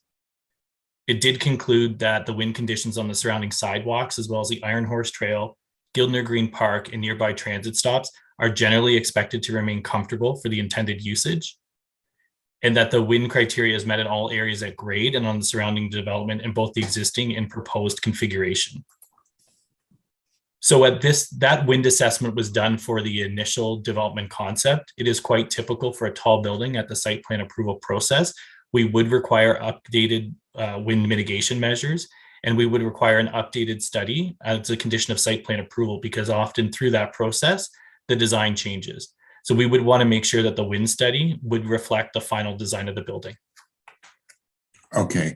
When one of the other items that came up was shadow effects, some delegations spoke about shadow impacts from this building. One spoke about the importance of the Gildner Green and the gardens there and the park. Does this building have any impact on that park in the spring and summer when the raised gardens would be growing? So specifically during the June time period, there are very, very limited offsite impacts for shadows. The city standard is to look at shadows on the equinoxes, because when the sun is high in the sky in the summertime, there's hardly any shadows. And in the winter, we know that shadows are cast much longer, and even small, short buildings create shadows as well. So we measure in terms of the impact at the equinoxes, and it does meet our standards that are outlined in our urban design manual. But specific to your question, there are no offsite impacts that would be a detriment to Gildner Green and those gardens that I know are important to the community. Yeah, okay, thank you for that. Thank you so much. Okay, thank you for the questions. Next I have Mayor Vovanovich, but you seem to jump to the bottom of my list. Are you wanting I did, because I needed to step away temporarily, but I'm back and then put myself back in the queue. So I'll wait till the others, till the others that were ahead of me, and you can come back to me. Okay. So next it would be Councillor Davey. Go ahead.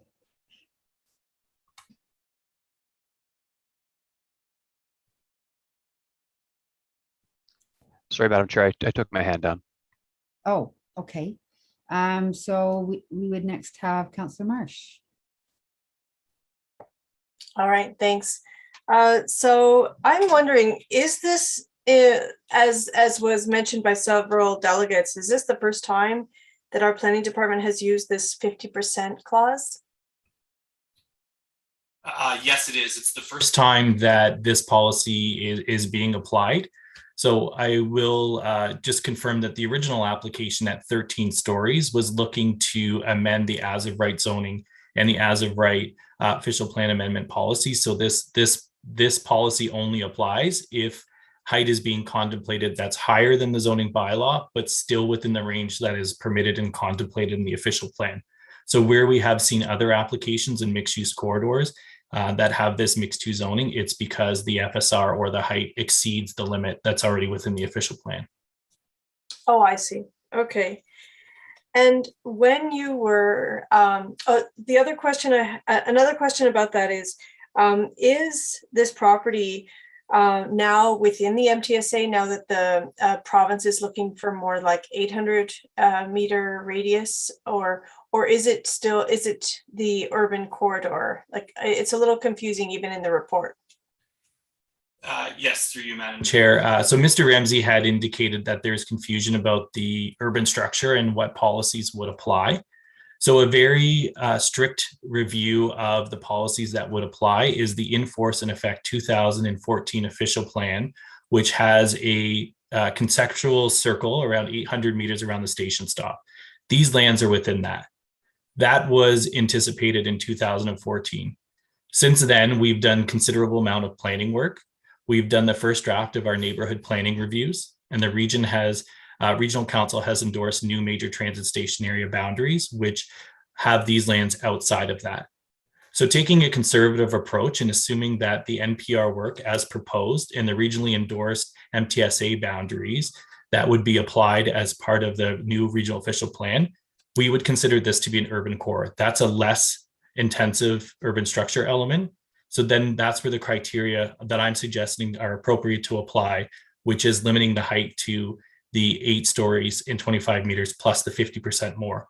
If we were to look strictly at the 2014 in Force and Effect official plan, we would look at it as an MTSA and there is no height maximum. Mm-hmm. Okay. And so seeing as it is being contemplated as an urban corridor, and given that the context that so many delegates talked about tonight and on Monday is really low-rise commercial buildings that have been there for generations. What led you to come to the conclusion that this would be appropriate in terms of density and height within that existing context? So part of my recommendation is how to implement the zoning bylaw within the parameters of the approved 2014 official plan. So the policies that are in force and effect within the current plan do contemplate heights of up to 12 stories. So I am recommending refusal of the official plan amendment, and I'm recommending that council endorse that refusal so that we wouldn't be considering going more than 12 stories. Those policies in that direction have a long history that even though I've been here a long time, they're before me. It starts back in 2001 when the Nodes and Corridor study was done as part of the 1994 official plan. That was then brought forward over the years when we started to establish our urban corridors. The urban structure as part of the 2014 plan confirmed the mixed use corridors in these intensification areas as an overall growth plan for the city. Then in 2012, council applied mixed use corridor zonings. And then in 2019, that policy framework was modernized with the new mixed 2 zoning, which is part of the Crosby bylaw.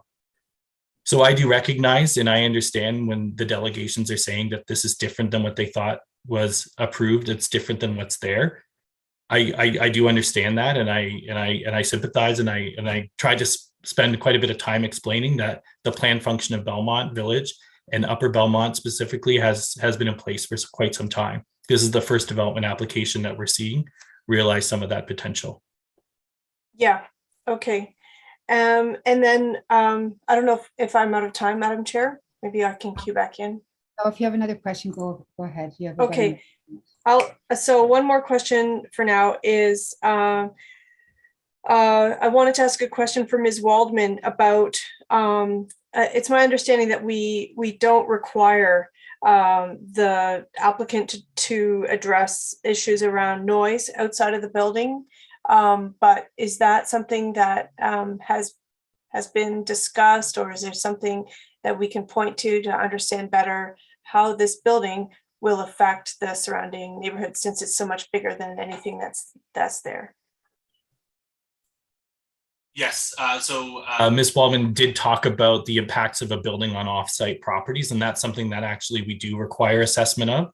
And we have the ability to do that under Section 51 of the Planning Act. So that's when we look at condominium and subdivision. So although we can't require a noise study at site plan approval, we always advise that it be completed so that the building design can consider what noise mitigation measures would have to be ultimately implemented, so that there is a successful noise study at the condominium stage, which does happen later in the process. So that's where we see things like screening of HVAC, the location of underground vents, and any of the HVAC or any of the commercial generated noises would have offsite, but also on the residential portion of the building above. So we will be requiring, they're through the region. The region is the approval authority and the reviewer of noise studies, but that's something that we will look at in great detail at the site planning stage. Is there anything that this committee and council can say or do to help strengthen that, or are you confident that that will be addressed to the satisfaction of, you know, the surrounding neighbors? So I am confident that if the region does not require it as part of a complete site plan application, the city will require it. As of right, you don't need our direction for anything on We that? have the ability to ask for it as part of the site plan approval process.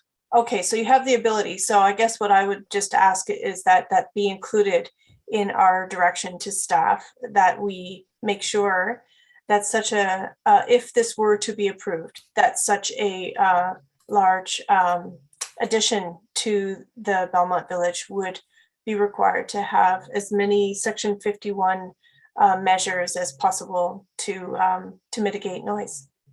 Yes, we will review it as part of site plan, and it will be implemented as part of the condominium registration and declaration process. Okay, thanks. I'll cue back in. Okay, thank you. Thanks for your questions. Mayor Bavanovich, go ahead.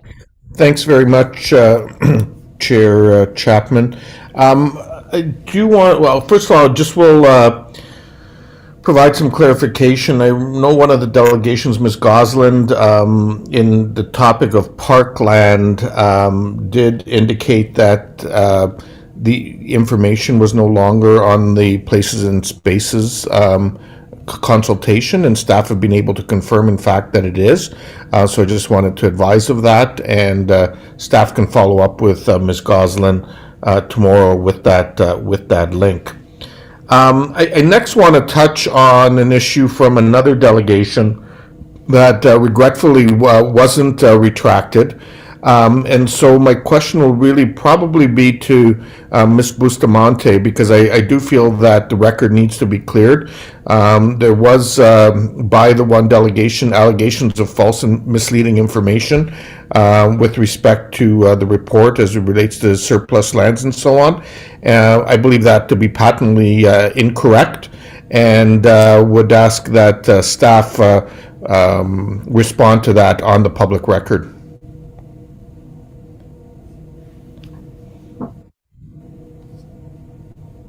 So through the chair, good evening, and thank you for the question, Mayor Verbranovic. You are correct. We did hear some unfounded allegations tonight from a delegation. The city's planning division is comprised of registered professional planners who conduct themselves with integrity and the highest degree of professionalism. And I just want to be clear that the Municipal Act did change in 2006, and Section 34 removed requirements for circulation and notice with respect to closing a public road. Despite the fact that there is no requirement in the Municipal Act, it is the city's policy to provide notice of sale in accordance with our municipal code. And we do require that before selling any property owned by the city, that we give notice to the public of the sale through one of several different ways, including but not limited to an advertisement in the paper, a staff report from a city department that's available to the public, or by listing the sale on a committee or council agenda. So it's my professional opinion that the city has provided this notice to the public through a variety of means, through the second neighborhood information meeting that was held, through various correspondence with residents while processing this application over the last year, and through the notice of the February 7th, 2022 Planning and Strategic Initiatives Committee meeting, which did include public notice of the potential sale of Belmont Lane East. I can also confirm that the notice of the potential lane closure was provided to all utility providers, various city departments, and to the adjacent property owners, including the Tim Hortons property adjacent to this site. So I do want to be very clear that city staff did follow all proper processes and that all the steps that were taken were in line with our city code. Thank you. Wonderful. Thank you. Thank you for that clarification. I thought it was important that we clear up the record on that issue. I did have a question on shadow impacts, but Councillor Schneider beat me to it. So my next question is, we did hear from a variety of delegations around, having some units that are elderly ready, having some units that are available for larger families or extended families, and I'm just wondering if Mr. Stevenson or someone could comment on that. Is that something that we can deal with through this process? Is that really more a question for the developer? And I can follow up with them later, because I think those are some of the things that clearly the community is looking to see, particularly if we're granting things like additional height. So I'm wondering if you can comment on that. Yes, through you, Madam Chair. So multiple bedroom units is something that we hear on a lot of development applications, and it's something that certainly planning staff would support. There is no requirement in the zoning bylaw to have multiple bedroom units. I would suggest I would defer that question to the developer to see if there's a possibility, given all of the delegations and the information over the last 2 days, the last 2 meetings, if there's an interest in that. But I would also note that barrier-free accessible units, they are regulated through the building code. There is a requirement to have barrier-free units. And so there, in terms of accessible units and adapting to change, there are certain units, and I know the one delegation was talking about wheelchair accessible kitchens and other aspects. I think there's no requirement right now in the building code, but I think that's a good idea to consider as we start to encourage people to age in place and stay in their communities. Okay, great. So I'll leave those for the developer then. My next question has to do with some concerns that was, and these may have also been raised by Ms. Waldman. It was in relation to Gildner Park and traffic concerns, parking concerns, and so on. I don't know if you want to respond to that, Mr. Stevenson or Mr. Cronkite, just to what degree that was, really looked into closely, and what mitigations might be taken in that regard. Certainly. Thanks for the question. Through the chair, as part of the review of this site, a traffic impact assessment was conducted, and part of that study included a parking assessment and parking justification report. So, long story short, there is a substantial amount of parking in the there will be the site's not seeking a parking reduction, so there will be visitor parking on site. Should there be any sort of infiltration into the neighborhood, there are a litany of opportunities for that to occur. So it doesn't necessarily mean that it'll happen around Gildner Green. There is a municipally owned parking lot actually in Belmont Village itself, off of the rear of Agnes Street, I believe. So again, there are many opportunities, and we when we were going through that transportation impact assessment, we didn't see that infiltration occurring through the neighborhood. So it's not something that we were concerned with. Okay, great. Thank you to staff for the answers to all those questions. Hey, thank you for your questions. I'm going to go to Councillor Gazzola now, because he hasn't had a first round yet. So go ahead, Councillor Gazzola. Yeah, Mr. Stevenson, there's been a considerable talk about viability. Is there anything in the planning process when applicants are dealing with you that discusses viability? Are there any tests there, or does that come up at all? Through you, Madam Chair, the viability of a project and the financial return of developer is not a land use planning consideration. So that you wouldn't have considered any of that. Okay. In this process too, there's been a great deal of talk about a donation that was given by the applicant. Did the city request that be done, or how did staff request that be done? Through you, Madam Chair. As a result of the consultation, staff's own comments and suggestions, as well as direction from council on the importance of affordable housing, we had asked the developer to consider how this project could bring affordable housing. It was their suggestion and their recommendation and their proposal to, rather than provide on-site affordable housing, support an affordable housing provider offsite. So that was a solution to the request for affordable housing at the developer's idea. Is that the normal process on these issues? So I would submit to you that there is no current normal process. There was provisions in the Planning Act that allowed us to offer height and density bonusing for community benefits, which included affordable housing. That has been removed from the Planning Act, and the ability to exercise that is limited to our downtown and must be executed by September of this year. We know that we are going to be bringing inclusionary zoning in the future. That will look at the possibility of being able to require affordable housing. So in the interim, we are looking at all possible ways to consider bringing affordable housing to the market in creative ways, because we know that we are currently in a housing crisis. Okay, my final question: does City Council do they have the right to turn down this application?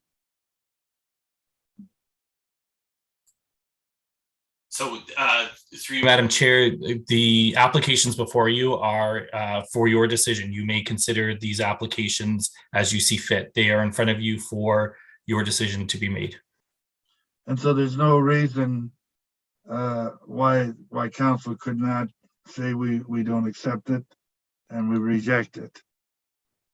So with official plan amendments and zoning bylaw amendments, they identify the planning authority as the decision making. In this case, the planning authority is Kitchener City Council. So the decision on the applications are yours to be made. In the case of an official plan amendment, the final decision is with regional council. Thank you. Through the chair, if I just may put a finer point on the inclusionary zoning component. Right now, the provincial policy allows inclusionary zoning to only apply to major transit station areas, and based on Mr. Stevenson's interpretation, this was not deemed as part of the major transit station area because the lower height is applying through that corridor component. So I just would like to add that to the record. Thank you. Do you have any other questions, Councillor Gazzola? No, I don't. That's all. Thank you. Okay, thanks for your questions. Next, sorry? You're on mute. I expect that there will be questions of the applicant, and I would have a question of the applicant later on. Okay, thank you. If they're here, yeah. I'm not sure if they're here or not. Maybe Madame Clerk can. I can confirm the applicant and their planner are in attendance, so whenever council is ready, I can promote them. Okay, well, we'll carry on with what we're doing right now, and then we'll come back to that. So Councillor Ioannidis, I guess you're next. Thank you, Chair Chapman. Mr. Stevenson, I'm wondering if it's been a concern that was raised when I had first met with the Friends of Belmont Village about the keeping the streetscape in line and all that stuff. Can you give me a little bit of a better understanding of what this project is like? What is it architecturally that makes it appealing more with the streetscape? So the 50% more policy looks to, it has criteria for what to consider to consider the additional height, and one of them is a pedestrian-oriented interface. So in this case, my recommendation is to lower the podium from 3 stories to 2 stories, And so that creates the building mass that's closest to the street. The building mass that you see as a pedestrian would be similar to the scale that you would experience now in Upper Belmont. I know that when I was able to attend the site walk with the Friends of Belmont and we walked through the village, what I was hearing loud and clear, what people appreciated about the village was the scale of it, that they could walk, that there was pedestrian oriented promenades and sidewalks and larger sidewalks so that the commercial life could spill out into the street. We looked at some of the patios that were there. And at the time, the patios, the COVID patios were put away, but a lot of the restaurants had their own patios out as well. So with the recommendation and what we asked the developer to go back to do is to increase the setback from Belmont for the full building so that there is privately owned space, which can have things like stands or grocery items should there be a grocery store on the main floor, or tables for a coffee shop, things that can be part to help activate that streetscape. And then to have the podium to be a lower height of 2 stories rather than 3, and then having the tower set back further from Belmont. Sorry, I know that was a long answer. No, that was great. Okay. Thanks for that.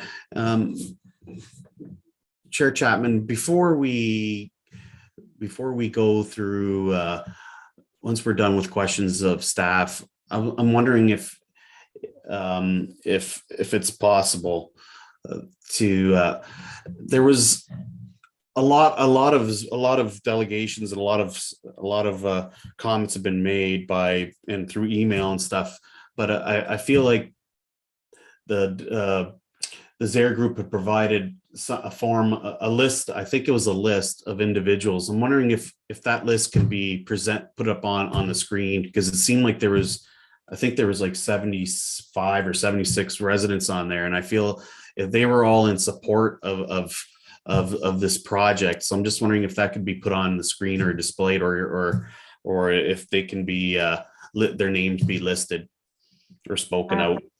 Well, it's a good question. I mean, I think if we're going to do that, we need to show a list of all of the delegations, right? And all of the people that we've had contact with, because there's, there are clearly differing positions on this. Well, that's fine with me. It just seems these last 2 meetings, it just feels like it was an overwhelming non-support for this project, when in fact there's been 76 delegates or 75 delegates that I feel, because they wrote they signed whatever, that their approval of this project, that they're not really here to get their voice said. So okay, I don't have that information available. I'm not sure if but as I I said, a point of order. Yes. Madam Chair, you have read out over the 2 nights all of the correspondence that has been received, and on Monday night you did read out about the list. There were 78 names from the applicant. I don't think you went through all of the names, but you did record for the record everything that we have received, including the list from the applicant and the 78 letters. So that's already been pointed out for us. Okay. Good point. I need a motion to go past 11 o'clock. Can I, Councillor Schneider, all those in favor? Opposed? Excuse me, can I ask a question? Yeah. May I ask, what happens if is a unanimous decision required here? I'll have to defer to the clerk on that. Through the chair, it is. And then after we go through 11, do we have to again take another vote at 12? Through you, the chair, the procedural bylaw would require you to suspend the rules to be able to be permitted to go past midnight. Yes. So then there's another vote. I mean, I just feel that we're not dealing with this fairly. If all of a sudden we're going to get to a point, we could get to a point at 11:45 where we haven't had a full discussion, and we're trying to get all the you know, is it necessary to come back for another night? That's what, can somebody help me with that? Well, there'd have to be a motion, I presume, and then we'd have to vote on it. So are you proposing that we come back on another? Well, point of order, Madam Chair. You took a vote. Council supported it. So I'm not sure what vote are we taking now? While she was taking the vote, I asked the question. The vote wasn't taken. I didn't get a chance to vote. I asked the question. I wanted to find out, you know, what's involved. So in fairness, I did take the vote. I agree. I noticed that Councillor Gazzola did not put his hand up, and he asked the question. So if it has to be unanimous, then maybe it wasn't unanimous. So we take the vote to continue until after 11 o'clock. All those in favor? Okay, so maybe at midnight, if we have to reconsider this, we can do it at that time. So where were we?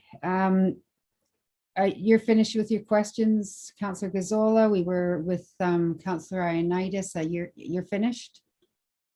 Yes, I'm going to go to Councillor Davey, who hasn't had an opportunity to speak yet. Sorry, my hand is just up for comment, Madam Chair. Okay. Councillor Michaud. Yes, thank you, Councillor Chapman. I have a question for Mr. Stevenson. With regards to the public meetings that were held leading up to this, was there ever any discussion, I'm sure there was from some of the residents, about an 8-story building as opposed to a 10 or 13, whichever one they started? Was there ever a discussion for it to be 8? So through you, Madam Chair, we never reviewed a 8-story proposal. That was never submitted to us for consideration.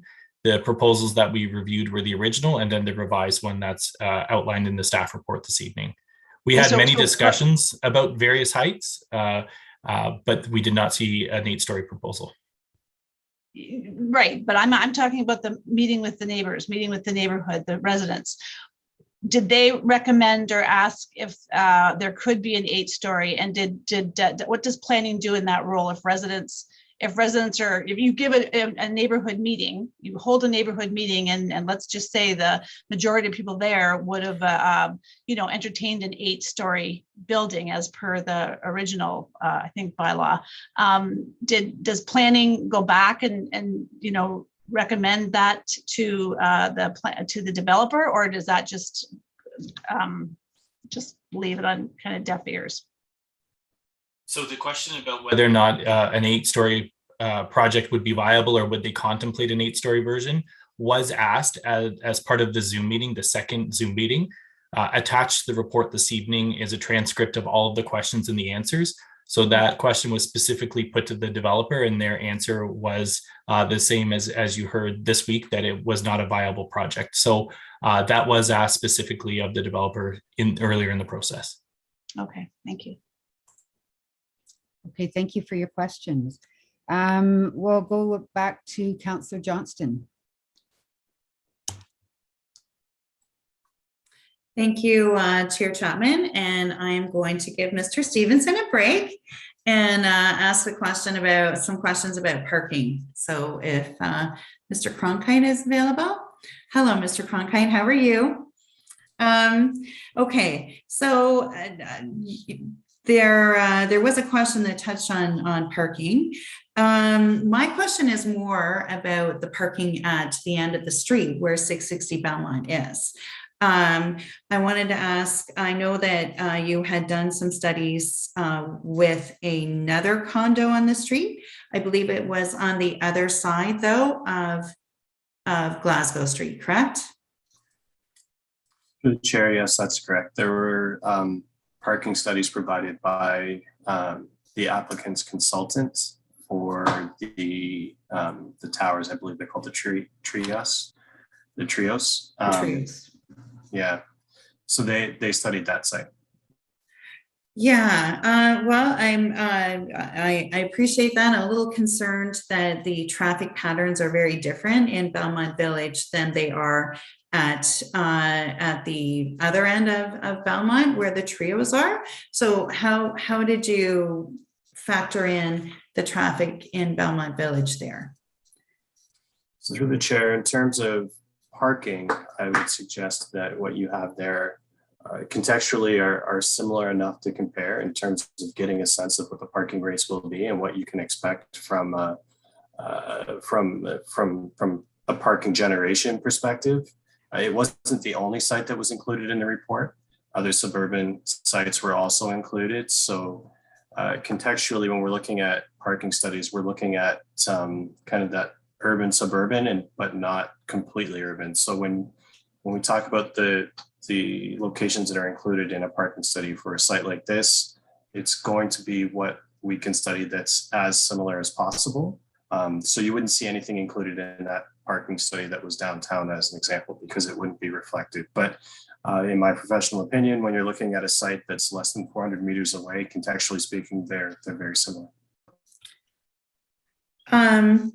Well, and not to absolutely your professional opinion. I'm just in the village, especially at the end where 660 is. There are some businesses there that are very reliant on having a number of people come in to park for about an hour or so and then move on. I'm thinking about the yoga studio there. I'm thinking about the people that park in the slip lane, say for the pet food store, where if you're getting a big bag of dog food, you're having to go, or people are choosing to go there and park and have that loaded into their cars and things. So there, that end of the village is a little bit different because of that. And I'm wondering if the traffic studies were done during the pandemic as well, when there weren't those classes and that going on. Can you answer about when those happened? Yeah, so through the chair, in terms of the utilization studies, they were done pre-pandemic, I believe. But when you're talking about that end of the village and on-street parking, or the slip lane parking in particular, there are already on-street parking regulations that would prohibit long-term parking. So there are regulations that prohibit parking for longer than an hour or 2 hours. It's time limit prohibited. So that in and of itself, I think addresses a lot of that long-term on-street residential parking piece that I think you're thinking of. Yeah, thank you. I'd say that it's not so much the long-term parking piece, it's actually being able to find a spot at that end of the village because of the some of the uses that I've mentioned. So it certainly is a concern of mine in terms of the parking. And again, it is not to call upon your professional opinion, Mr. Cronkite. It's truly not. It is from my own observed opinion there. So, but thank you. Another question that residents had, and I think this might be a question for you too, Mr. Cronkite, is when the construction happens, people are concerned that the street might need to be closed or the Iron Horse Trail might need to be closed. Can you comment on that? Or maybe that is Mr. Stevenson. So I can take a stab at that one. Essentially, when you're going through any sort of development and construction, there is a construction management plan. So in this case, Belmont Ave is a very busy major collector roadway. So we wouldn't give we wouldn't give a lane closure in that sense if there wasn't sufficient space. In this case, in particular, the site is actually surrounded by what is traditionally Belmont lanes, so staging could occur on site. The only time that I think you would need to close the Iron Horse Trail would be potentially to make the connection to the Iron Horse Trail. And even then, I'm not sure that you would need to completely close the Iron Horse Trail to make that connection. So I'm fairly confident that, although I'm not well-versed in construction practices, that from the road perspective and the trail perspective, our our mandate will be to make sure that they remain open. Okay, thank you. I did have another question for you, and the question was around traffic studies and counts on Claremont, Earl, et cetera. So that side, so Ward 8 side of Belmont. Can you comment on those as well, and when they would have been done? Yeah, so again, any of the parking utilization studies were done pre-pandemic, and off the top of my head, what I can tell you is there was a very low utilization rate. We do continue to update our traffic studies on a fairly regular basis, and we can do that again for this area. But again, going off the top of my head in terms of the studies that I know for the area, Earl and Claremont, they carry very, very low volume with very little speed in terms of overall concern. Mm-hmm. Yeah, and I know that Earl is going to have Earl had a study done between Rock and Claremont, and then we're in 2022 we're doing one between Rock and Glasgow as well. So that's going to be helpful. Thank you. Okay, thank you for your questions. Councillor Marsh, you're next. Thank you. So was did the developer respond to the request to have a deeper setback from Belmont? And because I saw in the report that there's many requests, and then there's a table that says the original and the revised version, but I didn't see anything about setback in that table.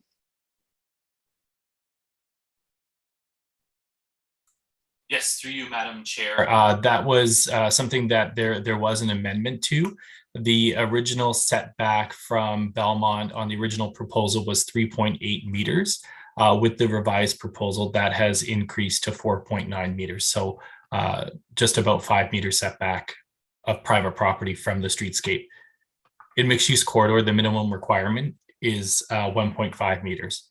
Again, the intent of having the increased setback is to have programmable spaces like patio areas for a coffee shop or restaurants, or flow out retail from a ground floor tenant. Okay, and that's from the property line, right? That is correct. That's from the property line, and the public sidewalk is within the right of way. So it would be the public sidewalk, the traveled portion of the sidewalk would be outside of that 5 meters. And in the renderings, I noticed that the sidewalks, when there's no slip lane for cars, that it looks like there's no boulevard. Is it? Maybe we're not at that level of detail yet, but can we please? Do you have any response to that? Are we about the sidewalk? Yes, my preliminary response is I think there's an opportunity because the access is to Belmont directly on the north end of the site will be closed because it'll all be from Belmont Lane. I think there's an amazing opportunity there, which is now a driveway apron, to install either landscaping or some sort of active programmable space as well. So there will be less automobile-oriented hard surface, which means there's opportunity potentially for landscape as well as people space. Okay, that sounds good. And Madam Chair, is there a way that I can ask a few questions of the proponent?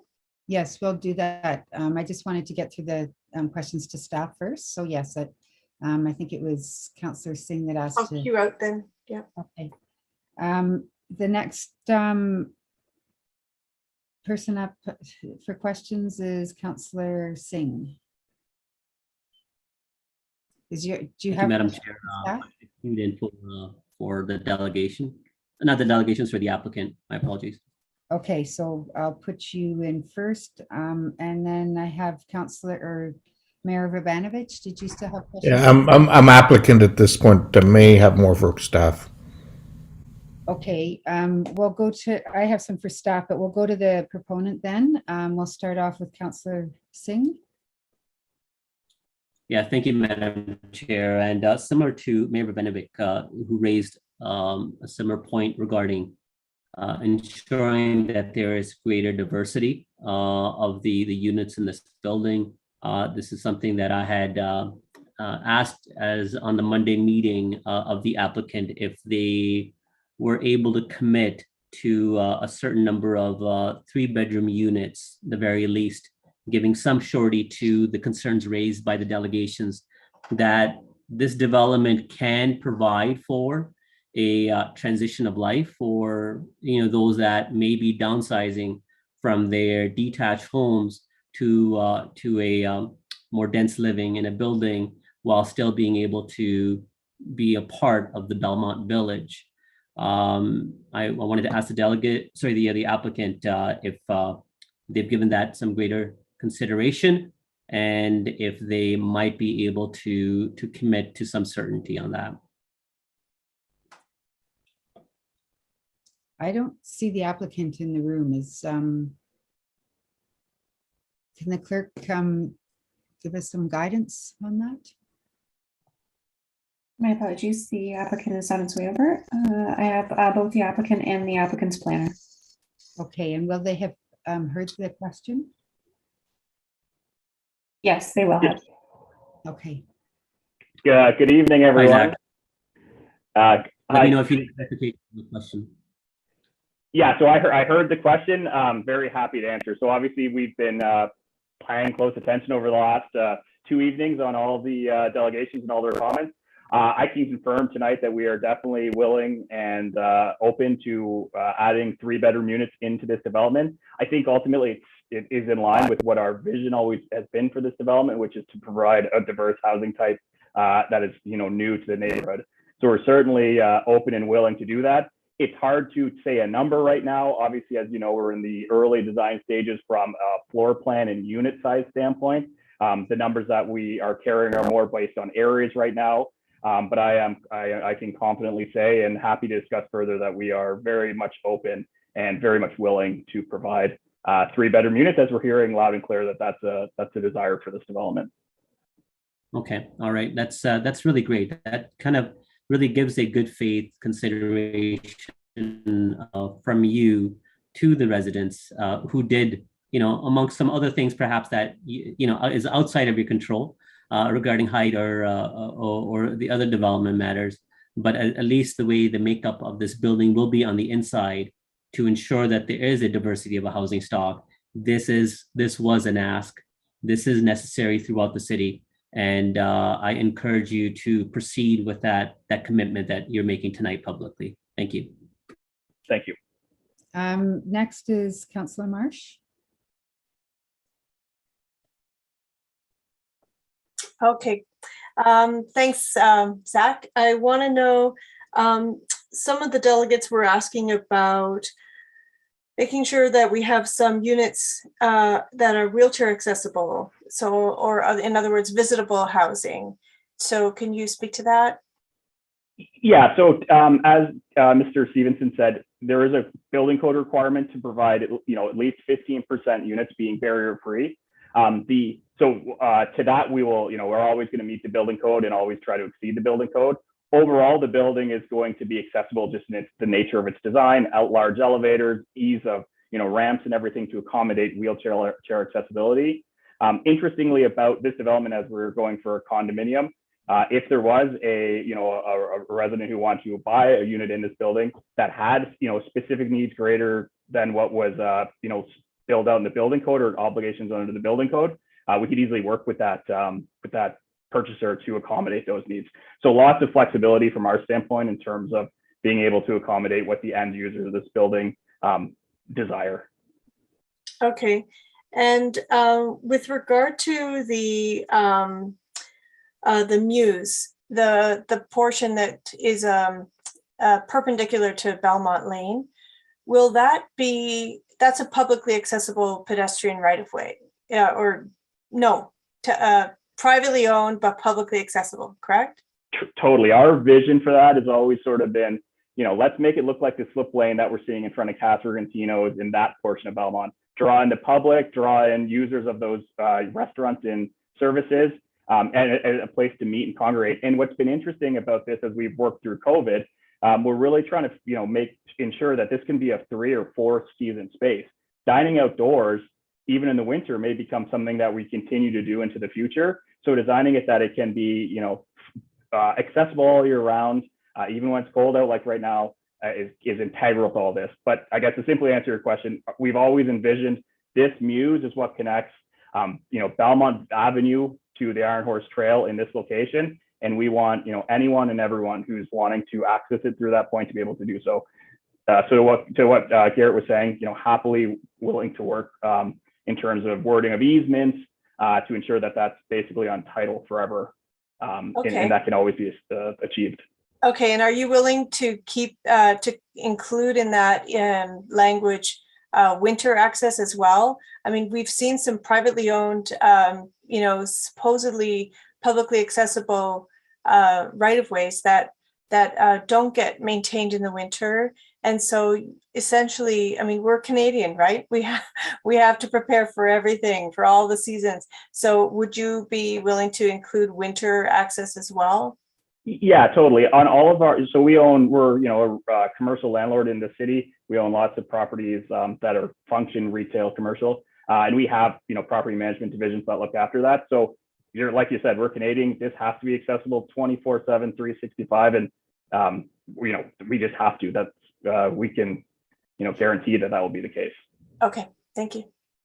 Thank you. Okay, thank you for your questions and your answers. Next, Mayor Vrbanovic. Well, thank you very much, and thanks, Mr. Zaire and Mr. Mayor, for tonight. You are being Mr. Zaire. Thanks for coming in, and thanks for your questions thus far on the elder ready and on the larger family units, because that's certainly something I think that we heard from a number of folks, and I think that was helpful. I think there's obviously a lot that we heard both today and on Monday, and I'm just wondering what your thoughts are, because normally we would try to deal with this at committee, and then it comes back to council a week or 2 weeks later. In this case, I guess it'll end up being 10 days later before it gets ratified. Is there an opportunity here for some of these issues, including some that you've already talked about, for some further dialogue between you and staff, if we referred it to council, and for that to take place before it comes back to us on Monday, I guess it would be the 27th? Yeah. Ultimately, the Zaire group, the Zaire family has a long history in the city. We love working with the city of Kitchener, the region of Waterloo, the city of Waterloo. So we are happy to continue to work with staff to see this through, and are certainly open and willing to continue with that. Okay.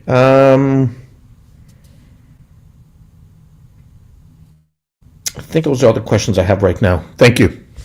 Thank you. Okay, thank you for your questions. Councillor Gazzola. Yeah. Mr. Zaire, I'm sorry. I should have asked you this the other night, but I was having trouble with my computer, and I was just being dropped out, and so I wasn't able to ask the question.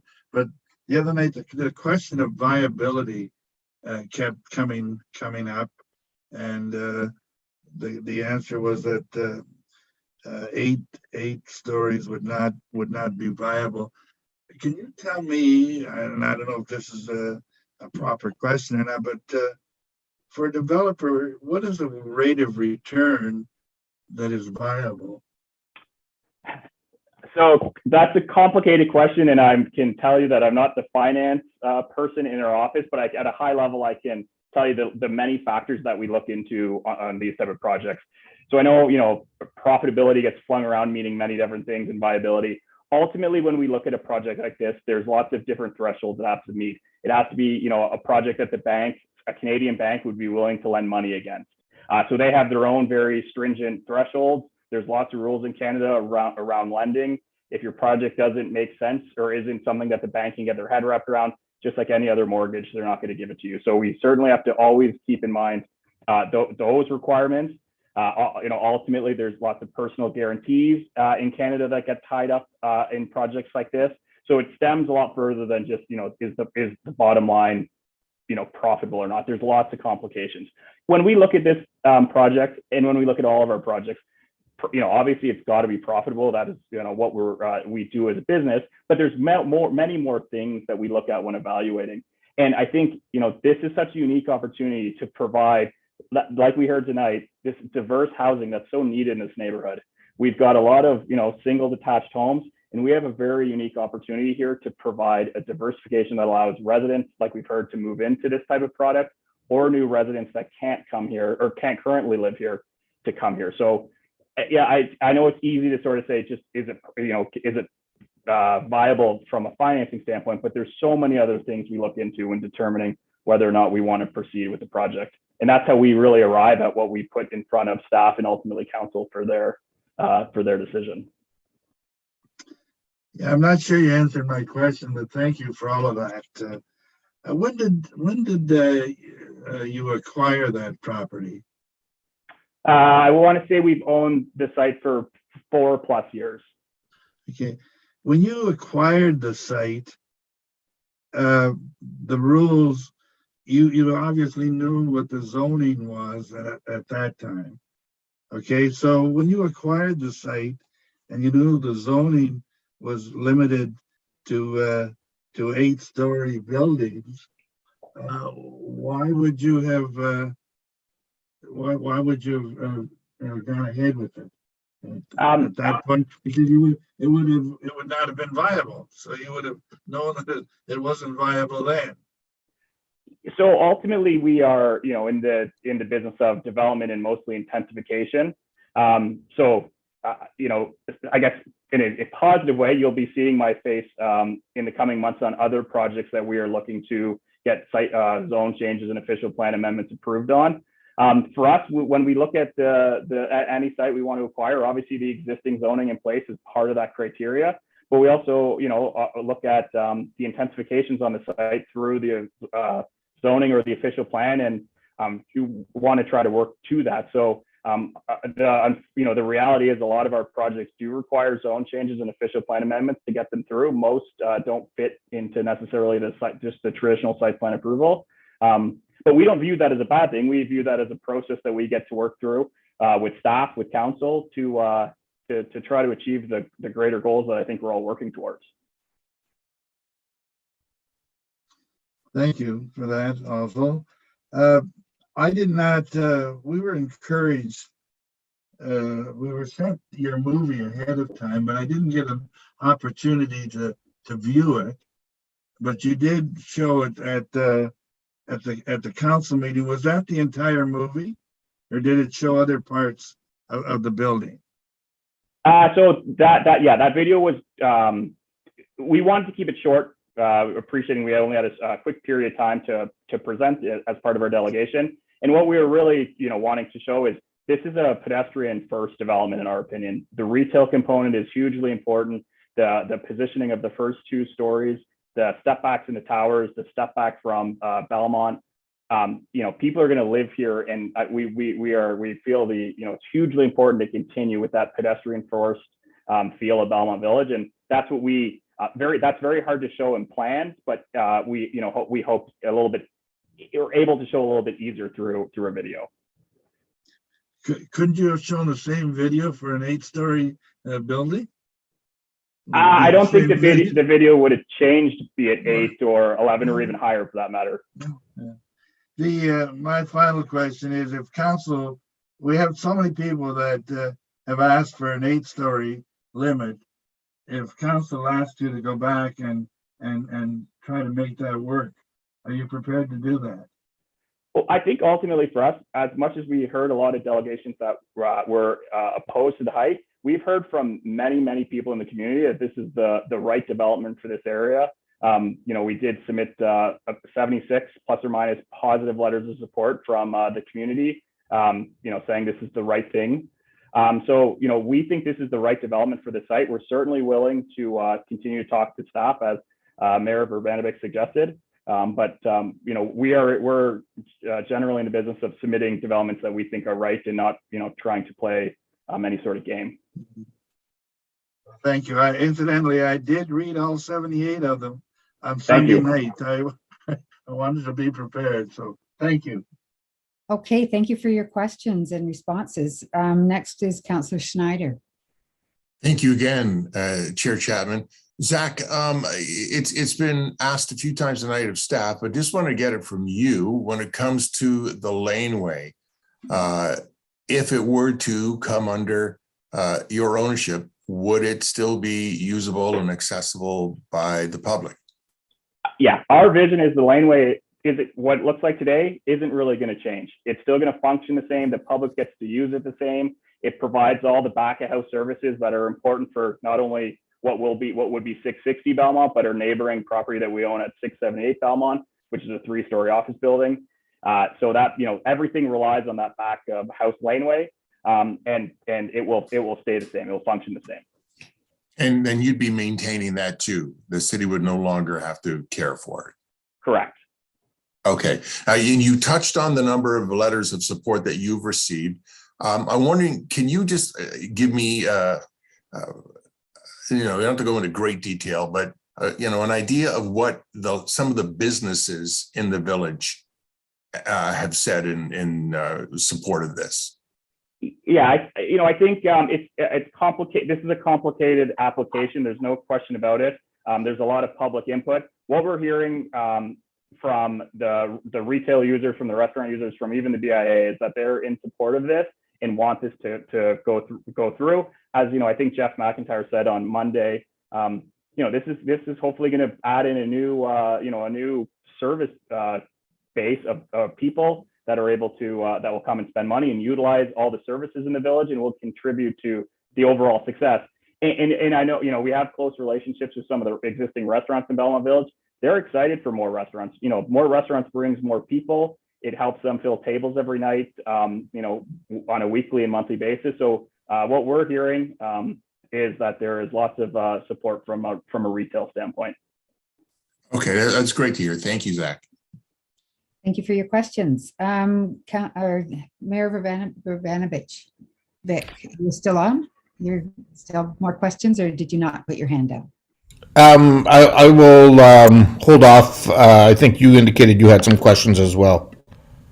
Yeah, I have some for staff and for the proponents. So my first question has to do with the GSP group report. I take it that was something that you had prepared, was it? Yeah, so we don't have planners in-house, so GSP was hired as our planning consultant. I just had one question about the report. Sorry, on page 12, it refers to table 1. It's titled the Compliance Summary of Bylaw 85-1 and Bylaw 2019-051. And maybe you can't answer this, but I was just a bit confused because I was trying to understand which bylaw we're actually using here, because it didn't give a breakdown. So like under 85-1, it would look like this, and under 2019-051, it would look like this. It was, are you just picking and choosing from the different bylaws for the different items, or? So Kevin Muir's on the line. He is our planner, and I'll defer to him on that question. Thank you. Yeah, thank you. Thank Councillor Chapman. I think if it's the original planning justification report you're referring to, which is from 2020, at the time of application, we were in between bylaws. So the new bylaw was under appeal, wasn't in effect at that time. So we were comparing essentially to both since that time, since the application has come into full force and effect. So is there an updated table that I could look at? There would have been the addendum. I'm just pulling it up now. Yeah, there's an addendum from dated October 20th, 2021. And so that was in relation to the 11-story version. And so there is a similar compliance table in that section regarding the new bylaw.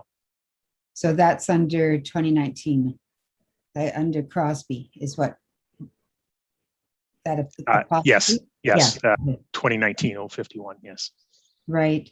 From some of the delegations, at least two that I recall, there was mention of district energies. One of the others mentioned geothermal.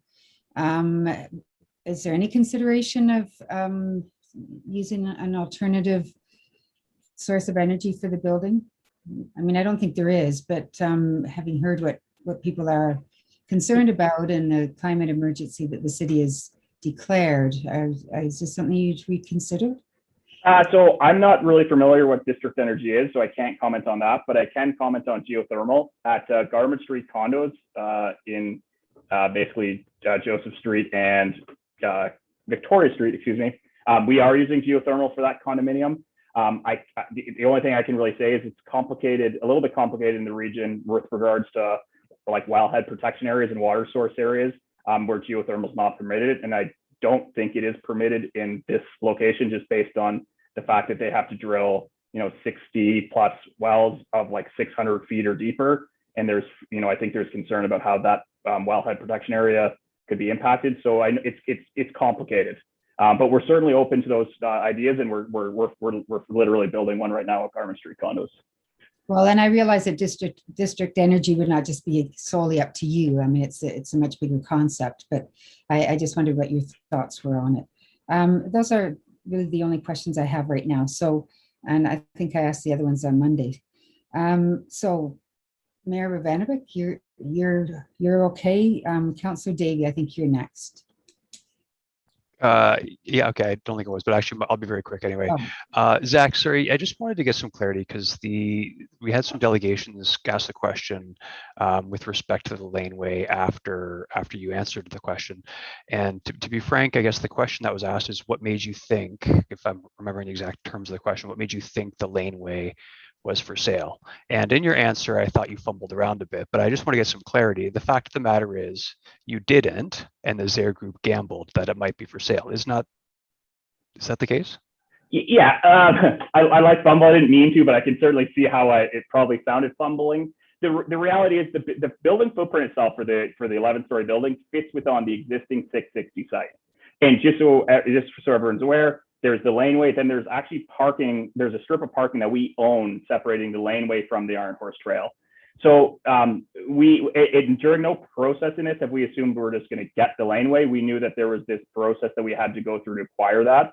And we feel like we're going through the appropriate steps to acquire that laneway. The only thing that encroaches onto the laneway is the underground parking. But if ultimately the laneway wasn't sold to us, we would have to rejig that parking to remove it from the city's property. But functionally, an underground parking garage works without the laneway. But at no point in this have we assumed we're getting it.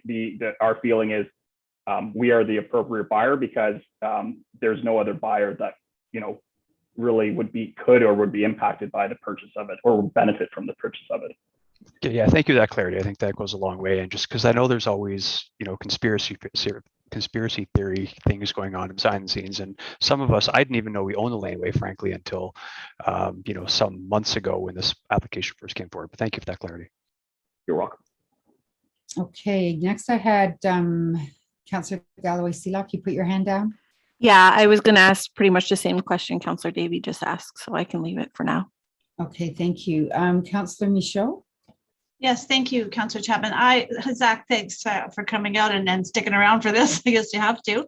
I just have, I'm going to kind of circle back on this with the 8 stories of this building. If it was a deal breaker, I mean, this is what the majority of the residents who are against this, it's mostly the height that they're against and the amount of the stories. So I'm just wondering, we'll call it a deal breaker. If it were a deal breaker, would you entertain an 8-story, or is that just there's no possible way?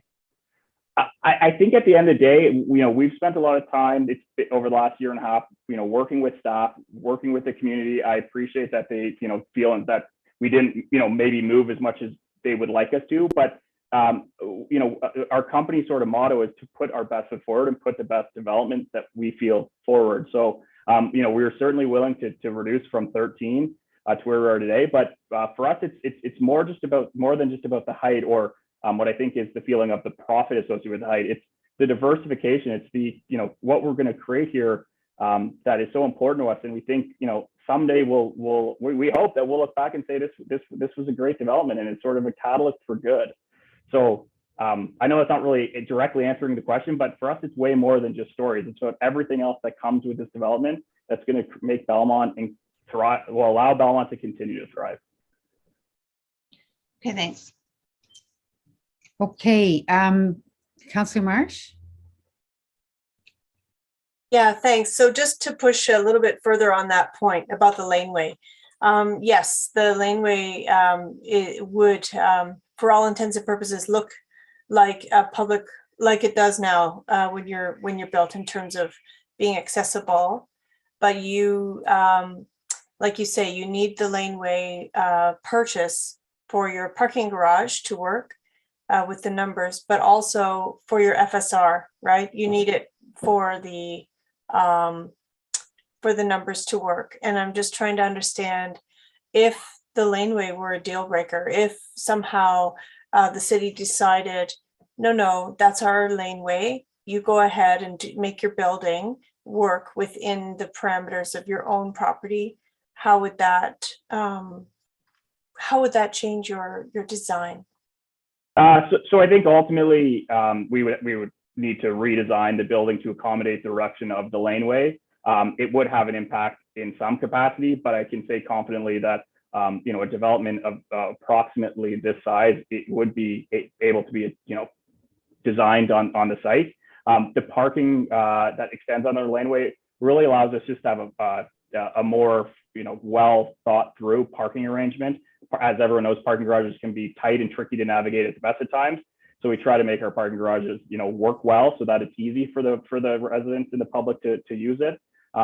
But ultimately, we would adjust to make the development work without the laneway, and we would move on. I think just lastly, the always the interesting thing about this laneway is, once 660 goes, if we weren't to have it, then that's fine, and it would still function, and we would still still be used as it is today. But there is in our opinion, a unique opportunity here to dispose of a parcel and redirect that money for something else. And in a COVID times and where everything It's okay. I don't need a hard sales pitch. Thanks. Okay. But I know, and you're keen, and I get it. Thank you. No, but it's my understanding that sometimes private underground parking garages, for example, can be built underneath publicly owned rights of ways, so that there might be additional possibilities if it turned out that council's direction was not to go ahead and sell the laneway.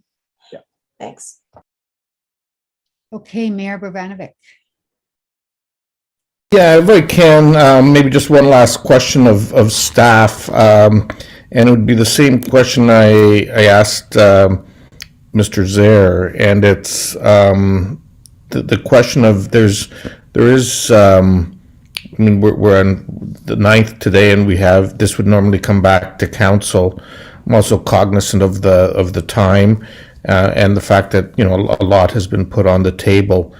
From a staff perspective, do we see an opportunity here to work through some of the issues that perhaps were raised this evening from all the delegations, both those who are in support and those who are against, and consider some of those things with a potential final recommendation coming to council as it would normally be scheduled on, I think it's the 27th.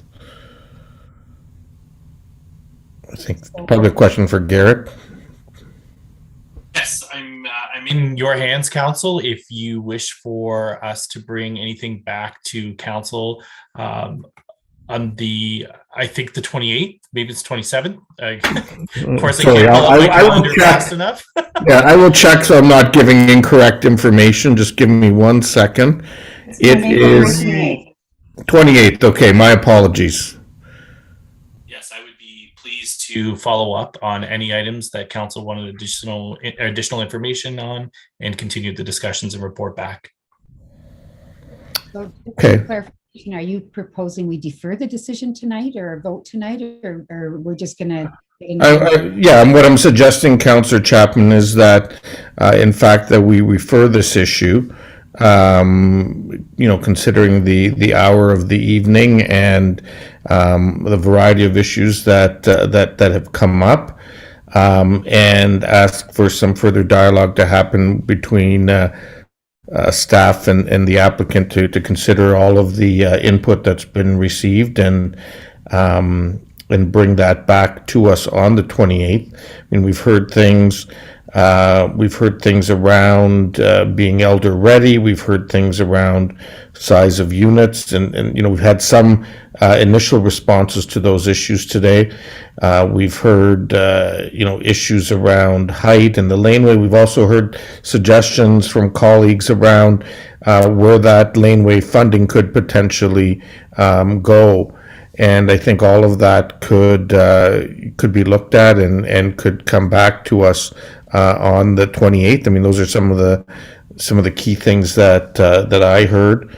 Others may have a few others that they would want to add to the mix, but I would suggest that that's what we do tonight is refer it to that day for that additional work to occur. Okay, we can vote on that in just a moment. I just had another question for staff, since I haven't asked my questions yet. I'll just leave it to, I think I can manage, well, two questions. One had to do with the traffic study on the Gildner side of the trail, the Eden Park, Eden Street, York Street, Mount Hope. I was wondering if a study on that side is plan to be done? So through the Chair, very similar to the way that we update all of our studies for roadways. Yes, we would be collecting data there as well. The data that we have shown, or that we do have for that neighborhood, shows that again the local streets carry very little volume and there are very little in the way of traffic concerns currently. Okay, thank you. My other question had to do with the ownership of the laneway. And I know that earlier it was mentioned that the property owner would have an easement for the use of the laneway. So what happens once the condos are sold and there's a condo board in place, or if the building next door were to be sold, what guarantee do we have that the laneway would continue to be accessible to the public? So Madam Chair, that might be something I was jotting notes on to report back more fully at council on the 28th. And I would suggest that I would have to seek legal advice on that, on how we might execute that. And that's something I might be able to report back on the 28th. We had contemplated an easement over 660 in favor of 678 and over 678 in favor of 660 to ensure the continuous function of the lane. If the desire is to ensure that public access, that would take a more conversation, and I think I can report back on that at council on the 28th. Okay, thank you. Those were my questions. So I guess do we hold off on any amendments and motions until we come back to bring this back to council on the 28th? Madam Clerk? Or do we need a motion? Through the chair, are we referring the staff recommendation? Well, I mean, my question is, if we were to, what happens with the motions that? So currently there's no mover for the staff recommendation, so the amendments would not technically be on the floor. So, and if we don't move today, that's fine. We can move on the 28th. So if we're going to refer the staff recommendation to council on the 28th, then it's just the staff recommendation, and motion to refer takes precedence, and there are no amendments that would follow suit. Any amendments that would need to be introduced would come forward on the 28th. Okay, so then we would need a motion to refer. Yeah, that's what I moved earlier. Okay, all those in favor? Any opposed? That's passed. Yes, Councillor Gazzola. That passes, but. I'd like to clarify where we're going here. If this motion passes, that's it for tonight, end of discussion, and we come back on the 28th. Now, is it then ratified on the 28th at the same meeting, or does it come back 2 weeks later for ratification? No, sorry, you're chairing. Sorry, Councillor Chapman. Oh, I was gonna, go ahead. Okay, thank you. So Councillor Gazzola, we would deal with it on the 28th. This, as you would know, we have that there's been many times when there's been an issue that's been dealt with at committee. Council wanted some additional work to happen, and the issue was referred to council. That information would come back at council, and council will deal with it on that night as council. Yeah, I'm just asking the question. And if that's the answer, I would make a comment that I really don't like that sort of a process, because it really doesn't let anybody know who's in favor of what, where we're going, and then all of a sudden it's a decision is passed and ratified, within minutes. It doesn't really. I think it lacks transparency, but those are just my thoughts. Does it, well, okay, I think Councillor Johnson, you had your hand up next. Thank you, Chair Chapman. I was wondering then as well about my other motion that's that I given notice a motion about on Monday. Would we deal with that tonight, or would we wait and deal with that at the meeting on the 28th? I'll defer to you, Mayor. Well, I mean, I only have referred this issue, not Councillor Johnson's motion. I think we can still, they're two separate issues. Councillor Johnson's motion deals with future applications, not this one. And so we can still deal with that motion if she wants us to. Yes, thank you. Okay, Councillor Davey. Yes, so sorry, Councillor Johnson, I'm not sure if you wanted to deal with it tonight. I personally would prefer to deal with it all at the same time, but it's your ward, and I will defer to you. And I'm also cognizant of the fact that it's 10 minutes to midnight, and we may not have a unanimous vote. Oh, you know what? It is 10 to midnight. Yeah. Okay. So just, two things. First thing, I just wanted to ask staff if they could, just with respect to the transparency comment by Councillor Gazzola. I thought that it was actually standard practice for many municipalities and actually were the outlier. Like, for example, does Waterloo not have a single vote on matters like this? Just look for staff to confirm.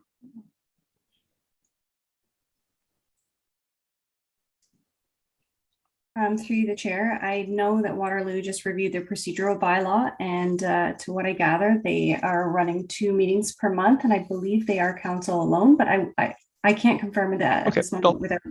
As I said, the bylaw was just reviewed only last year, so I do know that they've changed their meeting structure.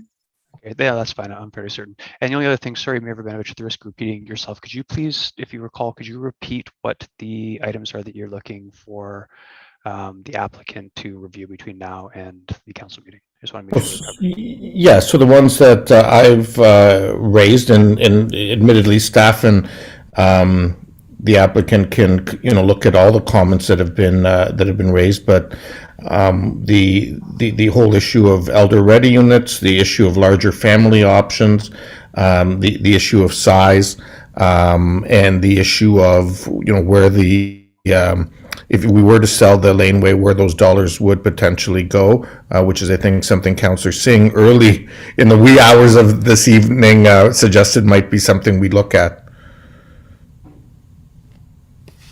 Sorry, it's muted. Yeah, thank you for that. And I would just add, if I could, hopefully, I know very difficult for the applicant, but if they could at least provide some idea of numbers. So, for example, if they're looking at 3-bedroom units, if they can say definitely this, but maybe this, that might be useful, as opposed to yes, we'll look into it. Same with the elder units, etc. I'd like to add just the access of the public laneway as well, which I just asked Mr. Stevenson about, so that should also be on the list. Okay, next I have Councillor Marsh.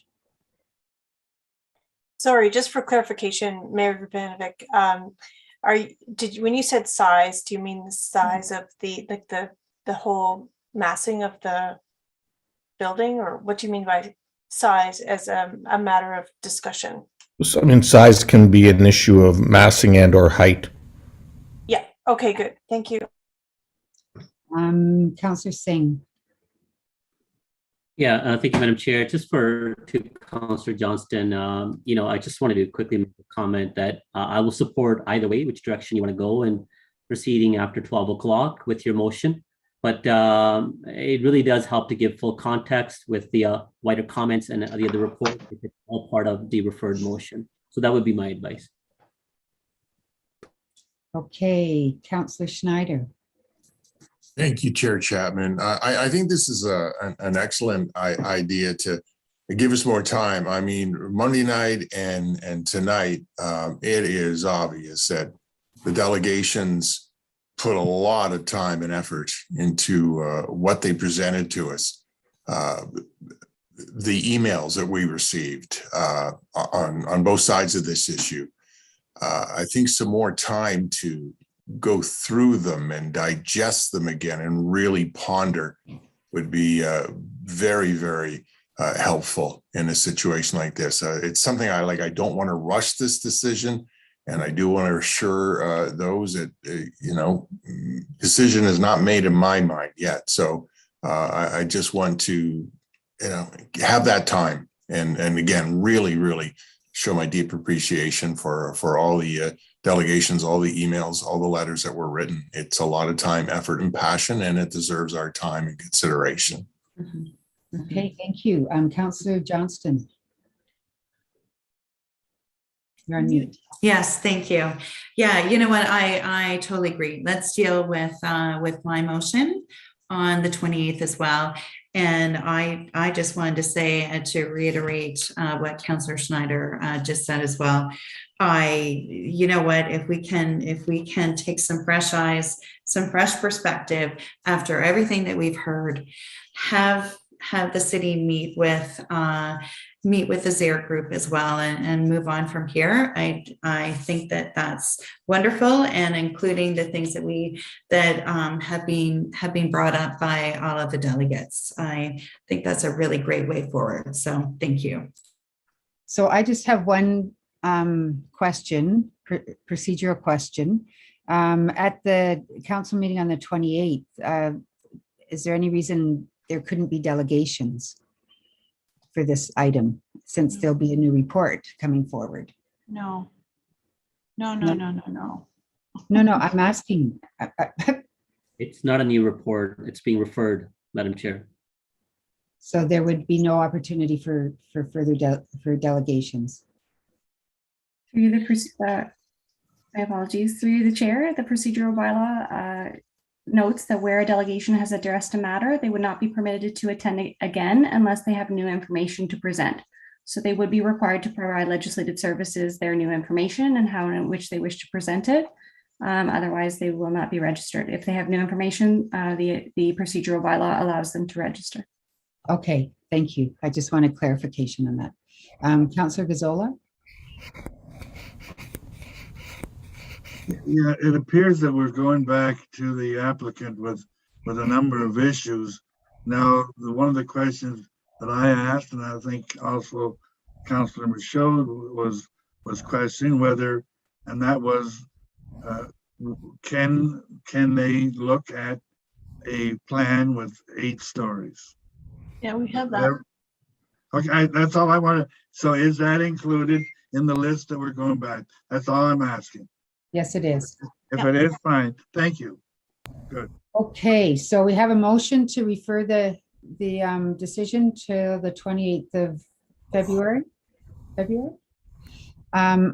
All those in favor? I would like a recorded vote because we've spent the whole night. Let's take one moment to just run through it, okay? Okay, we'll start with Councillor Davey. I'm in favor. Councillor Schneider. In favor.